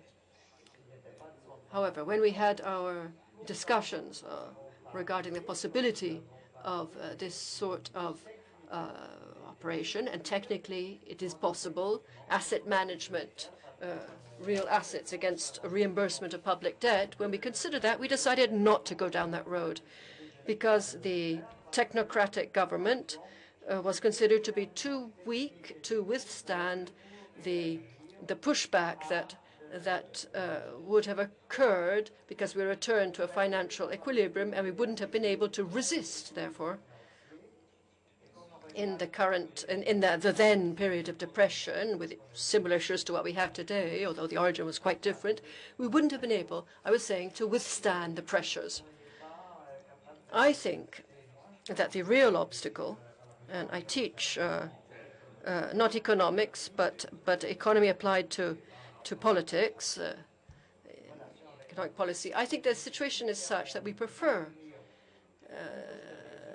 to keep this armor, the European armor on public debt, the Maastricht Treaty and the Fiscal Compact, instead of solving the problem, so that we could withstand the pressures that would be brought to bear if we were actually able to solve the issue of public debt. So from the point of view of an economist, we don't have any more suggestions to give. We've given our suggestions. The suggestions we've given would be practicable. They would be feasible. It's up to the lawmakers. It's up to the politicians to decide. Grazie a lei, professore. Thank you, Professor. And thank you for having reminded us in the first part of your presentation. I hope that it wasn't missed by others because of the cultural value. You are a great European, very pro-European, and because of that stance, you highlighted even the legal critical point in the Fiscal Compact and in the treaties. I'm quite sure that all those present have been quick to understand and seize on that point. So we'd like to thank our 4 keynote speakers for these discussions that certainly enrich our debate. We have 14 speakers on our speaking list so far, and we have about an hour now for our debate. So I must ask all speakers not to go beyond the 3 minutes. After that, we will give our speakers some time to respond, and they will have 3 minutes each to respond to the questions. Maria João Rodrigues is our first speaker. Thank you very much for this remarkable panel of experts, well-renowned experts. I think there is a clear agreement on the picture we are in. This is not only low growth and high unemployment, it is also high debt GDP ratio, and of course very strong divergences inside member states and between member states. So this is a difficult picture. And I agree with you that we need stronger responses. From my viewpoint, if we connect this panel with the previous one, I would say that if you want all member states to really implement this strategy for growth and jobs, so-called Europe 2020, we should be able to complete the economic and monetary union. We need to connect both things, Europe 2020 strategy and completing the economic and monetary union. But of course, for that, we need to strike a deal, this idea of grand bargain.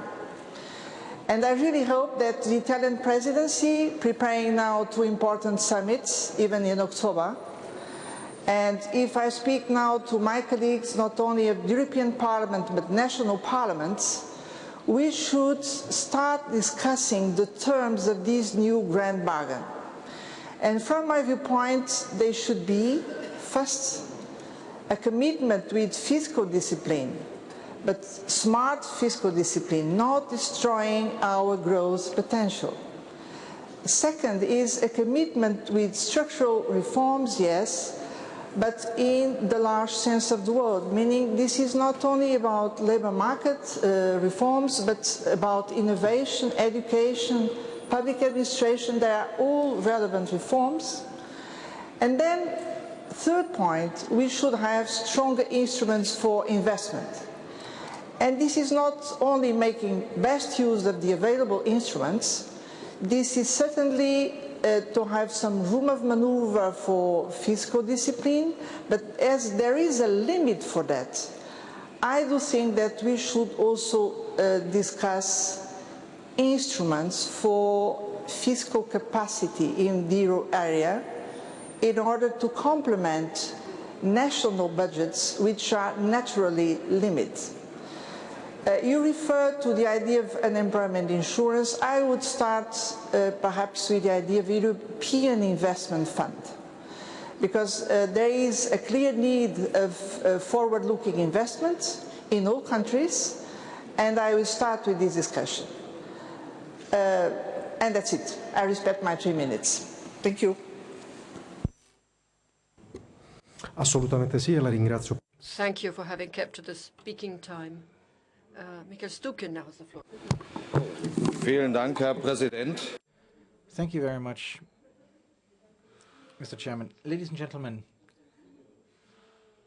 if we look at what the European Union has done in the past 5 years, we have to point out that in addition to the mere rescue mechanisms, the European Union has established a number of tools for economic policy control, whether it's a Euro Plus Pact, the Six-Pack, the Two-Pack, the European Semester, Fiscal Compact, etc. All of these projects were implemented and are slowly starting to develop their impact. We cannot say that they have yet fully developed their impact, but nonetheless we can see that with regard to the recommendations of the European Commission to individual member states, the figure has been mentioned today, only 9 or 10% of these recommendations are put into practice. And ladies and gentlemen, dear colleagues, I have to say one thing. We're talking about necessary reforms that are one essential reason for the deflationary situation within the European Union, but they can only be implemented by the member states. And it is necessary that the national policy makers develop more courage than they've shown so far. Secondly, I'd like to state that I do not believe that the background paper of the Italian presidency, i.e. a communitization of debts, will lead to any solution. The communitization of debts, whether it's euro bills, euro bonds, or a debt redemption fund, will not lead to growth by itself, because the obstacle for growth is the economic situation. But to come to a close, I would like to point out a situation which I believe to be a very dangerous development in the European Union. We have seen it on one of the slides, namely the work of the banks, the work of the European banks in Europe. As it was very clearly shown on the slide, they have completely changed their business model after the financial crisis.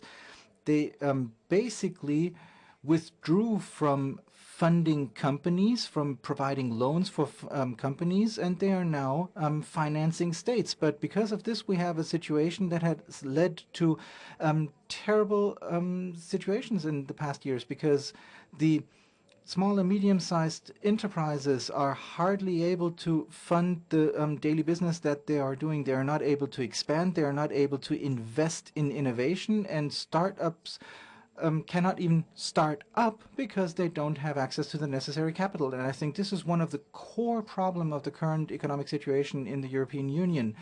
Whatever the ECB has tried so far didn't lead to anything. Interest rates, not the intended impact. I think this is what we need to make a lot of headway with. But we're talking about the capital equipment of companies, small and medium-sized companies, under the regular market conditions. One approach is what the ECB is doing. I'm absolutely reiterating that the project loan idea is a very good one. We need to increase the support of the ECB, because the credit crunch will be the big problem that will impede growth for the future, and this will not lead to a better situation on the employment market in Europe. Ha ora la parola Lord Lyndon Harrison.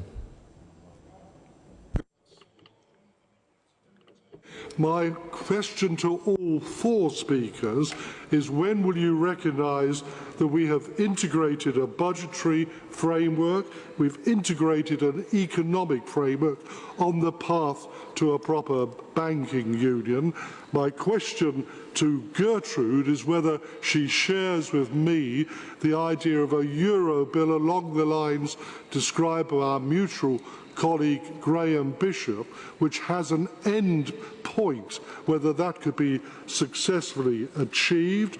My question to Lucrezia is, first of all, to congratulate her in recognising the crisis has not yet finished, but she did mention the UK along with the US that has different figures from the Eurozone. Has she published those? I'd be very interested to know more about it. Lucrezia shared with Gunther concern about inflation for the European Central Bank.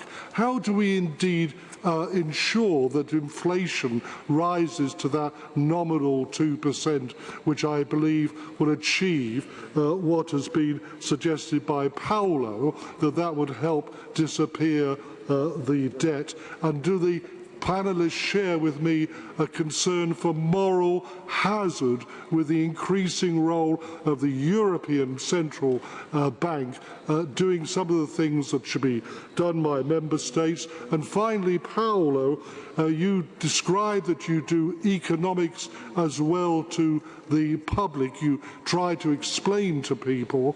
Could you talk about the fourth point in the genuine economic and monetary union, of which we have written yet another report in February this year about how we ensure accountability? My own committee has become used to talking and going to see the European Central Bank. Dr. Constantiau came before my committee, and we went not only to the ECB in Frankfurt, but also to the Bundesbank. And we're very grateful for those opportunities, but I think we need to increase accountability in that way.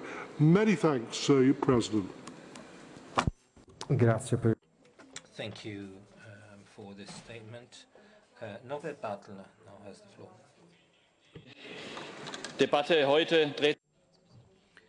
Today's debate focuses on fiscal management and the question of how to deal with debts at European level. If we think back to the sovereign debt crisis, the main problem was the high interest rates that every country had to come up with in order to repay its debt.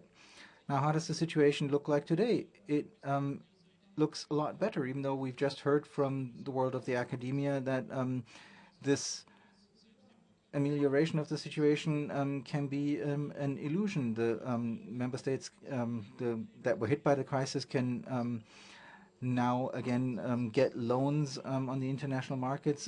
Greece now has an interest rate that is lower than before the euro crisis with regard to loans that it likes to take up. If individual member states complain about higher interest rates now, the question has to be asked whether we should immediately stop making more debts, because more debts translates into more interest rates, so higher interest rates. So what we have to strive for is a balanced budget as quickly as possible. In Germany, we are in the lucky situation of having no new debts next year. This is for the first time in a long time, but we are not doing this because we think that a balanced budget is sexy, but we're doing it because we believe that balanced budgets create trust with the investors, with the economy, and as such, they are the prerequisite for future growth.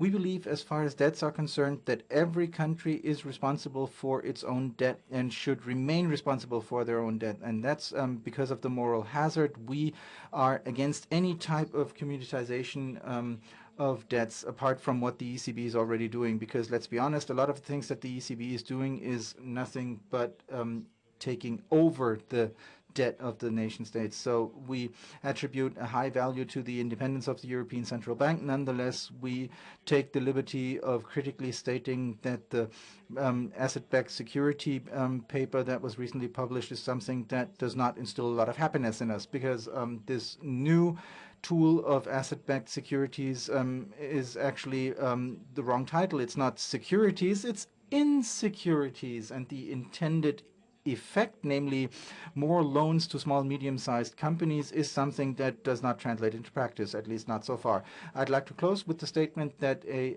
European debt repayment fund or redemption fund is not in line with European legislation, and according to the German Constitutional Court, it is also not in line with German legislation. I would wish that at the next conference, at the next meeting, we would talk in greater detail about how our partner countries are implementing the Fiscal Pact, because apart from two countries, all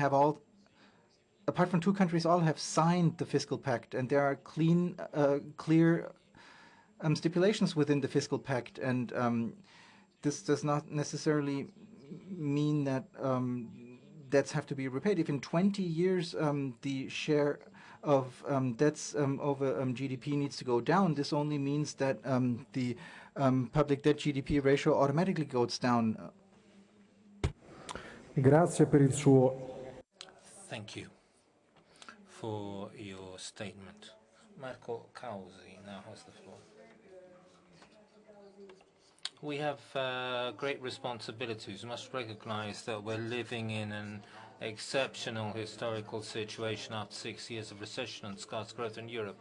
Unthinkable situation a few years ago. And the first of the scenarios which Minister Padoan outlined in his first statement, a medium-term extension of recession and deflation, cannot be simply relegated to the economic sphere, because it would not be without political consequences with potentially destructive effects on the European project. And so, first of all, we need to speak the truth to each other, and we also need to tell the truth to our public opinions. For at least 3 years after 2008, political leaders in Europe generated a lot of confusion about the real origin of the crisis, which derived from private debt and banking crises in the United States and Europe, and attributed the crisis to the excessive weight of sovereign debt.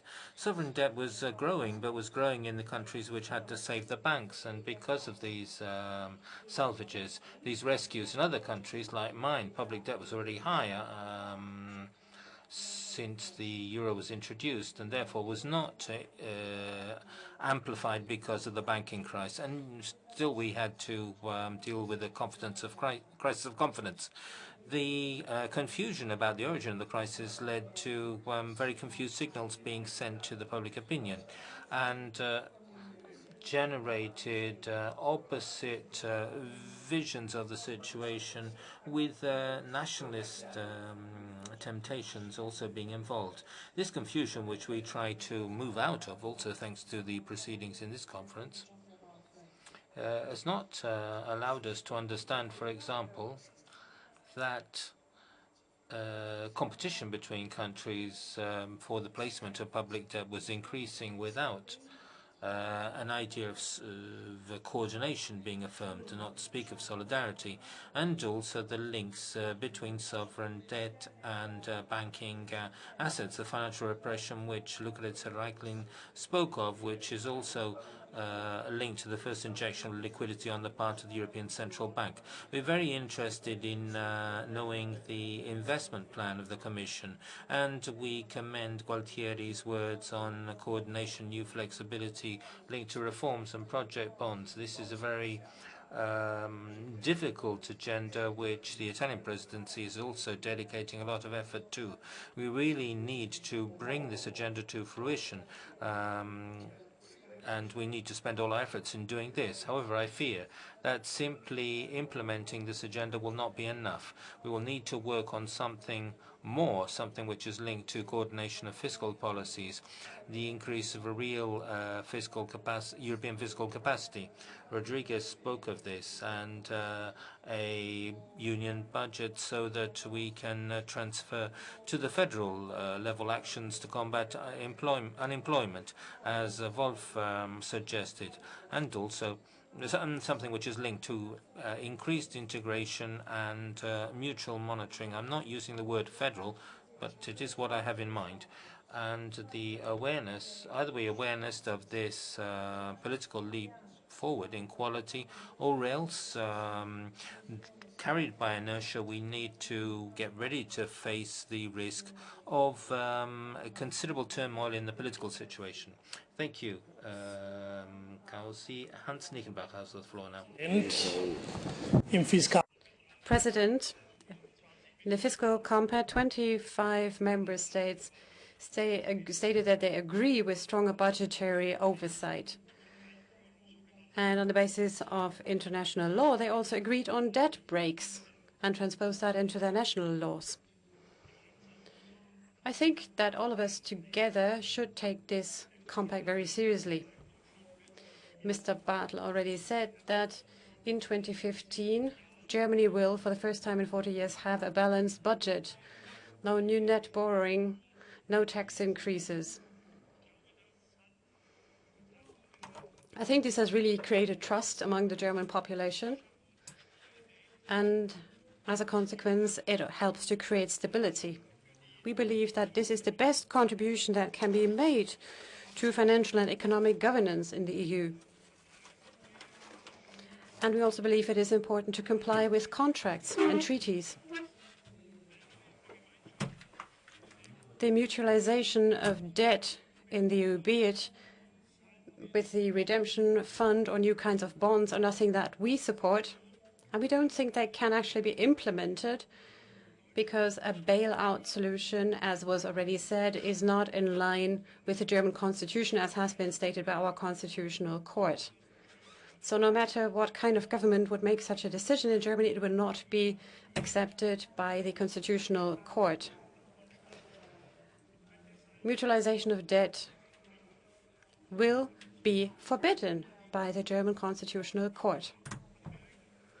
And I should also say that we believe we have a European obligation and a commitment, and this is why the German Bundestag agreed that they want to stabilize the Eurozone by adopting the ESM and the Fiscal Compact. All of these decisions were backed by a broad majority in the German parliament. We are very happy that the complaints that were taken to the Constitutional Court were rejected by the court. The Federal Constitutional Court said that the help based on solidarity, which is the ESM, and the tools that go with it are acceptable. And by making that judgment, it pronounced itself very much in favor of the EU. It also said that the structure of the ESM is in line with the German constitution, and we hope that the immediate recapitalization of financial institutions can happen on that basis and in the context of the banking union. We will adopt the banking union in the autumn, and we can be sure that this will again be taken to the Constitutional Court. Given direct financial support to financial institutions is something that can be decoupled in the future. I think this is a major progress. At the same time, the promise of ECB President Draghi to do whatever it takes to save the euro is very ambivalent. Because what if the markets consider this an invitation to test whether he's serious? And we know that markets will at some point want to test his statement. That might create some problems concerning the responsibilities of the ECB.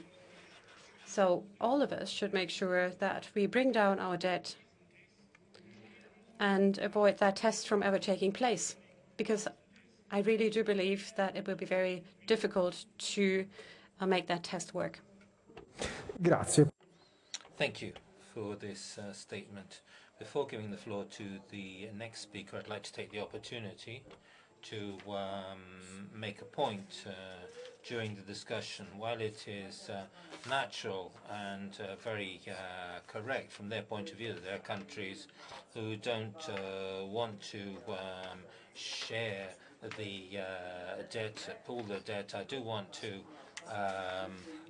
to point out that there are not countries that want to assign large parts of their tax income to new fund or to accept supranational automatic pilots that manage their economic policy.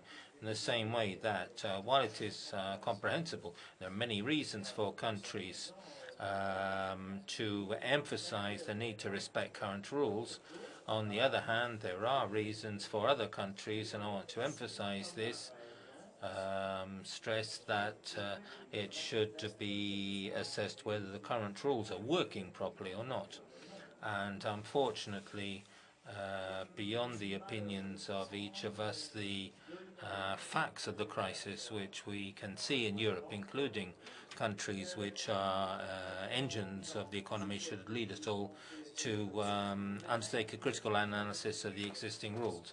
But I'm sure that in this discourse we'll be listening to many voices who will enrich our view. And now I give the floor to Samsa Kataya.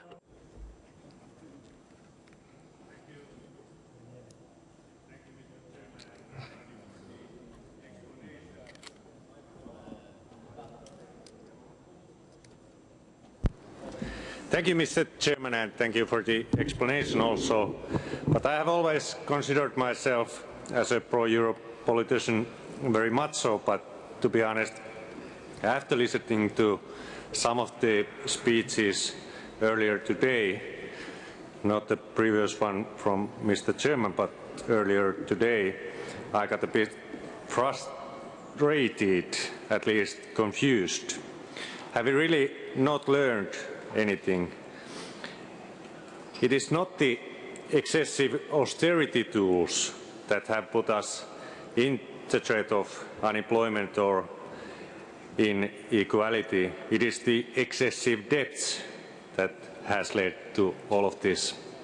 We simply have eaten more than we have earned. And it is not the EU or the Commission to blame if someone is to blame. It is the previous politicians who have allowed this all to happen. And this does not mean, of course, that we don't need to find the measures to gain growth, but it has to happen within the rules that we all have agreed on. And we do have such measures. We can deregulate, we can learn from the good examples, but we cannot allow the bill to be left for our children. And therefore, after listening to the speeches earlier, I'm sorry to say I would be very cautious to deepen the binds between the member states any further. I have been supporting the tools and bargains that we have implemented so far, but we must be committed to the rules of those and put them in practice before creating any new instruments on the matter. Thank you. Grazie a lei. Interviene ora il collega Paolo Guerrieri. Thank you. Now we give the floor to Paolo Guerrieri. Thank you. I think that it's positive and worthwhile to acknowledge the fact that in this debate, the previous session and in this session, we have a convergence on our assessment of the situation of the euro area. And I think that we've heard a great lot of concern. Of course, I share in that. The crisis isn't over. The euro as a currency may be safer, but we cannot say that the European economies can yet be considered to be safe. I think there's a very serious problem, and if the conditions don't change, many countries will find it virtually impossible to honor the stock of debt that has accumulated as a consequence of the crisis. So we have to accept the fact that the European economy is before a crossroads. I think there still is a way for us to give a positive response, and I think that it has also emerged quite clearly. We need to relaunch the possibility for growth and development in the euro area as a whole. There's a problem between potential and real production. We need to bridge that gap, and we need to relaunch the potential product. So 3 important suggestions have been made. We need more asymmetry in the adjustments. The countries in deficit and the surplus countries should all respect, and not only the deficit countries. There's also a big issue in terms of European-level investments. We need to be able to finance investments and create that capacity. And then I agree with what Lucrezia Reichling has said. We need to be able to work with the banking union. There's a resolution mechanism which places too much of a load on the individual countries and does not give adequate importance to a more collective reaction. Then, of course, there is the need for a domestic reform. But this is a package that needs to be taken together. There are 4 levers, and we must use them at the same time. I think that this is the only way for us to find a positive solution to the debt issue. You can't simply say no to everything, no to asymmetry, no to a banking resolution mechanism that is more shared at European level, no to European investments. Saying no to everything means that the euro area countries as a whole will find themselves in a situation of enormous difficulty, and there will be no winners or losers. I think that this is an awareness that needs to be felt widely. I think it has been explained very clearly today. Thank you. Thank you. And now our next speaker has the floor. Mr. Chairman, dear colleagues, I will start with an example with my country. You will recognize some of these problems. Croatia has a number of key issues, namely the reduction of government spending, public spending, inability to strengthen the public investments, strong fiscal consolidation, structural reforms in progress. Very important issue is that only a small number of people in Croatia is working, especially young people. We have high obligations, high expenses for interest rates, almost about 80% of deficit. So we don't have room for further debts. Most of other member states do not have that possibility too. So it's very important to introduce new structural investments. EU funds can be stimulate funds for investments and provide guarantees for private sector, because private sector must be credited with lower interest too. We don't participate as Croatia in the Eurozone, but we believe that the issuance of common Eurobonds from countries with high credit ratings together with the member state with lower credit rating can be lower interest rates have and would ensure further exit from high interest rates we have today and deficit and public debt. Solidarity between member states in the Eurozone and others outside the Eurozone is crucial and we think necessary. I know some of colleagues will not agree, but united Europe and solidarity is on the top of European Union. In particular, these instruments should be available to all member states because we will all enter into Eurozone in the future as soon. Thank you. Grazie a lei. Thank you. Our next speaker is Christophe Caresh. Thank you, Chairman.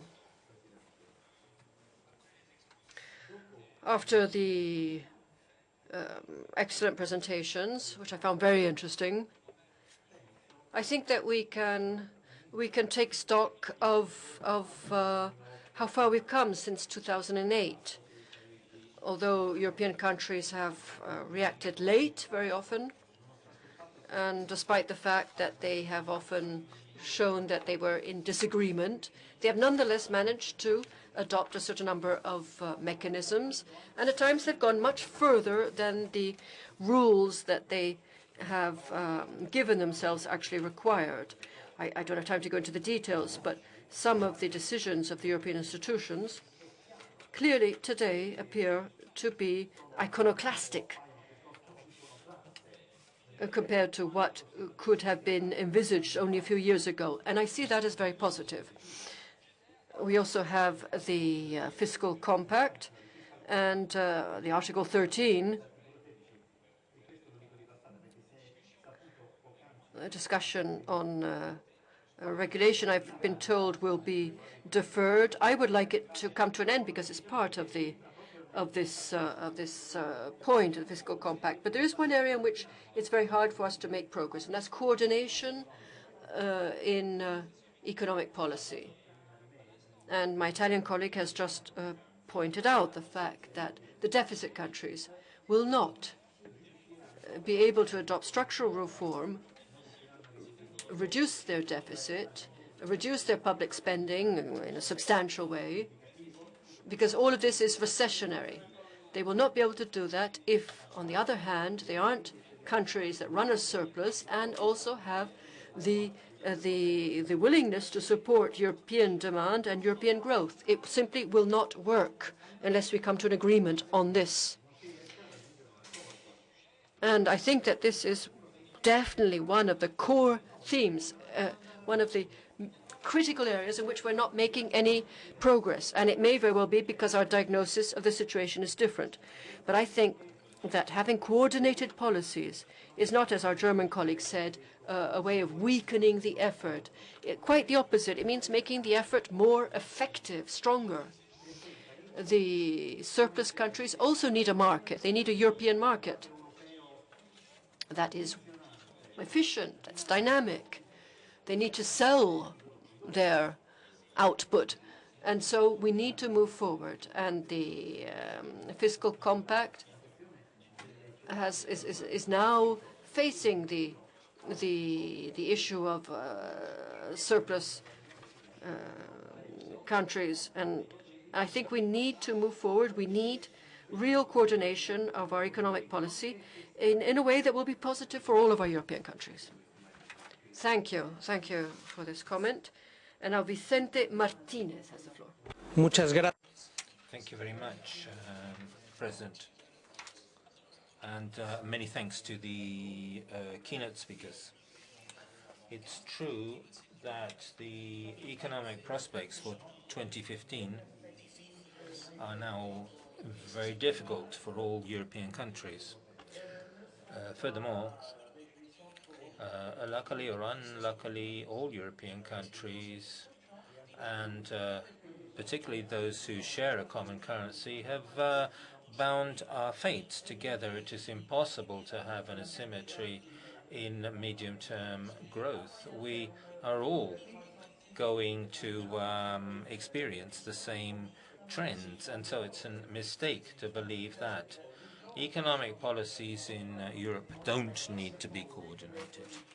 It is clear that if in 2012 Europe had not taken a decision to go towards the solution of certain countries in a united way, we would not have a euro today. It's clear that the euro was saved because we were capable of saying that it was irreversible, that no country would be allowed to fall. In this sense, it is very important to coordinate all economic policies. In my country, we believe that we need to be demanding in the process of fiscal consolidation and structural reforms. This should apply to all. But I also wish to point out that it's very difficult for us to grow without inflation.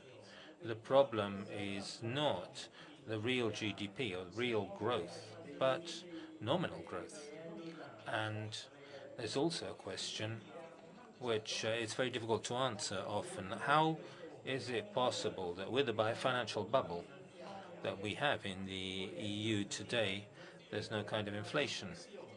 This really requires a very clear answer on the part of countries. Without inflation, in my opinion, there's no other way than increasing the growth potential with reforms. I think that is the way to go, but it has to be something which we do together, all the countries of Europe. Otherwise, if one country believes that it can progress on its own, it's going to be a big mistake, and it's going to lead other countries to face much serious problem.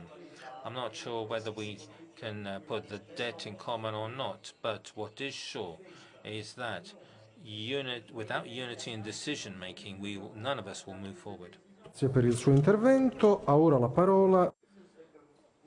Philippe Corderi has the floor now. Thank you. Monsieur le Président, et merci pour ce débat.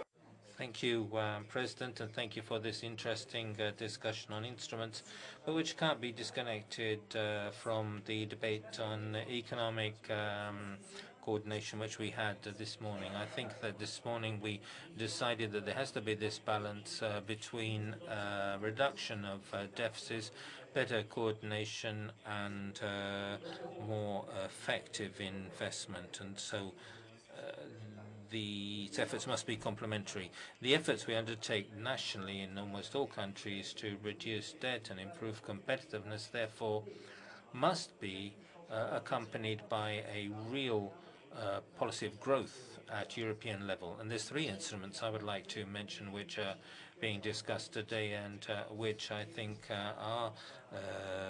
we need to discuss today. The first one is the question of flexibility, the 3%, the flexibility of the 3%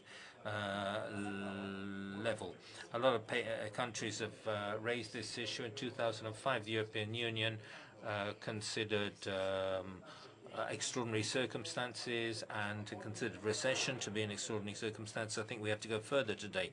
And when we have a growth which is close to zero and at the same time an inflation which is practically zero, these are also exceptional circumstances because inflation has an effect on our fiscal policies and on revenues. Fiscal revenues are not the same in times of growth and in times of inflation, in terms of deflation. But also we need to consider the effect on expenditure, on unemployment insurance. This is an essential point which we need to deal with today. The second issue is the question of expenditure to be excluded from the calculation of deficits. For example, the EU cannot have a project for youth unemployment, but then penalize the countries who spend for this project because it has to be co-financed.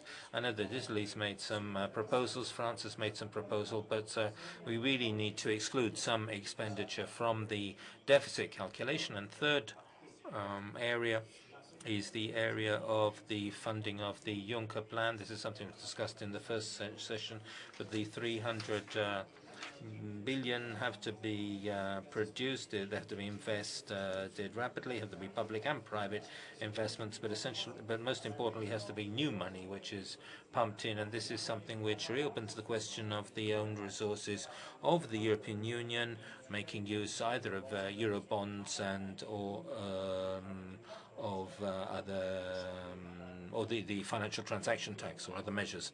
And I'd also like to respond to some colleagues from CDU who spoke to us about debt reduction. As my colleague Christophe Caresh said, if you have a re-entry into an austerity policy in Europe, there won't be any markets for the economy. There won't be any demand, and so we have to move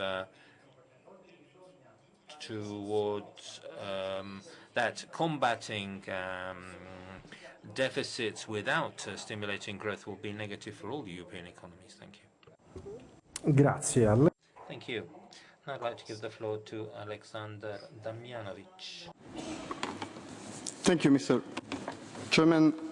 First of all, on behalf of the delegation of Montenegro, as a candidate country, allow me to thank you for the opportunity to be a part of this very well-organized conference, and of course thank you to the Chamber of Deputies for the hospitality.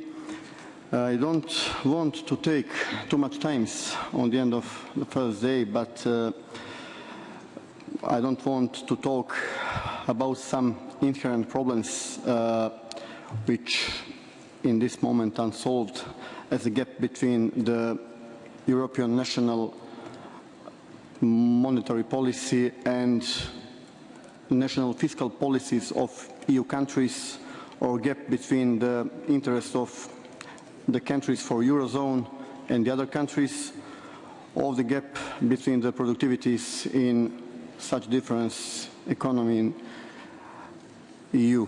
But it's obviously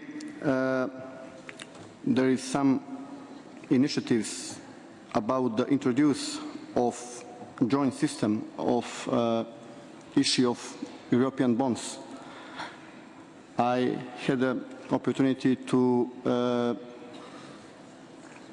study and worked of master thesis 16 years ago at the university about these possibilities, and it's obviously the time is now for this kind of system. But I want to put some very, very brief questions to Ms. Gertruda Tumpel, because it's very good to know how did you calculate this very long and uncertain period of 20 to 25 years for the European Debt Redemption Fund, and did you calculate some average yield of interest rates?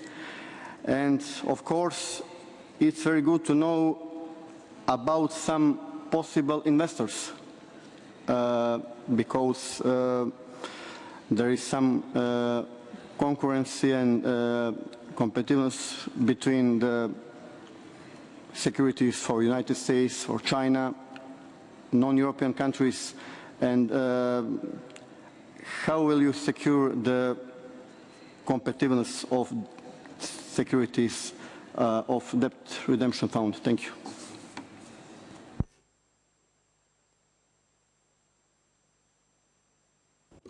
Grazie. Many thanks. Now we still have two speakers, and the penultimate one is our colleague Nicholas Papadopoulos. Thank you, Mr. Speaker. I will try to be brief, as I am the last speaker, and I don't wish to try your patience. But I would like to thank you for your hospitality, and of course for choosing topics that are not only interesting, but very important for the future of the European Union. And I would, of course, like to thank the four speakers for their very fascinating presentations. Mr. Speaker, I believe that what we can take away from the crisis of the past few years is that the European Union did not have the institutions, the tools, or the decision-making processes to have avoided the banking irregularities and the fiscal irregularities that led to the financial crisis. There was no financial governance to speak of, but I would submit to you that the solutions presented so far, the Fiscal Compact and the Banking Union, have proven inadequate. They have failed to meet the goals originally set out, as they have not helped growth. They have been proven too limited, too slow, and their failure is evident because 6 years after the crisis, we are still talking about ways to instigate growth. We're still talking about ways to find ways to deal with the credit crunch faced by many member states of the Union.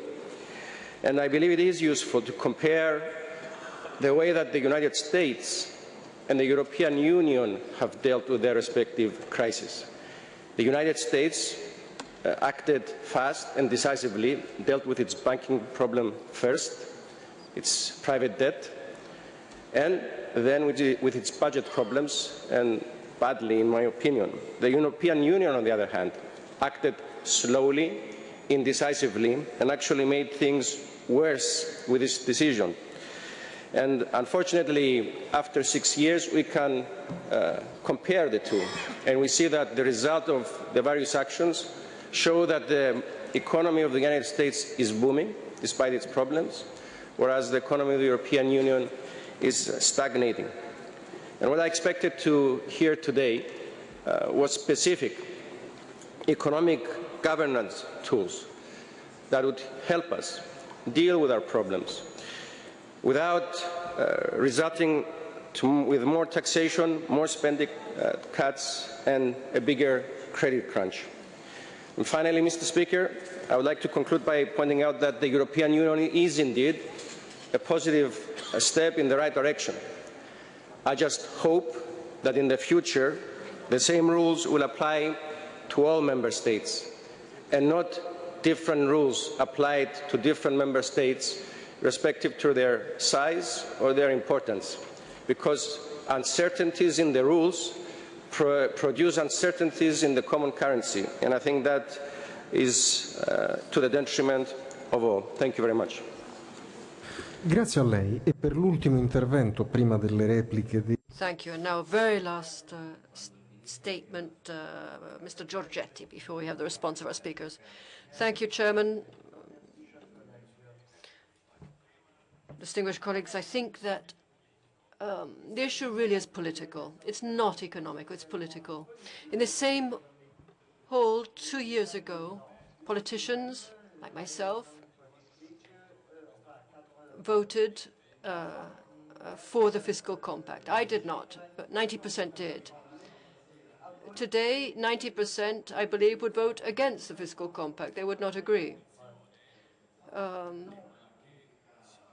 A precondition is that it's up to politics to take Europe in hand. Economists can help. We heard 4 authoritative opinions in this session.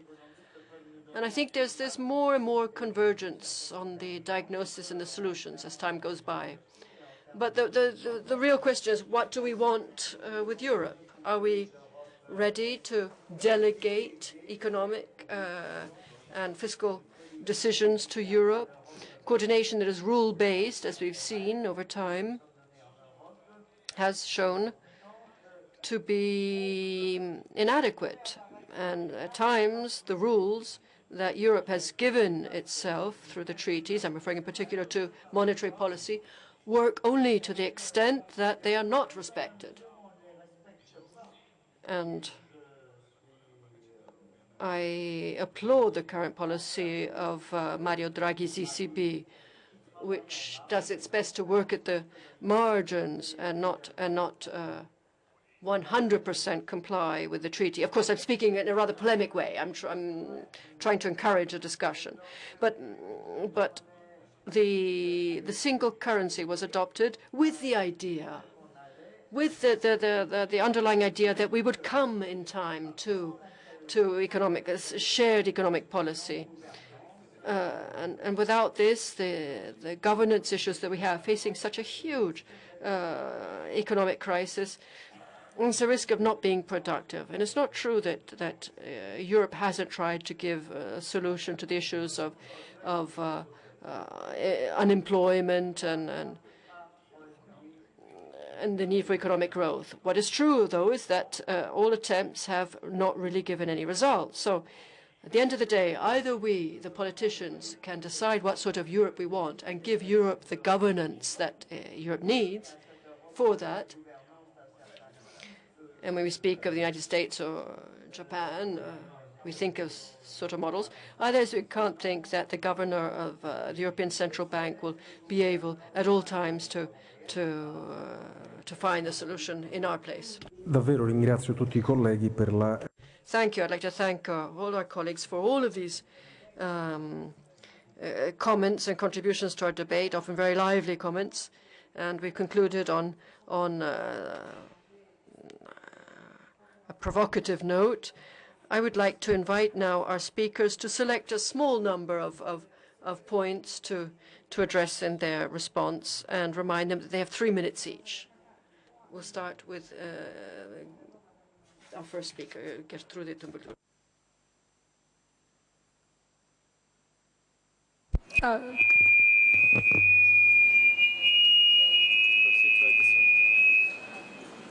Thank you.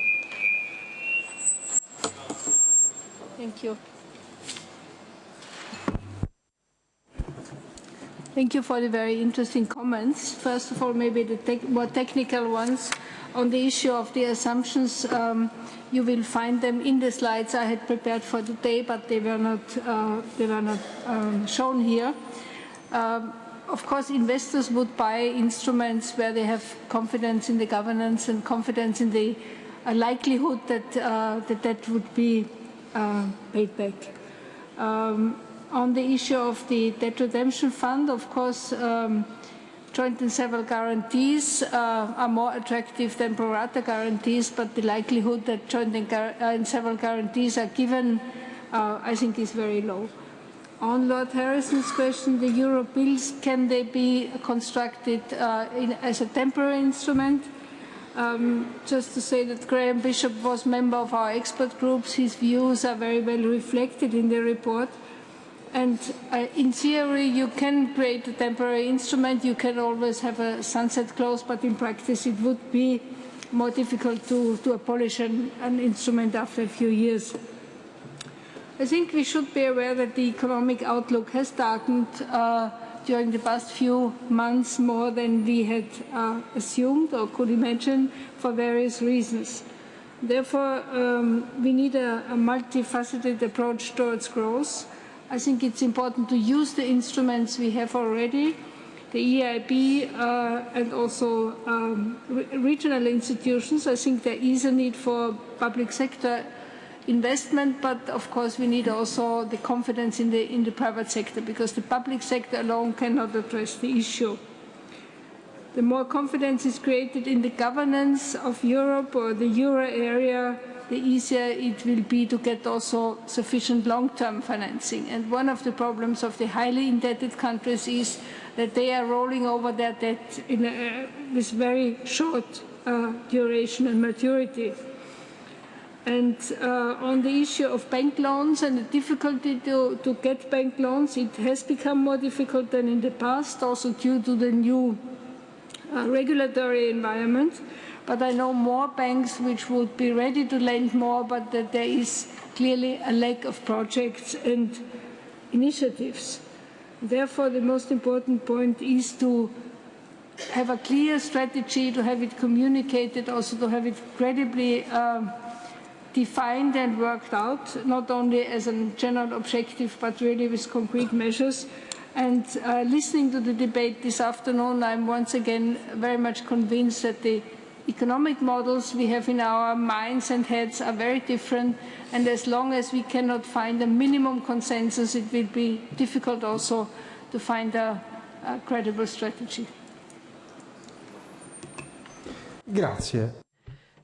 Thank you, Mrs. Tumpel-Gugerell. Now we give the floor to Professor Reichlin. I tell you that this is my first parliamentary debate, and it made me very sad, because I was hoping for an Italian trying to say we need more fiscal austerity, and for a German to say we need less fiscal austerity. Instead, it was entirely predictable. So this means that we have a problem, that we need a common narrative and maybe different ideas, but the common narrative is not there. So let me talk about that, and let me make two premises. One premise. First of all, I don't like debt. Second, I don't like bailouts.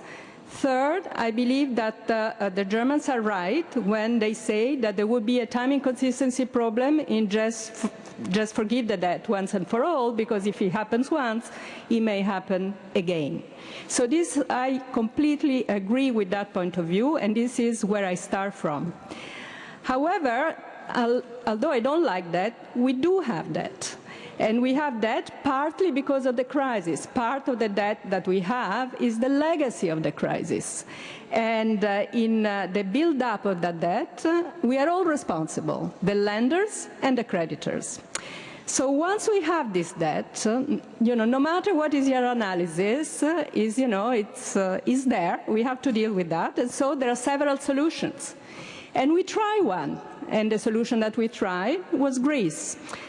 In front of when the Greek problem came out, we had an alternative, one solution, which was the market solution. Let's restructure and possibly let Greece exit the euro. We did not go for that solution.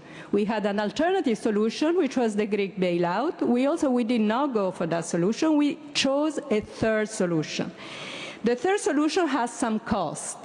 It was messy, it was create uncertainty, it created contagion, it got the ECB involved indirectly by financing governments, by pricing irrealistically Greek bonds in the collateral policy, etc., etc. So the question is, if another debt crisis would materialize now, let's say Italy, let's say Portugal, let's say whatever, what would we do? Would we go back and repeat the Greek solution or the Cyprus solution, or would we try to do something else? And shouldn't we try to be timely, not to wait until the last minute, until the crisis is with us to find a solution, because most likely we will be behind the curve at that point? Shouldn't you try to think within the rules that we have what we can do?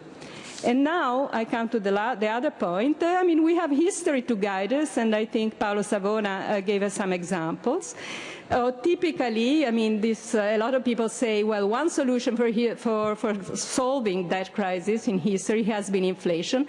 Actually, this is not even true, okay? Inflation as a solution in developed economies has been a very rare event. In developing economies, we have had inflation or default. In developed economies, most solutions have been trying to repay the debt in a long, long time. UK after the war, France between the 20s and the 30s, you know. These debts were very high, you know, similar to what we have these days, but they were repaid with a long time in a kind of in a situation in which interest rates were kept very low, and in which there was a lender of last resort which could guarantee this low interest rate, and at the same time there was some kind of sustained demand, which in this moment in the euro area we don't have. And since we don't have it, inflation is actually going down instead of going up. And when inflation goes down, real interest rate goes up, and this is bad for their sustainability. So this is the problem we are facing. This is why I think that there is some value in what was an original German proposal, that debt redemption comes from the German Council of Economic Advisors, in saying, let's have a mix in which on one side we redeem part of the debt, but also we have some rules for the steady state which are actually market-based. If a country then, you know, goes beyond a certain level of debt, then we will have to go, that we will have to have some rules allowing restructuring. So I think that whatever we want to, there are lots of details, lots of proposals on the tables, lots, you know, this is all problematic stuff. But in the future, I would be very, very surprised if the euro area would not give itself some kind of mix between redemption and the market solution. And, I'm not, I don't have any responsibility these days, so, I mean, I'll leave it to your capable hands, but I am pretty sure that something like that will happen. Okay, so I will leave it like that. Thank you. Grazie, Professor. Thank you, Professor Reichling. Mr. Wolf has the floor. Yes, thank you for all the points. I would like to just pick up 3 points. I mean, I think the first important point to my mind is that we need trust among each other, and part of the trust depends on implementing what we have jointly agreed. And so I do see that there's quite a need to actually implement what we agreed in terms of fiscal policy, but also in terms of the national reforms. When there are council decisions to reform and to do certain structural reforms, I think we should take those suggestions and those recommendations actually quite serious, because it is a matter of trust and creating trust among countries.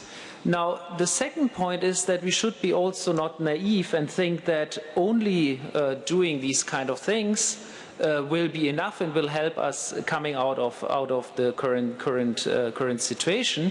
We do need nominal GDP growth. And nominal GDP growth essentially consists of 2 things. One is inflation and one is real economic growth. Now, on the real economic growth, I really think the kind of structural reforms that were discussed and that the Commission is also recommending need to be implemented.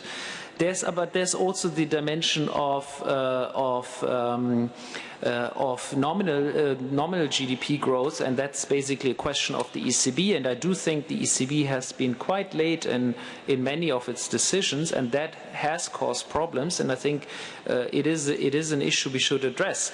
Last point, I think we need to discuss about a positive European agenda, and that is a positive European agenda that could create productivity, but that could also have a lot of different other dimensions, and in a sense it's quite sad that we haven't been able to discuss at all what is our common objectives, right? I mean, here we are, European citizens from different countries, parliamentarians from different countries, and we haven't been discussing, you know, what are the things we want to actually do together and achieve together, and I think that's really quite telling and quite sad. We had the Polish finance minister recently at our institute giving a speech, and he argued for public expenditure for defense. Isn't that something we should have a debate on, European defense spending? One could also discuss digital networks. Shouldn't we talk about a European plan to really create European digital networks to bring our societies to the 21st century, which they aren't in many cases? So all of this could be a positive agenda that would, of course, imply some resources, but that would also create growth and also create positive stories to citizens, to young citizens. And I think we really should add this to the mix. The rules are necessary. They are necessary for trust. They are necessary also for trust to markets. But we need a positive growth agenda as well, and I think the two need to come together, because otherwise we may end up in a quite a bad situation. Thank you. Grazie anche a lei. Thank you. And now Professor Savona for his last response.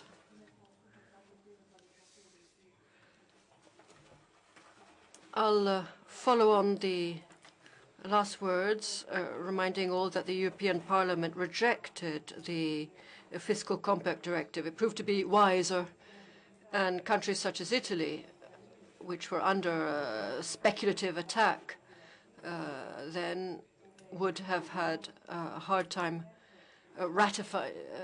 not ratifying. But I'd like to make a point that I think is important. If we can leave this hall reassuring our German friends, and they will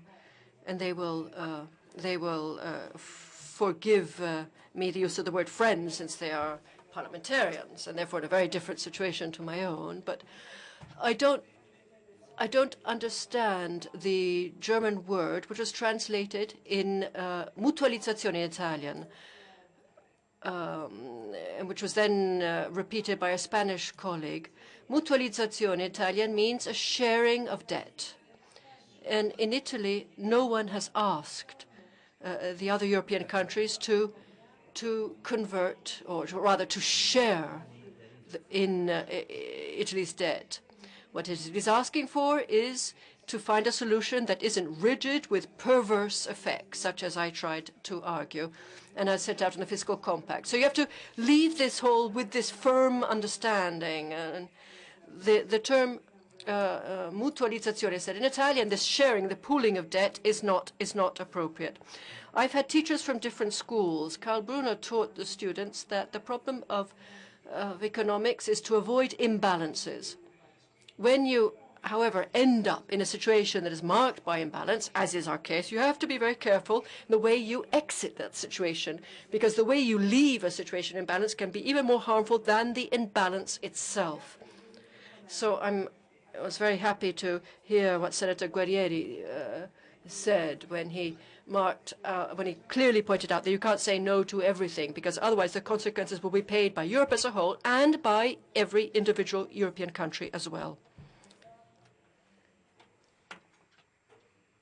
Thank you, Professor. Thank you, and I thank all of our speakers and all of those who took part in the debate or listened to our debate. We've come now to the end of this first day.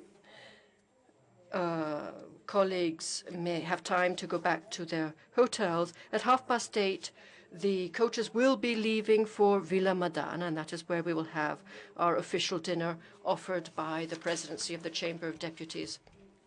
However, if you wish, at 8:30 there also will be another coach leaving from here, and the costs of this will not be mutualized. We will start again very early tomorrow at 8:45. I invite you all to please arrive on time, because we have a very heavy agenda for tomorrow. Thank you, and see you all later.